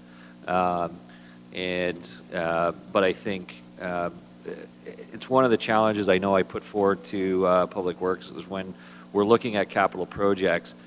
It's one thing to have the money, but you also have to have the resources and the people to actually execute on that, and making sure that there's sufficient project managers to run those and there's sufficient capacity to do that is important. So, long answer to your question is not a best practice, though it is not uncommon in municipalities. You see that, But not a best practice. So that kind of leads me into my second piece with what you just said. You said it's one thing to have the money and the other thing to have the resources to be. We don't have either. Through the chair, I would. I don't want to speak on behalf of Jason. I think Jason and his department has realigned resources to put more project management opportunity there. One of the challenges we had I won't speak to the past capital budgets, which is what this report's on, but one of the things for the 2020 capital budget was to ensure that there were sufficient resources to execute the projects as approved.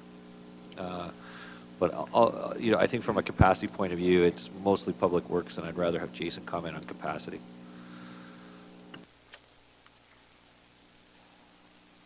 Through the chair to Mayor Chop. As Jason alluded to, over the past year, we have already have increased our complement of project managers within our engineering department. And we are currently looking at what other resources can be drawn in from other areas within Public Works to assist in that. All of that being said, when we did look at bringing forward the 2020 projects, there was a lot of discussion with the project managers that we do have as to making sure that this was going to be a manageable workload.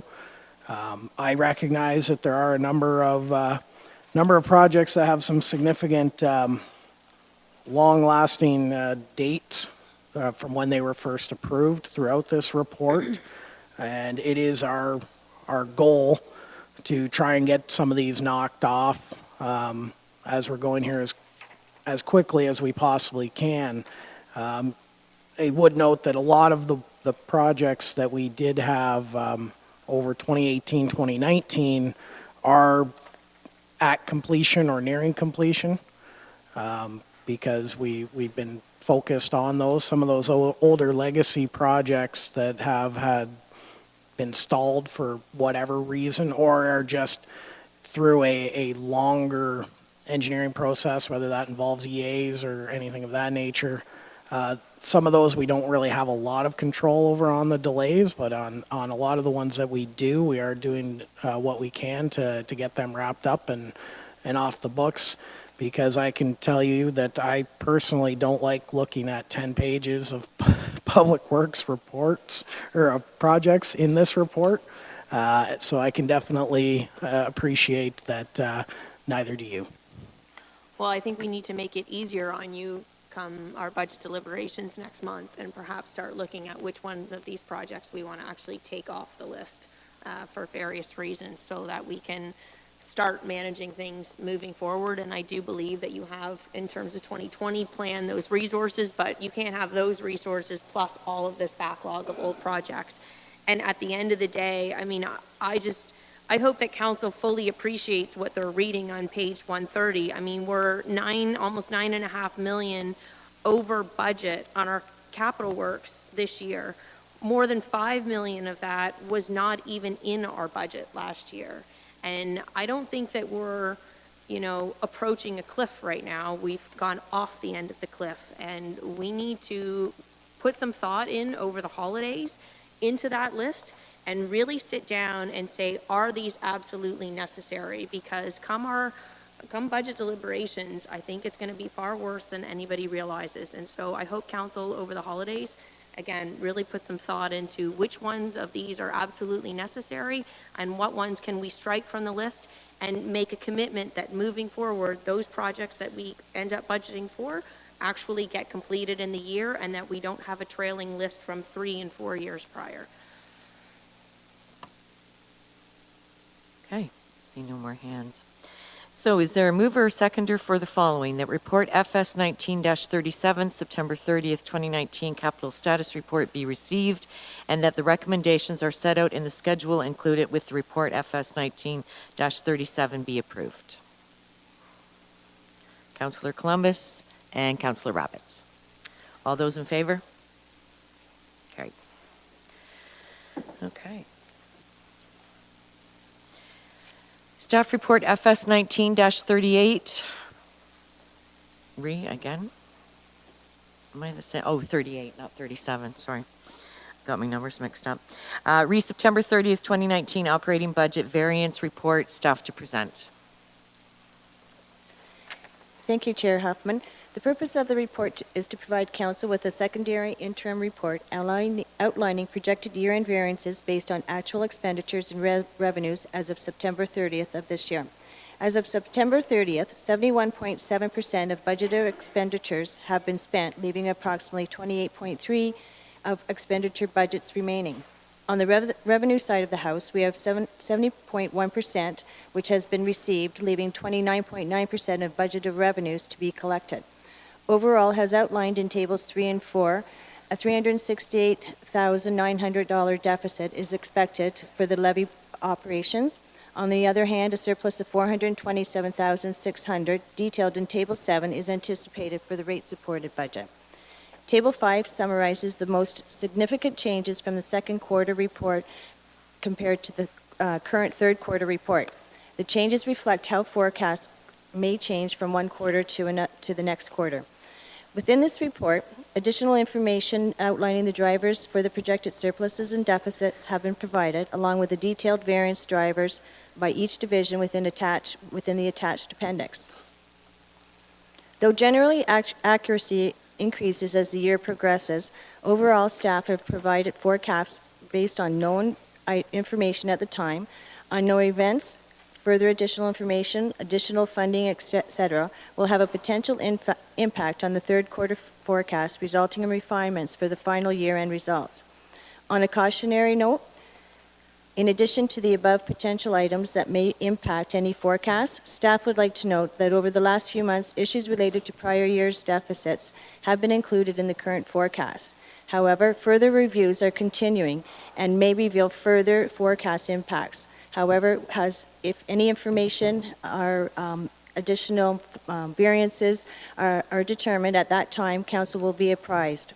With that, at this time, we would be pleased to take any questions, or if you require any further clarification regarding the 2019 quarter 3 forecast and the drivers provided to you.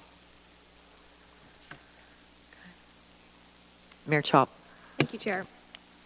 Thanks, Kathy, so much for this. Finally, I mean, this is great to see. I think this is our third one now. Second. So if council could look at page 161. So when we look at where this $368,900, we are running a deficit, but But we just had a POA report at the beginning of this evening, and what we can see is our revenues were overstated by, what, 368,900. So we know from the POA report at the beginning that almost 300,000 of that 368,000 was an overstatement of POA revenues.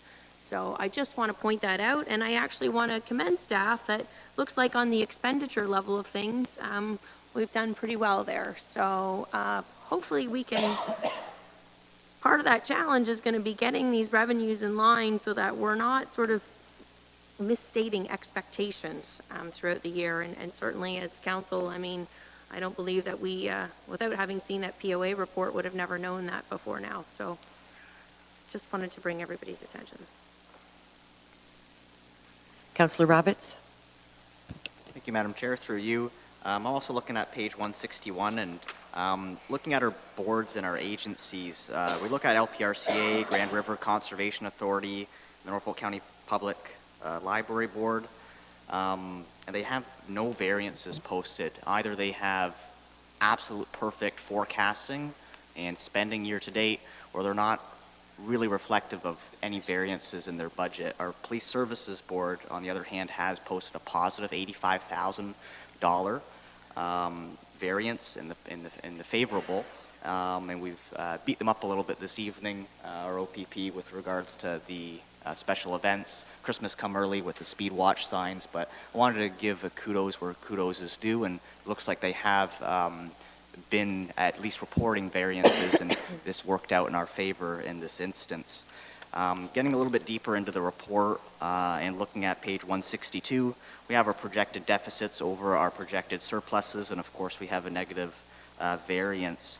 One concern that I have is some mitigating factors, the salary gapping, the postponement of levy-funded capital projects, and the Police Services Board's contribution, I believe, are one-time contributions mitigating that loss, and those won't be realized, year after year, unless we're going to continue to look at salary gapping or postponing levy-funded capital projects, as Her Worship has suggested going into our budget deliberations. So unless we want to see those impacts recur, those are going to be tough decisions that we will be making in our next round of budget deliberations. When you get further into the report, you really do see the drivers for the deficits. Winter control is the first, interfund, reserve fund, interest payments, POA revenues is actually listed third, but I believe it should be maybe even a little bit higher in that list. But when you look at the numbers that are written there, I guess it falls third.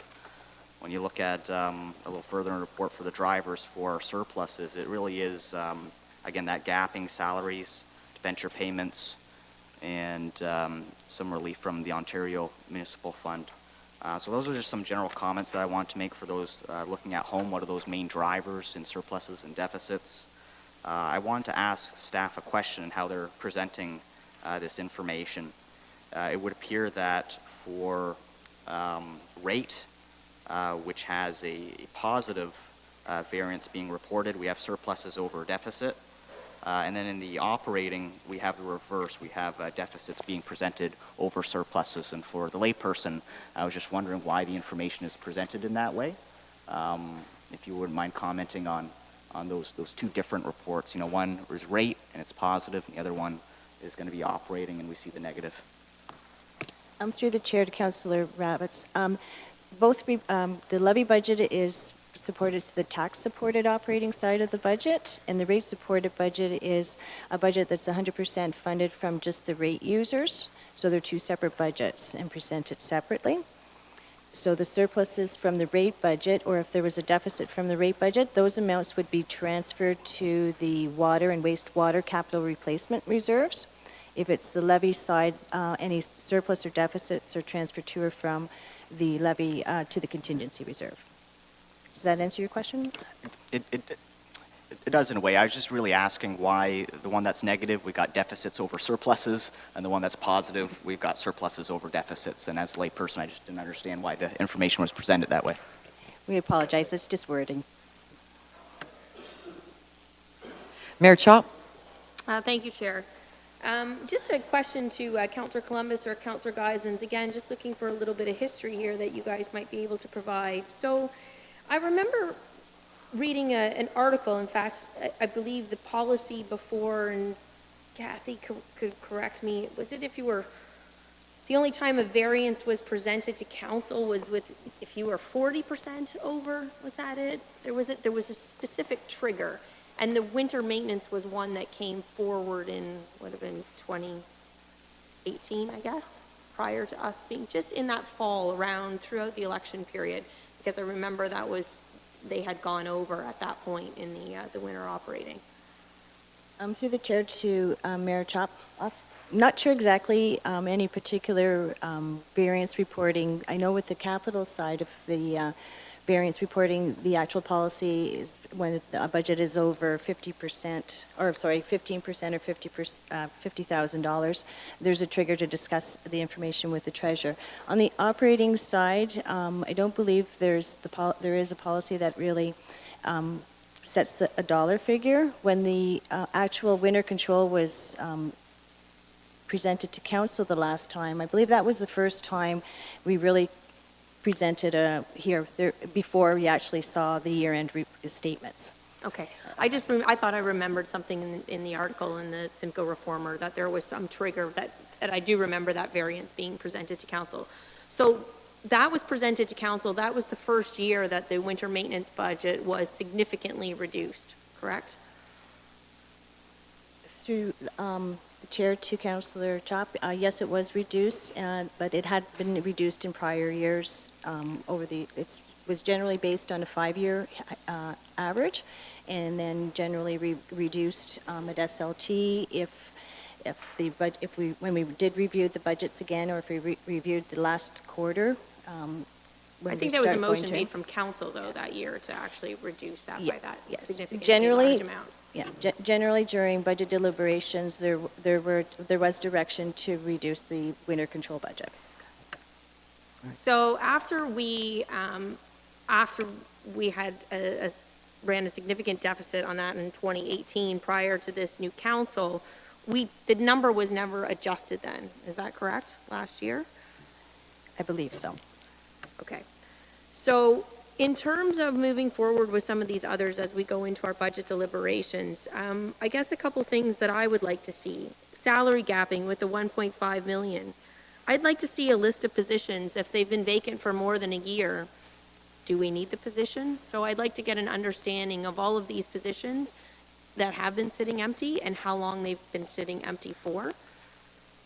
In terms of Norview, I've been doing a little bit of research recently and comparing them to the long-term care facility in Haldeman, and I'm wondering if we could sort of get an idea of what these drivers are here, and perhaps if you guys could maybe have a look at a comparison against, is it Grandview, I believe it's called?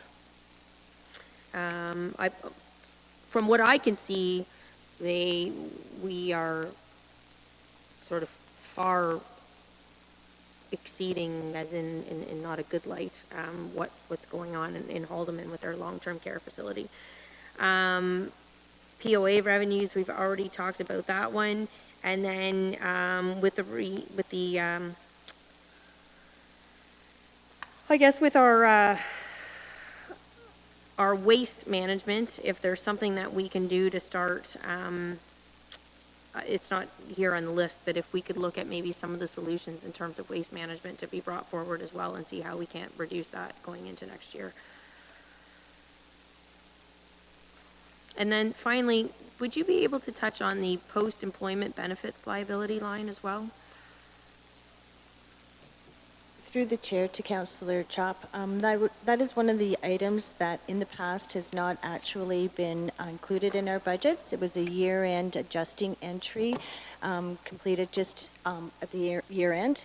It is basically based on, we do have a post-employment policy where benefits are paid to retirees to the age of 65. And what we would do, the actual liability would increase or decrease depending on the payouts that have to be made. So you'd have some retirees falling off the post-employment benefit plan, and you'd be adding more. So at times, top-up is required. It is a difficult estimate, and it's not always accurate, but we are going to, for 2020, include a best estimate to get it into our budgets. Great, thank you. Chris? Thank you through the chair. Just want to thank Mayor Chop for bringing up the issue around waste management. We did have some discussion, preliminary discussion with our waste management provider to look for opportunities for 2020 savings. So we'll be bringing back a report for council to look at maybe some options for potential savings, hopefully either in December or early January, so that those savings could be considered for the 2020 budget. Councillor Columbus? Yes, thank you. In our last action item list, there were a number of projects. I think there was 32 items listed there a couple months back that was provided to us. And a lot of those action items were deferred to quarter 2, 2020. And that kind of concerned me because I think there's about 16 of them there I counted that have been deferred that's council's asked for.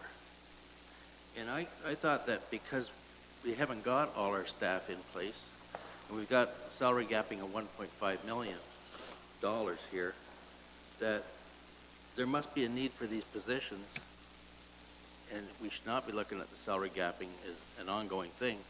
There must be a need for those positions to get answers to council rather than have all those reports supposed to come to us in the second quarter of 2020, which is basically April, May, and June. Can you comment on that, Mr. CEO? Through the chair, in terms of the action item list, I know there was a number of items that had been deferred as a result of staff changes, and so we were looking at moving some of those out so that people could orient. Specifically with myself and the solicitor, I know there was a number of items that had been moved out. In terms of the comments about the salary gapping, there's a number of drivers for salary gapping that have been evident, particularly in Norfolk County, and some are course of business, but in terms of some staffing vacancies, we do have a number of vacancies around the organization that we haven't filled. We have a number of vacancies that have been held pending some budget considerations for council because we're going into a tough budget year. But I think on a more regular basis, the sort of course of business for salary gapping, we have sick leaves, short-term leaves, long-term leaves, maternity leaves. And in most cases, when those positions vacate, we sometimes don't get staff in place right away. And in some cases, there's a lag. So we might have a recruitment period of several weeks where no one's in the position, or post-retirement, nobody's in the position for a number of weeks. Those are course of business. We would normally have salary gapping dollars. In some cases, we do try to put in short-term positions to gap, particularly where there's capacity or resourcing requirements. But I would say salary gapping is a pretty standard variance, and it's just the result of having to budget for all of our positions and maybe not having them entirely filled in every position throughout the entirety of the year. So I think the request to get some information about the length of some of those vacancies is good information, and it's certainly information that's helpful for us as well in terms of anticipating where we might have those salary gapping issues. Thanks for that information, sir. Mayor Chop? Thank you, Chair. Just so we're, clear on this, some of those positions absolutely are critical, as in our Director of Engineering. However, I just think that council, again, needs to be prepared. We just raised water and wastewater rates by 16.8%, and our operating levy is not going to be looking much better. So all I'm trying to do is look for some low-hanging fruit here, and if there are some positions that haven't been filled for quite some time, I think that's information that's worthwhile for council to know. Councillor Van Passen? Thank you, Madam Chair. Just a little thing on page 161, Kathy, Boards and agencies, that we send them a check for that amount because that's a requisition, that's not part of the budget, but I do believe you've got the Long Point region and the Grand River reversed. I think we pay the Long Point over the million and the Grand River only the 27,000. Through the chair to Councillor Van Passen, that's correct. They are reversed. Thank you for noticing that. It is based on their approved budget. That's why you don't see any kind of surplus or deficit. And for the library board, you don't see a surplus or deficit because it's a requisition we provide to the library board. The library board will present any surplus deficits to their board, which will be provided to council, the minutes of any of their surplus deficits and their year-end statements at that time. The police services board, it is actually a levy on Norfolk County, so it does affect our surplus deficit of what we pay the police board. All right. Is there a mover and a seconder for the following, that FS 19-38, September 30th, 2019 operating budget variance report be received as information, and that staff be directed to monitor the 2019 operating budgets and take any reasonable steps to reduce or eliminate negative variances while mitigating any negative impact on service levels? Mayor Chop, and seconded by Councillor Van Passen, correct? Okay. All those in favor? Passed.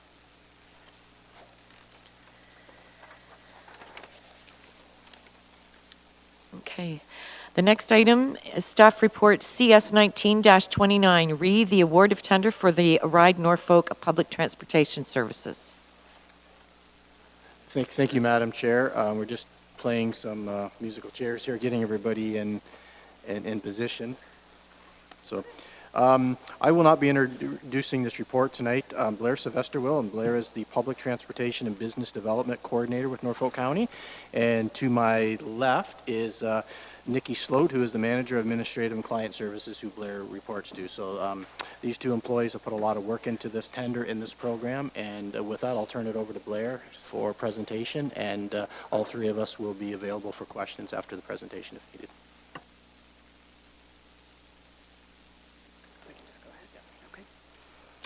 Thank you. Through the chair. The purpose of this report is to seek approval to award the request for tender for the Ride Norfolk Transportation Services operation.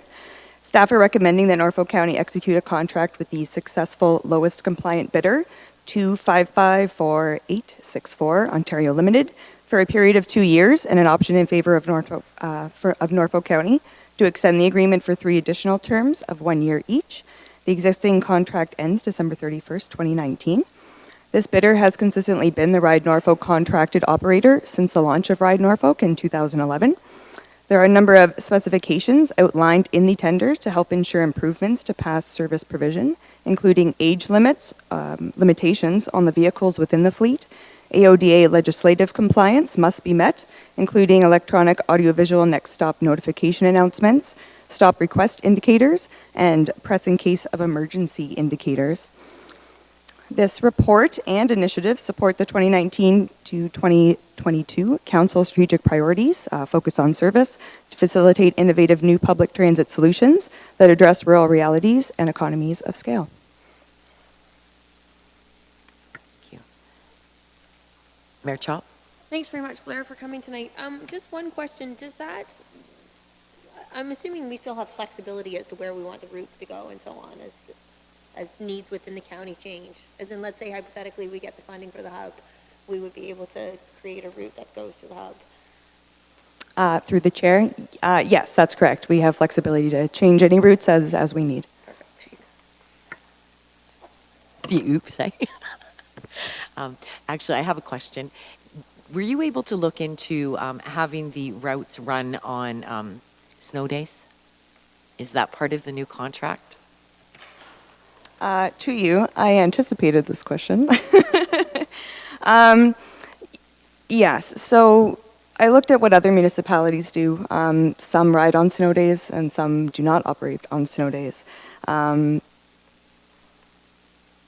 It's tough being a rural municipality and operating on these rural roads in ice storms or, bad driving conditions.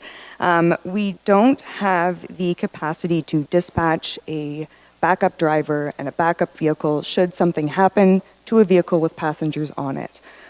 So as much as I would like to still operate on those days, I think the safety of our riders would be the reason to not.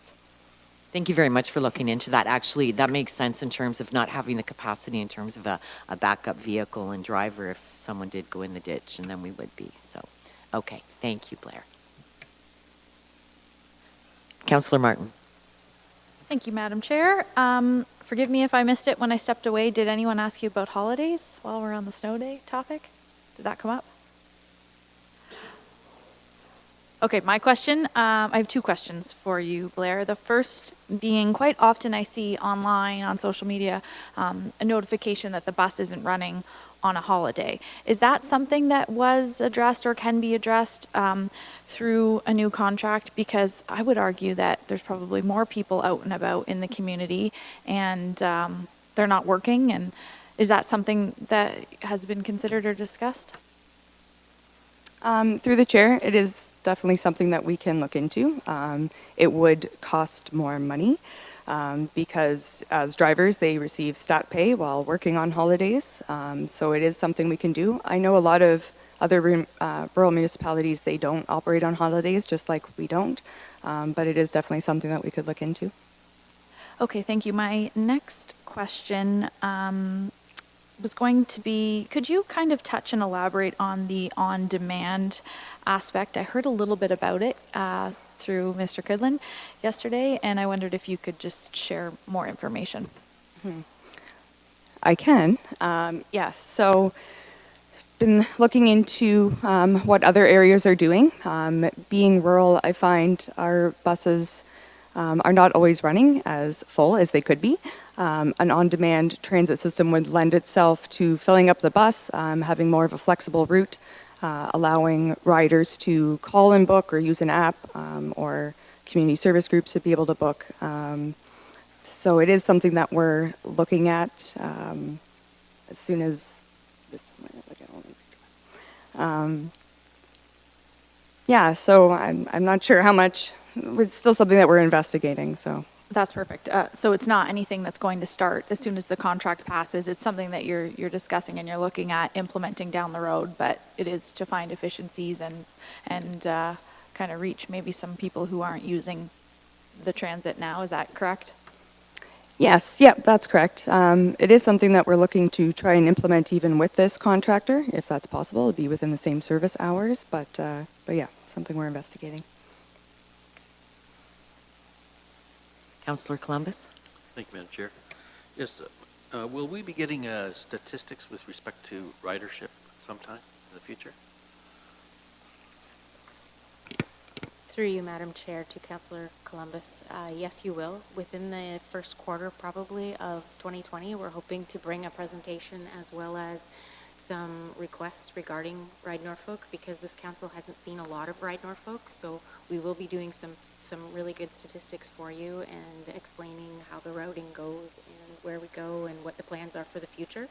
One of the reasons this contract was only listed as a 2-year contract was so that we can use the next couple of years to look at the complete system.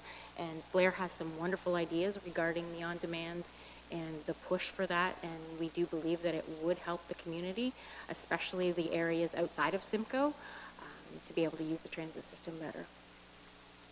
I would think, do we know what, will the ridership fee be going up, do you think, in the future? Through you, Madam Chair. For the 2020 budget, it is not recommended, or we have not proposed for the 2020 user fees to increase the fees, but we are going to be looking at fees. The fees that we currently have in place are kind of consistent across the transit areas. There isn't many places that charge much more than $2 or $2.50 per. The only thing that we possibly would look at in the future would be fees more associated with income, so income-based fees instead. Thank you. Councillor Martin. Thank you, Madam Chair. One more.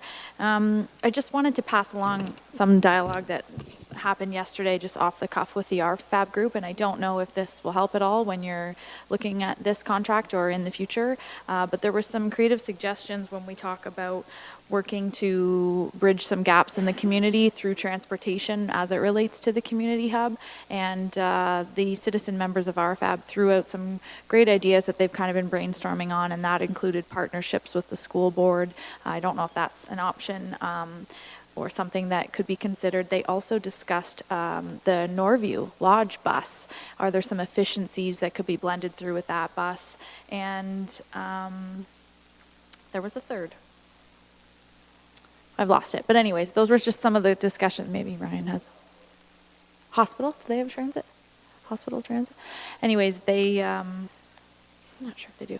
The point is that I think we don't know what direction we're going with this, but I think we're all kind of coming together and looking to find efficiencies and fill the bus and make it a worthwhile, something that we can, justify the money we're spending on it, but also provide a meaningful service that reaches more than just the Simcoe residents as well. So there were some great ideas kind of floating around the table with the RFAB group. Councillor Michelli. Thank you, Chair Huffman. This is for Nikki or for Blair. In the report, it's indicated that there are multiple days of service for Simcoe, Delhi, Waterford, and Port Dover, and then only one day of service per week for, I think what's in the report is described as the rest of Norfolk County. I think that's sort of code for some of us, Ward 1 and Ward 2. But I'm just wondering if, as Mayor Trop mentioned earlier, with the eventual advent of the hub, if we can just sort of keep in the back of our mind the possibility of extending service to the west end of the county, not only for the hub, but just for some other, purposes that people have. As an example, Port Rowan is a hugely under-serviced area for doctors. There are, as Councillor Rabbits alluded to in the credit rating report, our population is getting older. In Port Rowan, for example, there are a number of people who do not drive.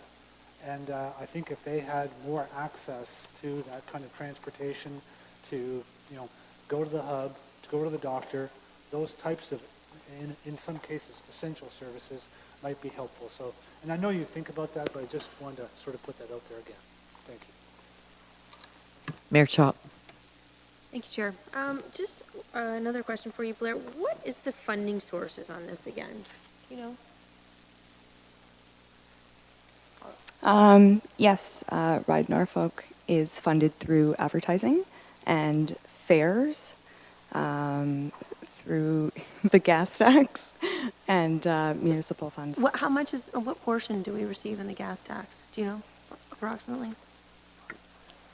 Through you, Madam Chair. In the 2019 budget, I believe 65,000 was from the gas tax funding, and the rest of it was levy impact. And I'm sure all councillors probably get this, because I definitely do, but given the nature of Norfolk and how widespread we are, obviously there's a very limited portion of the population, well, I should say that, I mean the majority of our population is here in Simcoe, but in terms of looking at some other municipalities that have looked to other services like subsidizing Uber and that kind of thing, is there an exit clause in this contract or in some sort of cancellation clause that I'm not saying this year or next year, but we certainly have a lot of other things going on. But if we ever did want to change the direction that we're in, how might we, what options would be available to us, I guess?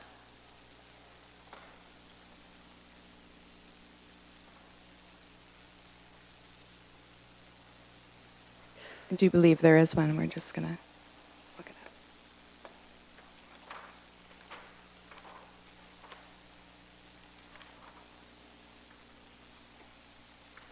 Through you, Madam Chair.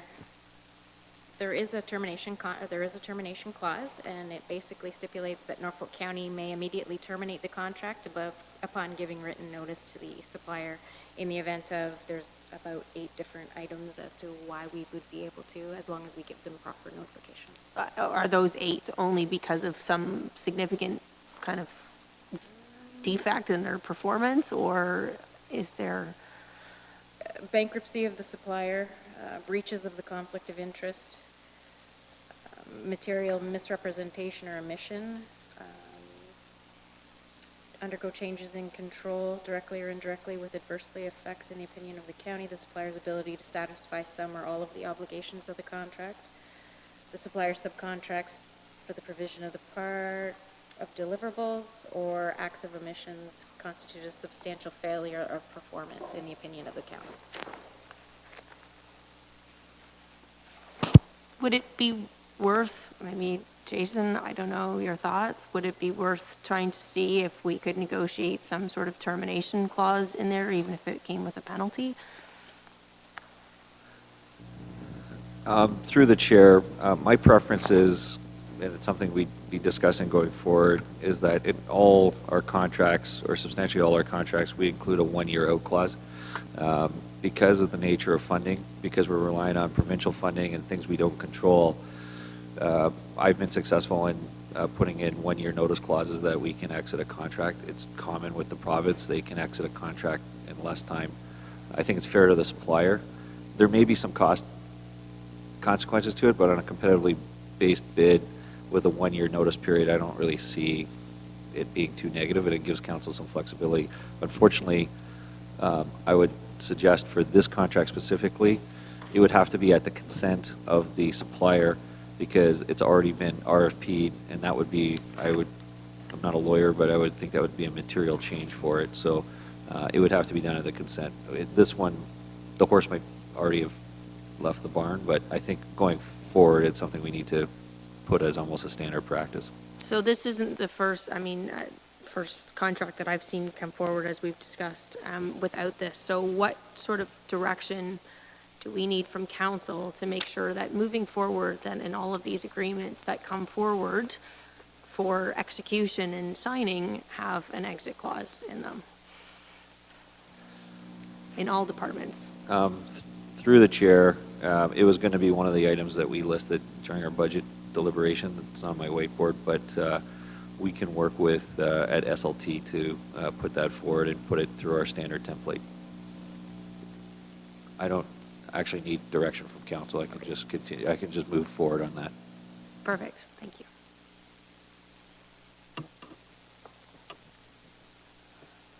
Councillor Van Passen. Thank you, Madam Chair. At our SCORE meeting last week, Brant County notified us that they just started, I forget the terminology they use, the Uber-based model concept where they give discount coupons to people, right? So it costs $3 a ride, and for the individual gets a taxi or Uber or whatever, and the county subsidizes the rest. And they just started it working so well, but it only goes to Brantford. So then people get into Brantford, and now Brantford wants to get it so that they can get back out of Brantford on the same system. So again, that's where the SCORE model with working with the different community does work. But like I do remember 2018, the average cost per ride on Ride Norfolk was $34.02. So we can either lower the price of providing the service, or we got to increase the ridership, or we look at a different model. And I think that's, if Brant County had looked at that model with the buses and it didn't work, because they're basically like us, we've got a few small communities, some bigger ones, but a lot of open turf. So the on-demand Uber model or whatever might be a better option to look into. But maybe once you get little bus depot buildings up, people might know that the bus actually comes there, and maybe you can increase your ridership. But we will see. Blair, are you able to give a price as to what it is per ride? Do you know that, or Nikki? Through you, Madam Chair. At this moment, no, but we can certainly get that information out to you. It would just be a quick calculation based on our ridership now and our current costs. So Okay, because I think that if there's numbers floating around out there, I think it would be appropriate that we have accurate numbers. Okay, thank you. Councillor Martin? Thank you, Chair Huffman. While we're on the topic, have either of you two or you three given any consideration to working through the communications department on a specific marketing plan, like communicating to the public with a 2-week window of an alternate schedule that's like ride to work, and we accommodate people using our transit instead of their vehicles, commuting together, environmentally friendly, and trying to create habits out of the community to use the transportation we have so that it is financially viable and a good fee for everyone. Have we started to look outside the box of the current people who are using it? Through the chair, absolutely. Some of the issues that go with thinking outside the box is higher costs. So it's trying to find those financial efficiencies while also being able to change everyday habits. I have worked with the communications department. My kind of background is also in marketing, so I do have some experience with that. It's definitely something we're looking at, and that's part of the on-demand model as well, is trying to change those habits to use transit to get to work, to get to where you need to go as opposed to a car. Thank you. If I may, through the chair, I wonder if we pick a month and advertise it in-house, and we do that. We encourage people to just use it to commute to work. Maybe it's a council-led initiative, and are there things that we can be doing through Norfolk County and using that, the transportation system as well, to encourage it and kind of lead by example, and try and get the numbers up. So I certainly don't know the ins and outs of your job, but I think if we could get crafty with it and start to market it differently, that might help. I would be interested in seeing overall higher numbers using the transit, is I guess the point I'm getting at. Thank you. Mayor Chop? Thank you, Chair. Do you have just a rough idea of what the users are off the top of your head? Through the chair, is that like annual ridership for this year? Yep. So you brought it. As of the end of September, we had 6,740 riders in 2019. In all of 2018, we had 7,309. Sorry, 5,000. What was the first one? The first number was 6,740 up until September 30th of 2019. Okay, so for 2020, just some quick math here. So we're spending 375,000, 376,000. So that's what did we spend in 2019? Must be about the same. Did the price go up? 55.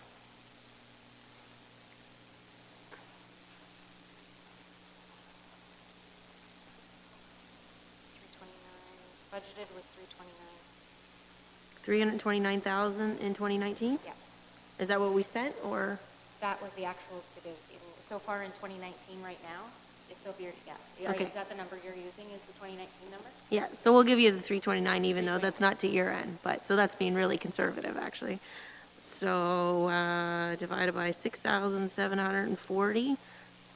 Sorry, Jason, I guess that you were using, I didn't have the 2019 numbers, $48 a ride. Okay.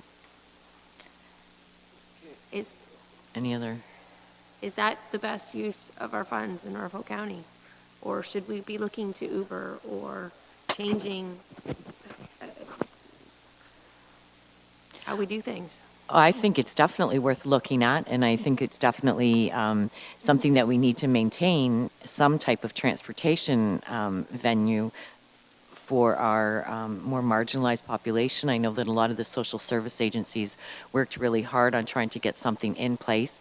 I don't think it has maybe done what we wanted it to do, but again, as Councillor Van Passen mentioned, when the bus shelters get up I think that's helpful. I think looking at some of the ideas that Councillor Martin had suggested, we could do a council rides the ride Norfolk one day. Like, I mean, I think there are some things to do, and I think there are a lot of misconceptions about maybe necessarily who the individuals are. Yes, Nikki? Through you, Madam Chair, just to clarify one thing that Mayor Chop has identified, that $48 per ride, the expenses right now include the cost of the Brantford, so, and that's 100% funded at the moment. So if we were to take those expenses out, that number would be a lot lower.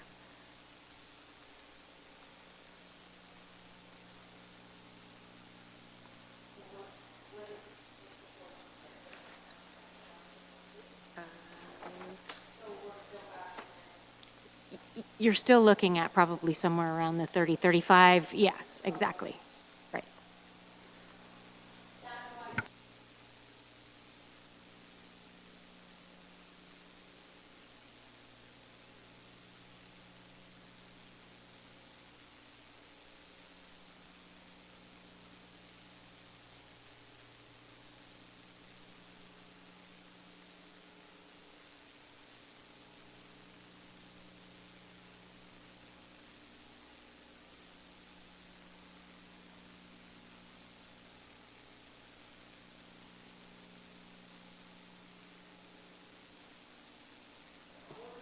All right, Nikki?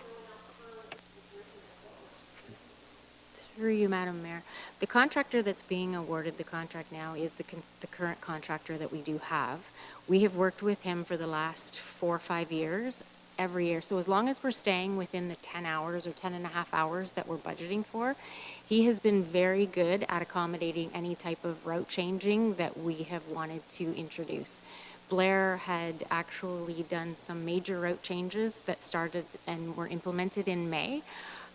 Along with the Brantford. So we did a big revision at that point in time based on surveys that we did receive from, do you remember how many people?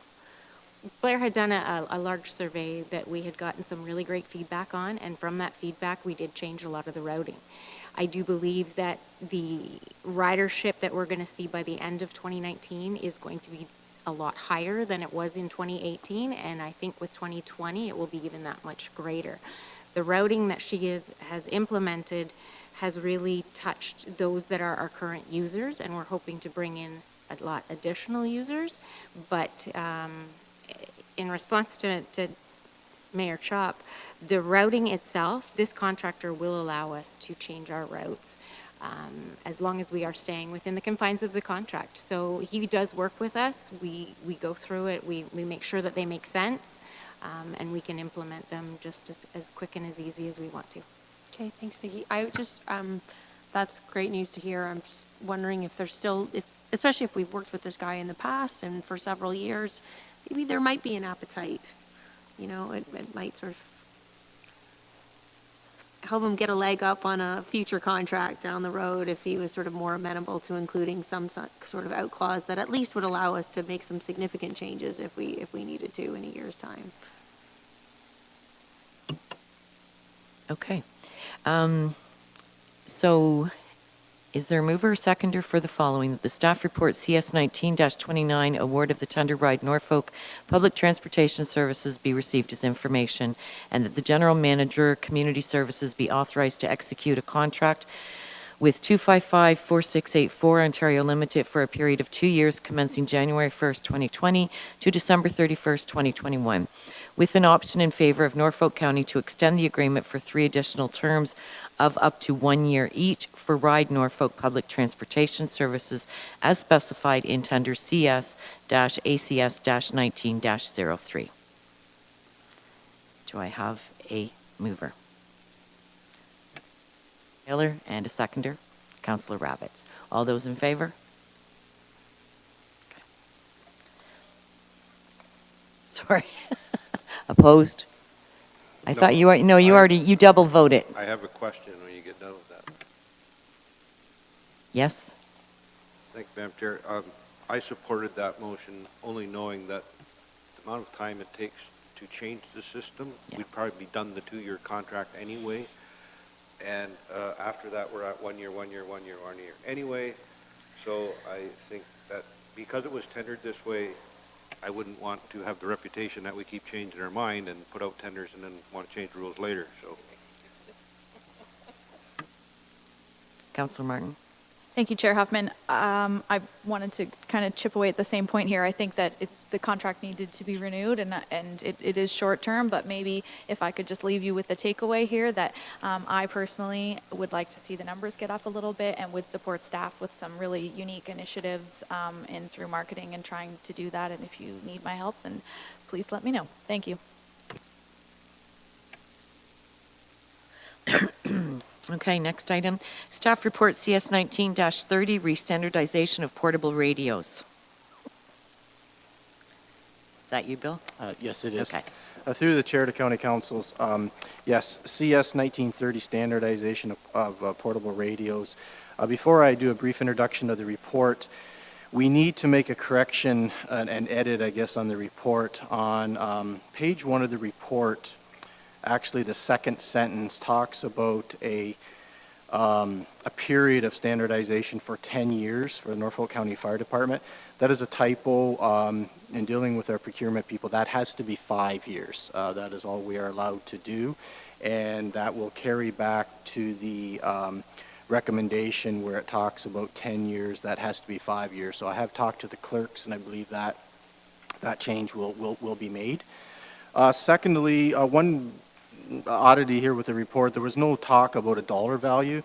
The dollar value of the radios is $30,000. This will buy us approximately 22 radios. And obviously this budget was passed in as part of the 2019 operating budget. The reason it's in front of you tonight is we're finally asking to standardize the purchase of a brand of Motorola radios. Up to this point, Norfolk County Fire Department has used the Motorola's different models, but the brand since 2001 when we became Norfolk County.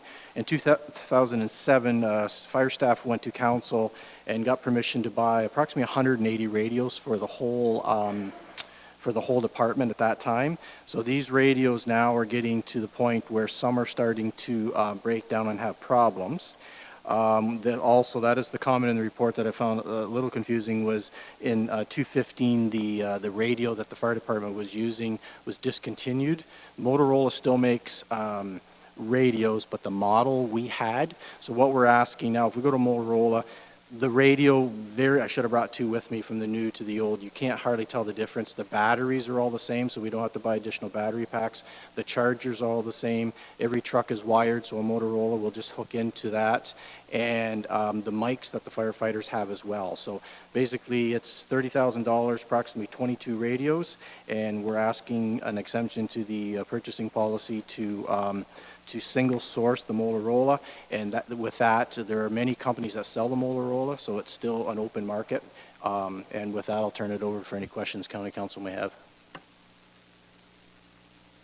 I have a question.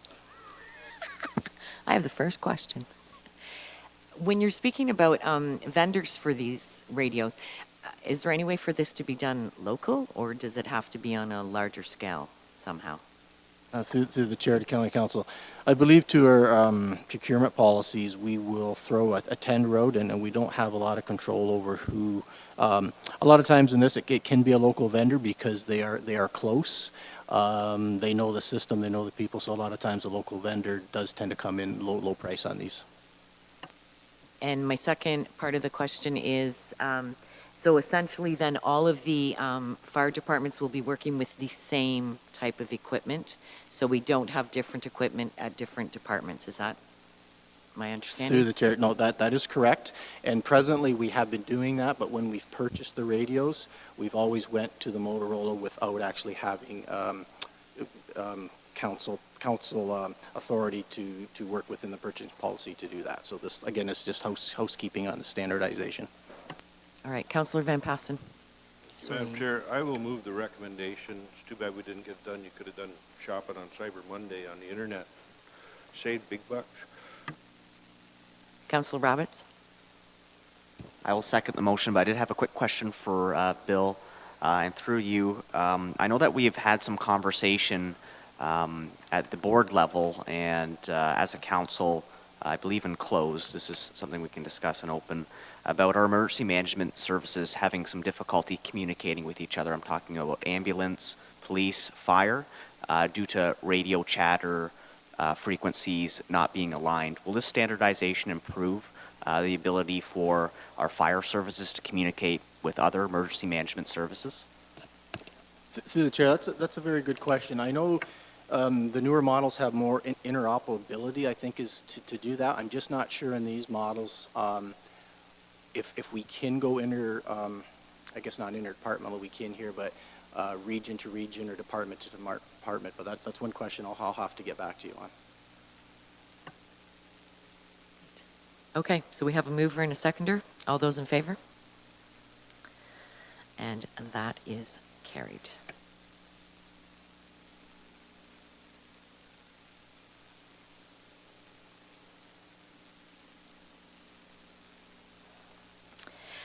Next on the agenda, staff report PW 19-70, re-award of contract PW-E-19-53, Meisner Dam rehabilitation. Welcome, Mr. Godby. Thank you, Madam Chair. Through you to Council. What you have in front of you here is the long-awaited award of contract report for the rehabilitation of the Meisner Dam. Back earlier in the year, we were directed to reissue this tender. So staff proceeded with that. The tender is closed. We received 7 bids, and we are recommending the award to go to the firm of Bronte Construction in the amount of just under $1.5 million. And if you have any questions, I will gladly answer them. Mayor Chop. Thank you, Chair Huffman. Just wondering, Jason, if you could sort of explain why there's such a range, what you think that's attributed to based on the RFP, the tenders that you saw from 2.7 down to 1.4. Through the chair to the mayor. I didn't have a whole lot of understanding of that. There was a bit of speculation as to the fact that this was already tendered once, and that tender was chose not to be awarded at that time. So sometimes bidders may have just thrown in a higher number, thinking that, well, that wasn't awarded the last time, so maybe this time we'll throw in a big number, and if we get it, we get it. If we don't, we don't. I'm not really sure. I know that staff had gone through the review of all the bids, recognizing that there was this large variance, and the only thing that they came down to was the fact that perhaps Bronte Construction really wanted to get the job done and did a good job of actually putting together a bid that meets our needs. And have they done work here in Norfolk before? Through the chair to the mayor, from my knowledge, they have not done work with Norfolk County, but that's only my knowledge. I'd have to look into that more thoroughly to know if they actually have. Thanks. Councillor Martin. Thank you, Chair Huffman. I believe, don't quote me on this, I believe they have done work, and I think it was in the commercial fish basin, so I'm told, many years ago. I only have 2 questions about this report. Jason, I wondered if you could tell me how long this has been sitting on Norfolk County's desk for. Yep, you can answer. No, through the chair to Councillor Martin. I'm sorry, what exactly do you mean by sitting on the desk for? I guess the repairs and the issue of Meisner Dam in general. This has been an ongoing issue. So how long has it been sitting in Public Works? Well, Waiting. You know what? I could off the top of my head, I'm going to guess it's around 2014. But I could probably have a better answer of that if I looked at our capital status report when we first went back to talking about the rehabilitation. It's okay. Thank you. Next question. Earlier this year, or last month, this council sat down through a budget and passed funds. There are sufficient funds to move forward with this? Through the chair to Councillor Martin, that is correct. When that capital budget was approved, it actually modified. We had that previous budget, which was noted in the capital status report. Approval of the 2020 capital budget at the end of October there increased that budget so that it would be sufficient to cover the full reconstruction of this dam. Thank you very much. Councillor Columbus. Thank you, Madam Chair. Jason, I recall dealing with this with the previous council, and it came to the table and it was turned down. I did support it, moving forward with it, but that's democracy. When we received that tender in 2018 with the previous council, what was the value of that tender to repair that particular project? I thought it was 2.4 or something, was it not? And now we're dealing with 1.4, so.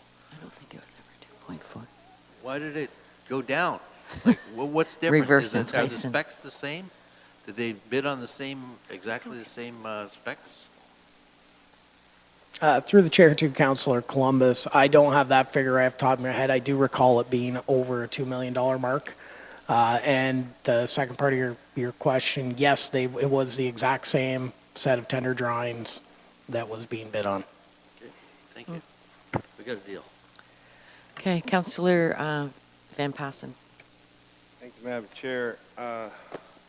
May 2010 Valley's report was presented to council. So 9 years. I would move the recommendation because I don't want to spend another 9 years dealing with it. So. All right, is there a seconder? Councillor Michelli. Well, that's where my eye went. I didn't know. Oh. I didn't know that's how we did it. Okay, sorry. All right, that report, PW 1970, award of contract PWE-19-53, Meisner Dam rehabilitation be received as information and that a bylaw be prepared authorizing the mayor and clerk to execute a contract upon receipt of regulatory approvals with the firm of Bronte Construction for contract PWE 19-53 in the amount of $1,483,958.75. net at HST, and further that the Meisner Dam rehabilitation be funded for the issuance of debentures up to the maximum of $2,300,000. All in favor? Oh, what? If I could have just a quick moment of discussion now that we're finished with questions, I would. Yep. Thank you. I would just like to speak to my fellow colleagues, as I know this is a big issue, and community members have wrote in, and they are specifically not here because they have put their faith in our hands, and they are confident that we are going to do the right thing. So I think we have an opportunity here. We have an opportunity to follow through on our word and campaign promises. Although some of the public are not here, this council, something that's different from the previous council is that we sat down around this table and we passed a decision to create a task force which brought citizens of Port Dover, and actually they're from across the county, together, and it gave them a voice and it gave them a seat at the table. And what that did for this council was it separated the issue between Meisner Dam and Silver Lake. We now have a council that has unanimously passed a tender to repair the dam, and a community who has shown support and eagerness and willingness to get to work on revitalizing the lake. So before we go to vote on this, I would just look at all my colleagues and say we have an opportunity here to make a promise that has been broken many times, and thank you very much. Thank you, Madam Chair. And I would want to echo Councillor Martin's comments. If you recall, when we went through this originally, this was one of those great shining moments of a collaboration between community groups and council, and I think it's just a great thing that we've gotten it this far. And if it is possible, and I'll check with the clerk, but I'm not Yes, sure. we will make the changes so that it's or Councillor Martin. Is that what you're going to say? I was going to ask if Councillor Martin could second this motion Yep, in my that's- stead. Thank you. All right. Councillor Columbus. I just looked something up, and it's actually been 10 years. 2019 is 10 years that we've been looking at it as a council. Well, my fond memories with this are that in the 2010 campaign, it was an issue. So here we are, December 2019, getting ready for 2020, and it's finally put to bed. So on that, all in favor? Anyone opposed? Okay, and that is passed. And that has been changed in the records, Councillor Martin.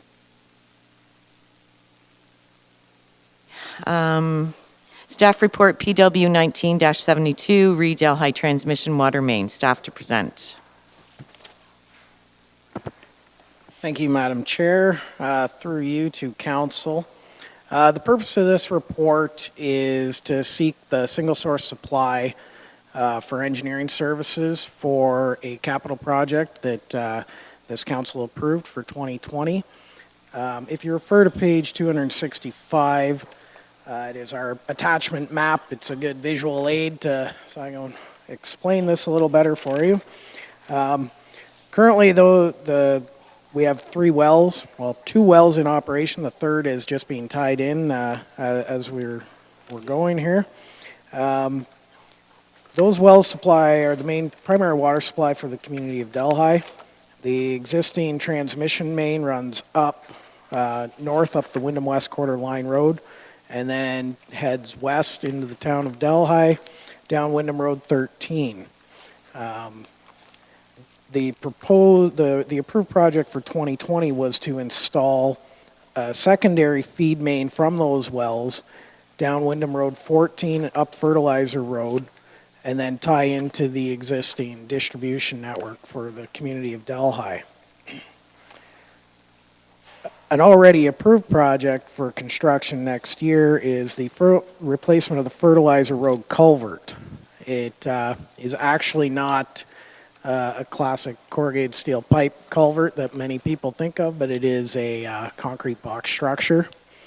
In order to get that crossing completed, there would need to be a great deal of coordination between 2 engineering firms in order to get the design actually done correctly, as well as getting the installation of the water main under this structure. Valley Engineering is our engineering record for our structures in Norfolk County, so they are doing the engineering design for that culvert. What we are proposing is that we also award them the water main design basically from the intersection of Wilson Ave and Wyndham Road 13 for a water main going down under the culvert and tying back into the wells at Wyndham Road 14 and the Wyndham West Quarter Line Road. The purpose of this being basically then it's one seamless project. It can all be tendered together from an engineering design and an installation standpoint. It will definitely make the projects go much faster, as well as eliminate any potential issue for conflict between design engineers or contractors doing the work. That being said, if you have any further questions or anything of me, please feel free to ask. Mayor Chop. Thank you, Chair. I do have a question. Was the Fertilizer Road culvert an emergency? Through the chair to Mayor Chop, no, the Fertilizer Road culvert replacement is not. The emergency repair that we are currently in the midst of wrapping up was on Swimming Pool Road just north. That's okay. Yeah. I just meant specifically this one. So it was not. Yeah. So there would have been no reason to not be able to integrate the design from the very beginning. Like, I appreciate that this is allowing this seamless design, but I just don't understand why it wasn't seamless from the start. Through the chair to the mayor, you are correct. Had it been identified earlier on when these projects were being identified, we would have brought it forward as one project, basically to install the water main and replace the culvert, all within the same project scope. So now moving forward with this type of thing, we won't see them as separate pieces coming forward. Through the chair to the mayor, I would sincerely hope not. So then, I'm going to tell you, I won't support them. I'm sure you will have the support from council. I won't support it only from the perspective that we just saw how the dam tender that almost went through last year was over 2 million, and now Bronte has come forward with a $1.4 million bid, which goes to show you just how much leeway there is in these bid awards, especially when we're seeing everything over budget and so on and so forth as the year goes on. And so I have a really hard time with single sourcing something like this when we know within each of these tenders there's a bunch of leeway. And so for me, it's just we're throwing something away without even trying to get a better deal around. And I understand that you want, from that seamless integration piece of having the two works done together, I think they should have been done together at the beginning. Perhaps Mr. Valley ought to have even suggested that himself if he's used to doing that work for Norfolk County.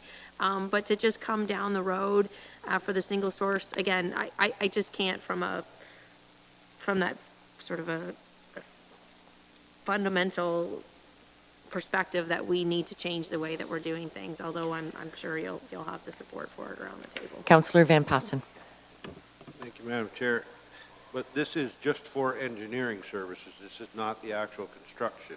It's just a single source. We've already got the engineer hired to working on the culvert, so we're just going to get him to design the pipe to go in underneath it, and then we will put out a tender for the actual work. So.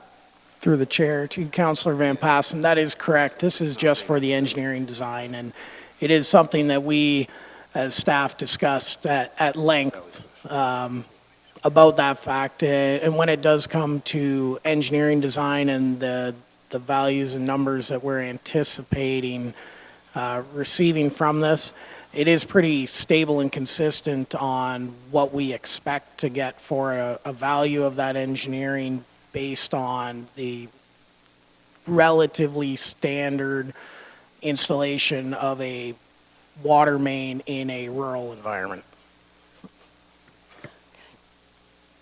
Councillor Columbus. Thank you, Madam Chair. Just a concern, Jason, with respect to the discussion section on page 261 of the agenda package, page 1 of your report. It says the existing transmission water main has experienced deterioration, and there's increased concern with the reliability of the water supply for Delhi's distribution system. Is this something similar to what's happened in Port Rowan? Is this, do we have to replace that existing line to make sure it loops, or what's the future of that deterioration? Through the chair to Councillor Columbus, you may recall that there was a significant water main break on this transmission main, the existing transmission main, I believe it was about a year ago. And at that time, that's where, when that break was found, staff did have some concern with regards to the condition of that pipe. It is generally of the same vintage of that St. Williams transmission main as well. So we have not done a full additional analysis of the condition of that pipe at this point. That is something that we do have in the works. The installation of this new secondary main will actually tie into, if you also may recall, the installation that we did from Wilson Ave or Wyndham Road 13 up to Church Street, Wyndham Road 12. That was new PVC main put in about 3-4 years ago now, and essentially what this routing will do is provide us a brand new mains all the way in from the wells into the community of Delhi to give us that redundant supply, which will allow us to take a better look at the old original well transmission main, and then we can make some better recommendations on any work that may or may not need to be done on that main going forward.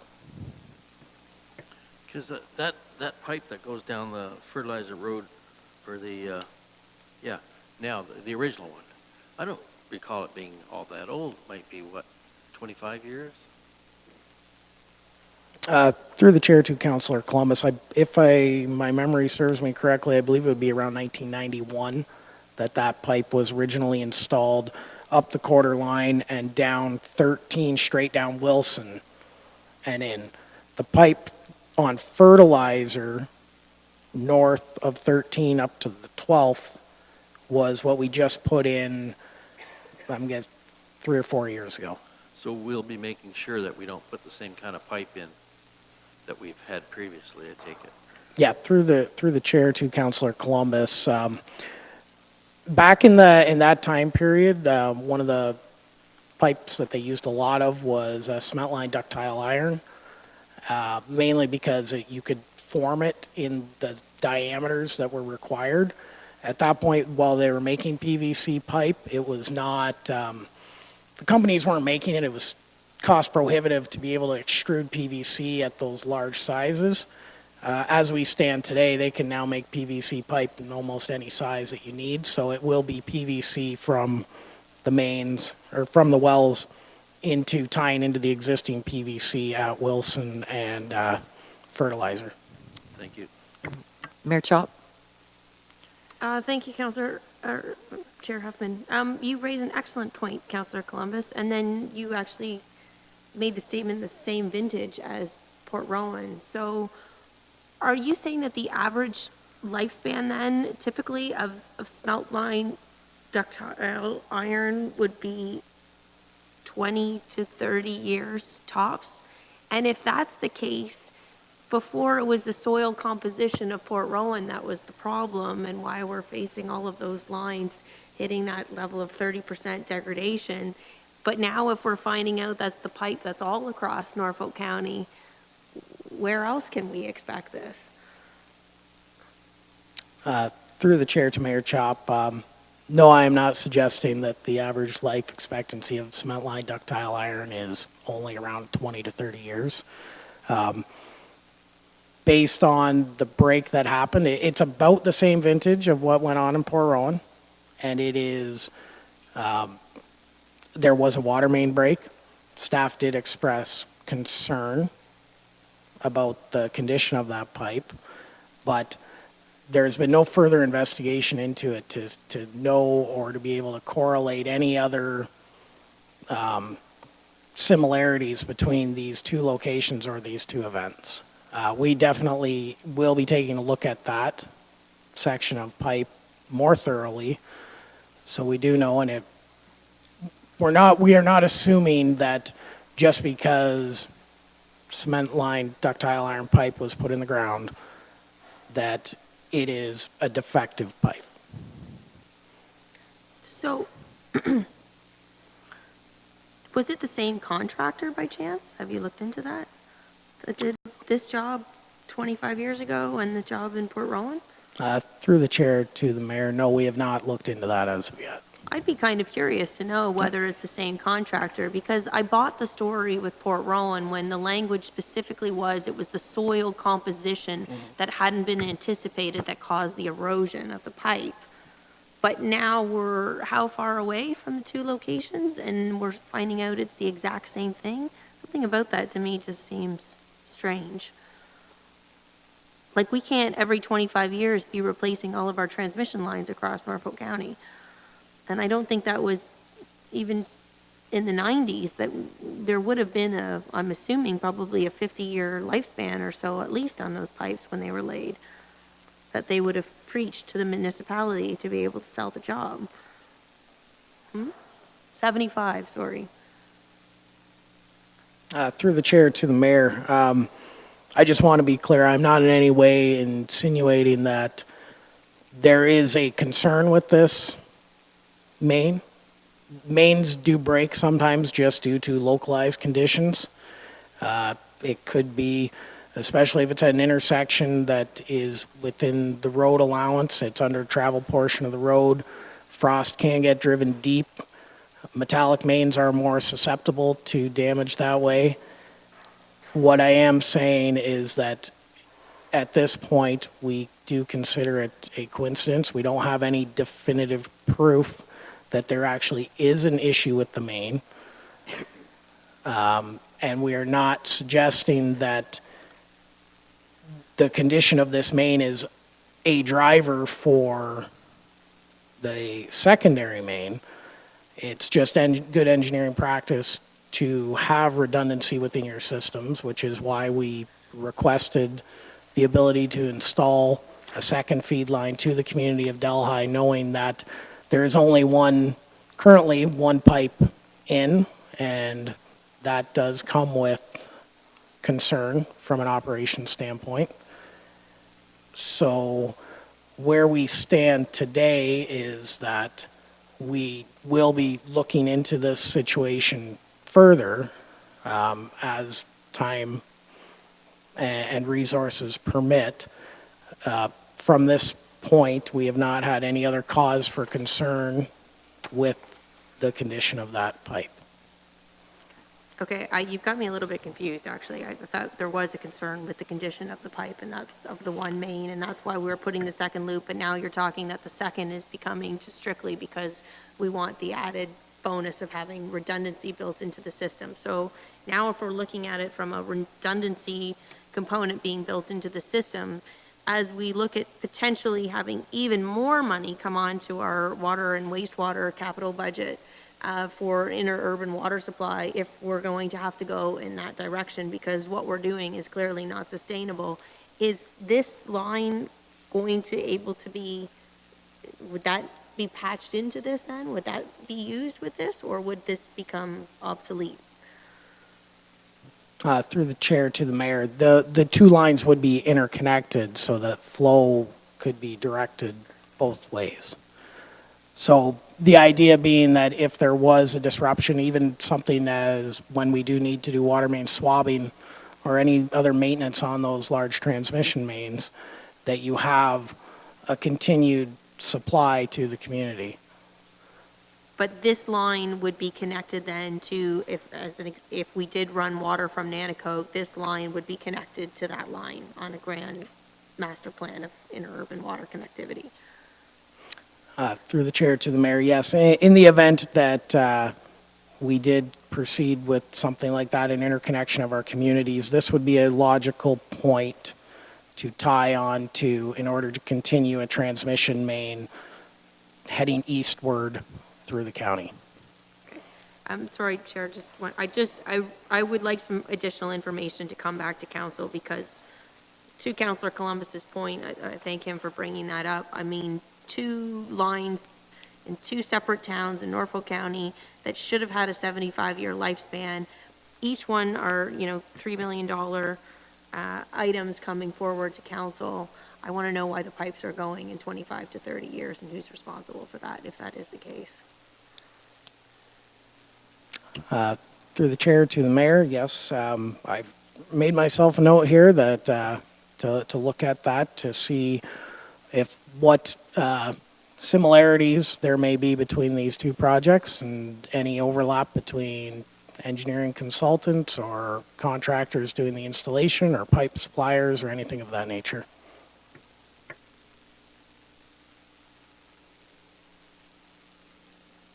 Councillor Van Passen. Just got to check with my geography with Councillor Columbus, but 14th concession comes right out of Simcoe, and the rail trail goes just north of that, and the rail trail comes out just about right where this line is, right? So if we did the interurban connection, that's probably where we would put it down the old rail bed, right? So we're right on target. Okay. Oh, Councillor Columbus. Well, I want to make sure that I get water running out of my tap, so I'm going to move the recommendation. You're so picky. Seconded by Councillor Taylor. So the staff report PW 19-72 Delhi transmission water main be received as information, and that council permit a single source supply as outlined in Norfolk County Purchasing Policy ECS-02 section 4.8.4 with G. Douglas Valley Limited for the engineering services for the Delhi transmission water main project. Any further discussion? All those in favor? Those opposed? Thank you.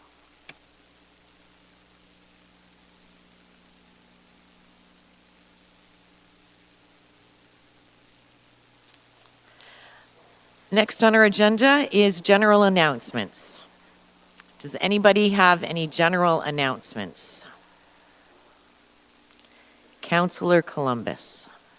I do. I just want to announce that the Delhi Christmas Parade is going to be occurring on Saturday evening.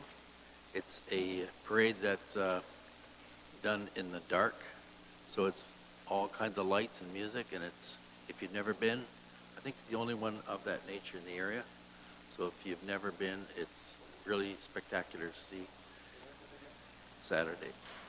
Saturday, December 7th. It's quite, there's usually about 40 floats. Cool. Councillor Martin.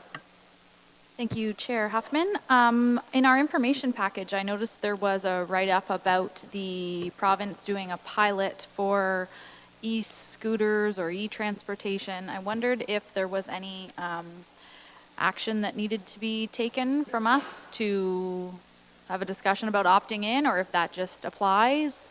I sent it along actually to Ms. Darlington for the Accessibility Committee. I thought that it would be a good topic of conversation there, but I thought that was notable.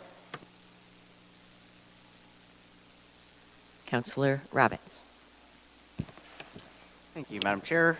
Through you, I just wanted to acknowledge that last evening there was a pre-case management conference for a proposed settlement hearing that's going to be taking place this December, Friday, December the 6th. It's an LPAT appeal for Norfolk Meadows or Bremont Homes.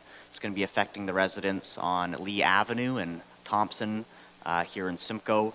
And we had a bit of a meeting last night, sort of a town hall, and I want to thank Michael Sullivan and Paula Butis for arranging that meeting with the local residents to address some of their concerns. The developers were in attendance as well as Councillor Taylor and myself, and we had quite a few come out to get their concerns addressed. We released a confidential memo on August the 1st that was passed, and basically what it transpired is we refused the application outright. It went through an appeal process. A settlement was reached with council and the help of our planning staff, and this was not clearly communicated to the public afterwards. It didn't come to light until actually November. So the decision was made in August. We came out of closed. We've since made an improvement to the process of informing the public of decisions that are made in closed. I was actually informed of this meeting on December the 6th on Remembrance Day from a constituent. And so from November 11th onward, we were working with our staff to arrange for communications to go out so they understood how they could approach LPAT, how they could go through the appeal process, send their letters in, or possibly even speak at that meeting if they're granted party or participant status. I'm a little lost on the language there. There's a lot of acronyms floating around when you start talking about LPAT. But I just wanted to thank those residents that did come out and voice their concerns. I felt that the meeting, it started off pretty heated, and in the end we were all laughing actually and shaking hands, and I felt it mended a lot of fences in the community. I just wish everyone was privy to that same information that we had last evening. But I was hoping that Michael could just maybe confirm the time, the date, the location, and for those watching at home that did want to attend that meeting, it's upcoming this Friday. We struggled with getting communication out, and we've improved our process since then. But I just want to acknowledge that we did have a bit of a town hall last night, and I felt that it went fairly well. And if Michael had anything to add in terms of how those residents, if they are watching this evening and weren't able to attend last night, how they could get their concerns brought before that appeal body. Through the chair to council, thank you to Councillor Roberts for the kind comments. Technically, this is called a case management conference coming up on Friday. Case management conference is the lawyers for the county and the lawyer for the applicant go through a series of motions. Part of that, and they end up, we're trying to transfer this to a settlement hearing, which is based upon council's decision in August 1st, as Councilor Rabbits has already mentioned. If any members of the council wish, or sorry, any members of the public wish to attend this, it's happening at 10 a.m. this Friday morning here. And the public is more than welcome to attend. The LPAT chair, who we don't know who that will be until they walk in on Friday morning, they have complete jurisdiction over the matter, complete control, so the members of the public are welcome to attend. Speaking at the matter at that meeting might be it's up to the chair. Thank you. All right. Any other? Councillor Taylor. I would like to echo Councillor Rabbit's comments that I do think it was quite a productive meeting. I would also like to say that was in attendance at the Panorama on Saturday, and it looks amazing. It is one of those absolute gems of Norfolk County, and everyone take an opportunity to head out there and enjoy the lights, enjoy the booths. There's hot chocolate and everything to enjoy, so have a good time. Columbus. Thank you again. Forgot to mention, just to clarify, I looked it up, and the 2018 tender in June of the Quants Dam or the Meisner Dam repair was actually $2.1 million. And here today we're looking at $1.46 million, so there's a saving of over $500,000 by delaying the project. Well, I wouldn't quite word it that way, but anyhow, somehow, some way, something lucked out, but I'll just leave it at that. Nice, A for effort, though. A for effort, okay. All right, any other general announcements? Mr. Gottby. Thank you, Madam Chair. While I have everyone's attention, just like to give you all a quick update as to the status of some of our other ongoing engineering works. Mother Nature has tried to set us back a little bit a few times, and generally speaking, we've been doing a good job at getting things back in order.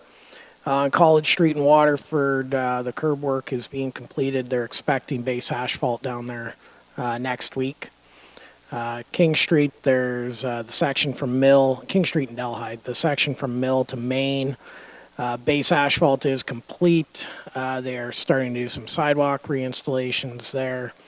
The section from Queen to Church, they were forming curbs today.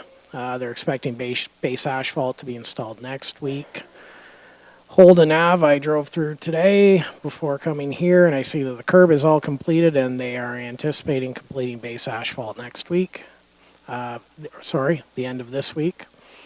2nd Ave in Simcoe, the curb is also complete, and base asphalt's to be installed by the end of this week. The Lynn Park area water main replacement project, which is Willowdale Crescent, Jackson Heights, East Street, and O'Rourke Avenue, they're working on their final restoration work in that area. Swimming Pool Road was the emergency culvert replacement there. The culvert has been installed. The road base reconstruction is ongoing. They're anticipating that by the end of today they would have had at least the base road put all back together. Anticipating base asphalt at the start of next week. And on all of these road projects that I previously mentioned where we talked about base asphalt, the top lift of asphalt is scheduled to be installed in this spring. So just so everyone gets their expectations set from this point, the top lift of asphalt will not be completed until the spring, which that means there will be ramping put around, some of the manholes and water main valves. You'll have those general tapers of asphalt up around those structures, and that will remain that way through the winter months. We are hopeful that this doesn't cause too many concerns with our ability to remove snow. Generally speaking, it doesn't cause a lot of issues, but what it will do is, in some instances, prevent us from being able to scrape that asphalt completely bare and clean like we might on other areas where it's completely flat across. So all that being said is I just want to get that out in front of everyone now so that they hear it now, and it is out there that is the way things will be proceeding at this time. And finally, the Waterford Wastewater Treatment Facility. The plant commissioning is ongoing, and staff are just working to get the biology there balanced so that we can keep going and get the operation up and running. It's being verified through some sampling and stuff like that, and we should be in a position to remove the development moratorium on Waterford very soon. So we will keep you all posted on that.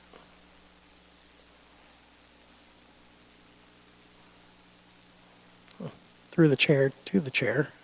There has been a development moratorium in Waterford ongoing for, I'm going to guess, back 5-7 years. Okay, well, I thought that had been lifted when the new construction started at the Villages of Waterford. I didn't know it officially hadn't been lifted. Yeah, through the chair, that it has not officially been lifted operationally. We have just not. We are now in a position where it's not really a concern. Okay. We just haven't officially cut that cord. Okay. Made me a little nervous. Okay, thanks. Bye. Councillor Martin. People only get one. I know. Just saying. It's not really a good news. Can I just ask you, while we're on the topic, Mr. Godby, to circle back, hoping for a verbal update with regards to Main Street in Port Dover. We have uneven pavement, and I think you were going to share some comments from engineering on that. And while I have you, is there any type of update that you can share with the public with regards to the clarifier in Port Dover? We had a press release that came out last week. Through the chair to Councillor Martin, with regards to the Main Street issue you're talking about, there's a section along the side of the road on Main Street where there's some ponding that generally keeps occurring there. What we have found is there's actually a sag in the curb line that was installed there when that road was rebuilt.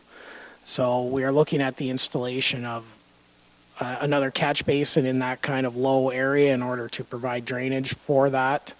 As well, we're looking at, staff are right now looking into how exactly that did happen, meaning like was this a design flaw in when that was engineered, or was it an error in construction, or how did we get to this point? Because if we had intended the water to be ponding there, we would have installed a catch basin there at the time of construction. You got it. Glad to hear that. I wonder if you could just specifically articulate any plans that our staff have to watch that spot and keep it clean. It's a massive, massive ice rink. I get calls and emails about it regularly. It's on Facebook. So until it's fixed, or when can it be fixed, is there some type of plan that staff have to just keep an eye on it for the public? They're quite concerned. Through the chair to Councillor Martin, right now we're looking at the installation of a catch basin. That likely will not happen until spring. So through the winter months and through the winter control season, we've already had conversations with our road staff and all their patrol staff in order to make sure that they pay some extra attention to what's happening in that area. Specifically, if you do get into a time where you might have formation of an ice spot there. So they are aware, and they will be keeping an eye on it to try and do what we can to make sure that it doesn't become any kind of hazard. And the second part of your, I thought we could maybe get away from it, but your comment about the clarifier, what that news release was last week was actually not the clarifier at that facility. It was one of the filter units that we had there. We had a structural failure on that. Right now, all that's essentially done is we put on the watering restrictions and taken the bulk depot out of service, just as we did back in the summer when this happened.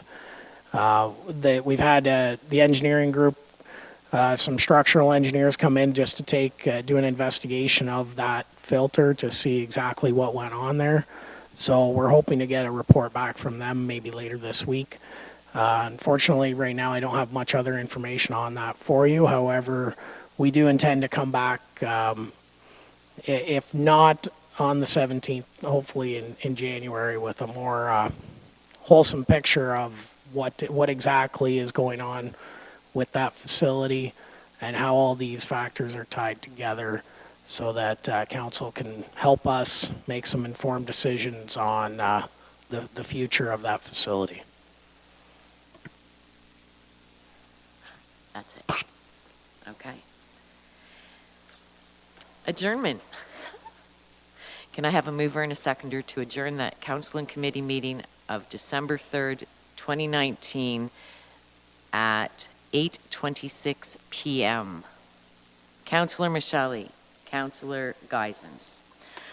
Any discussion about that? All of those in favor? That is carried. Have a good evening.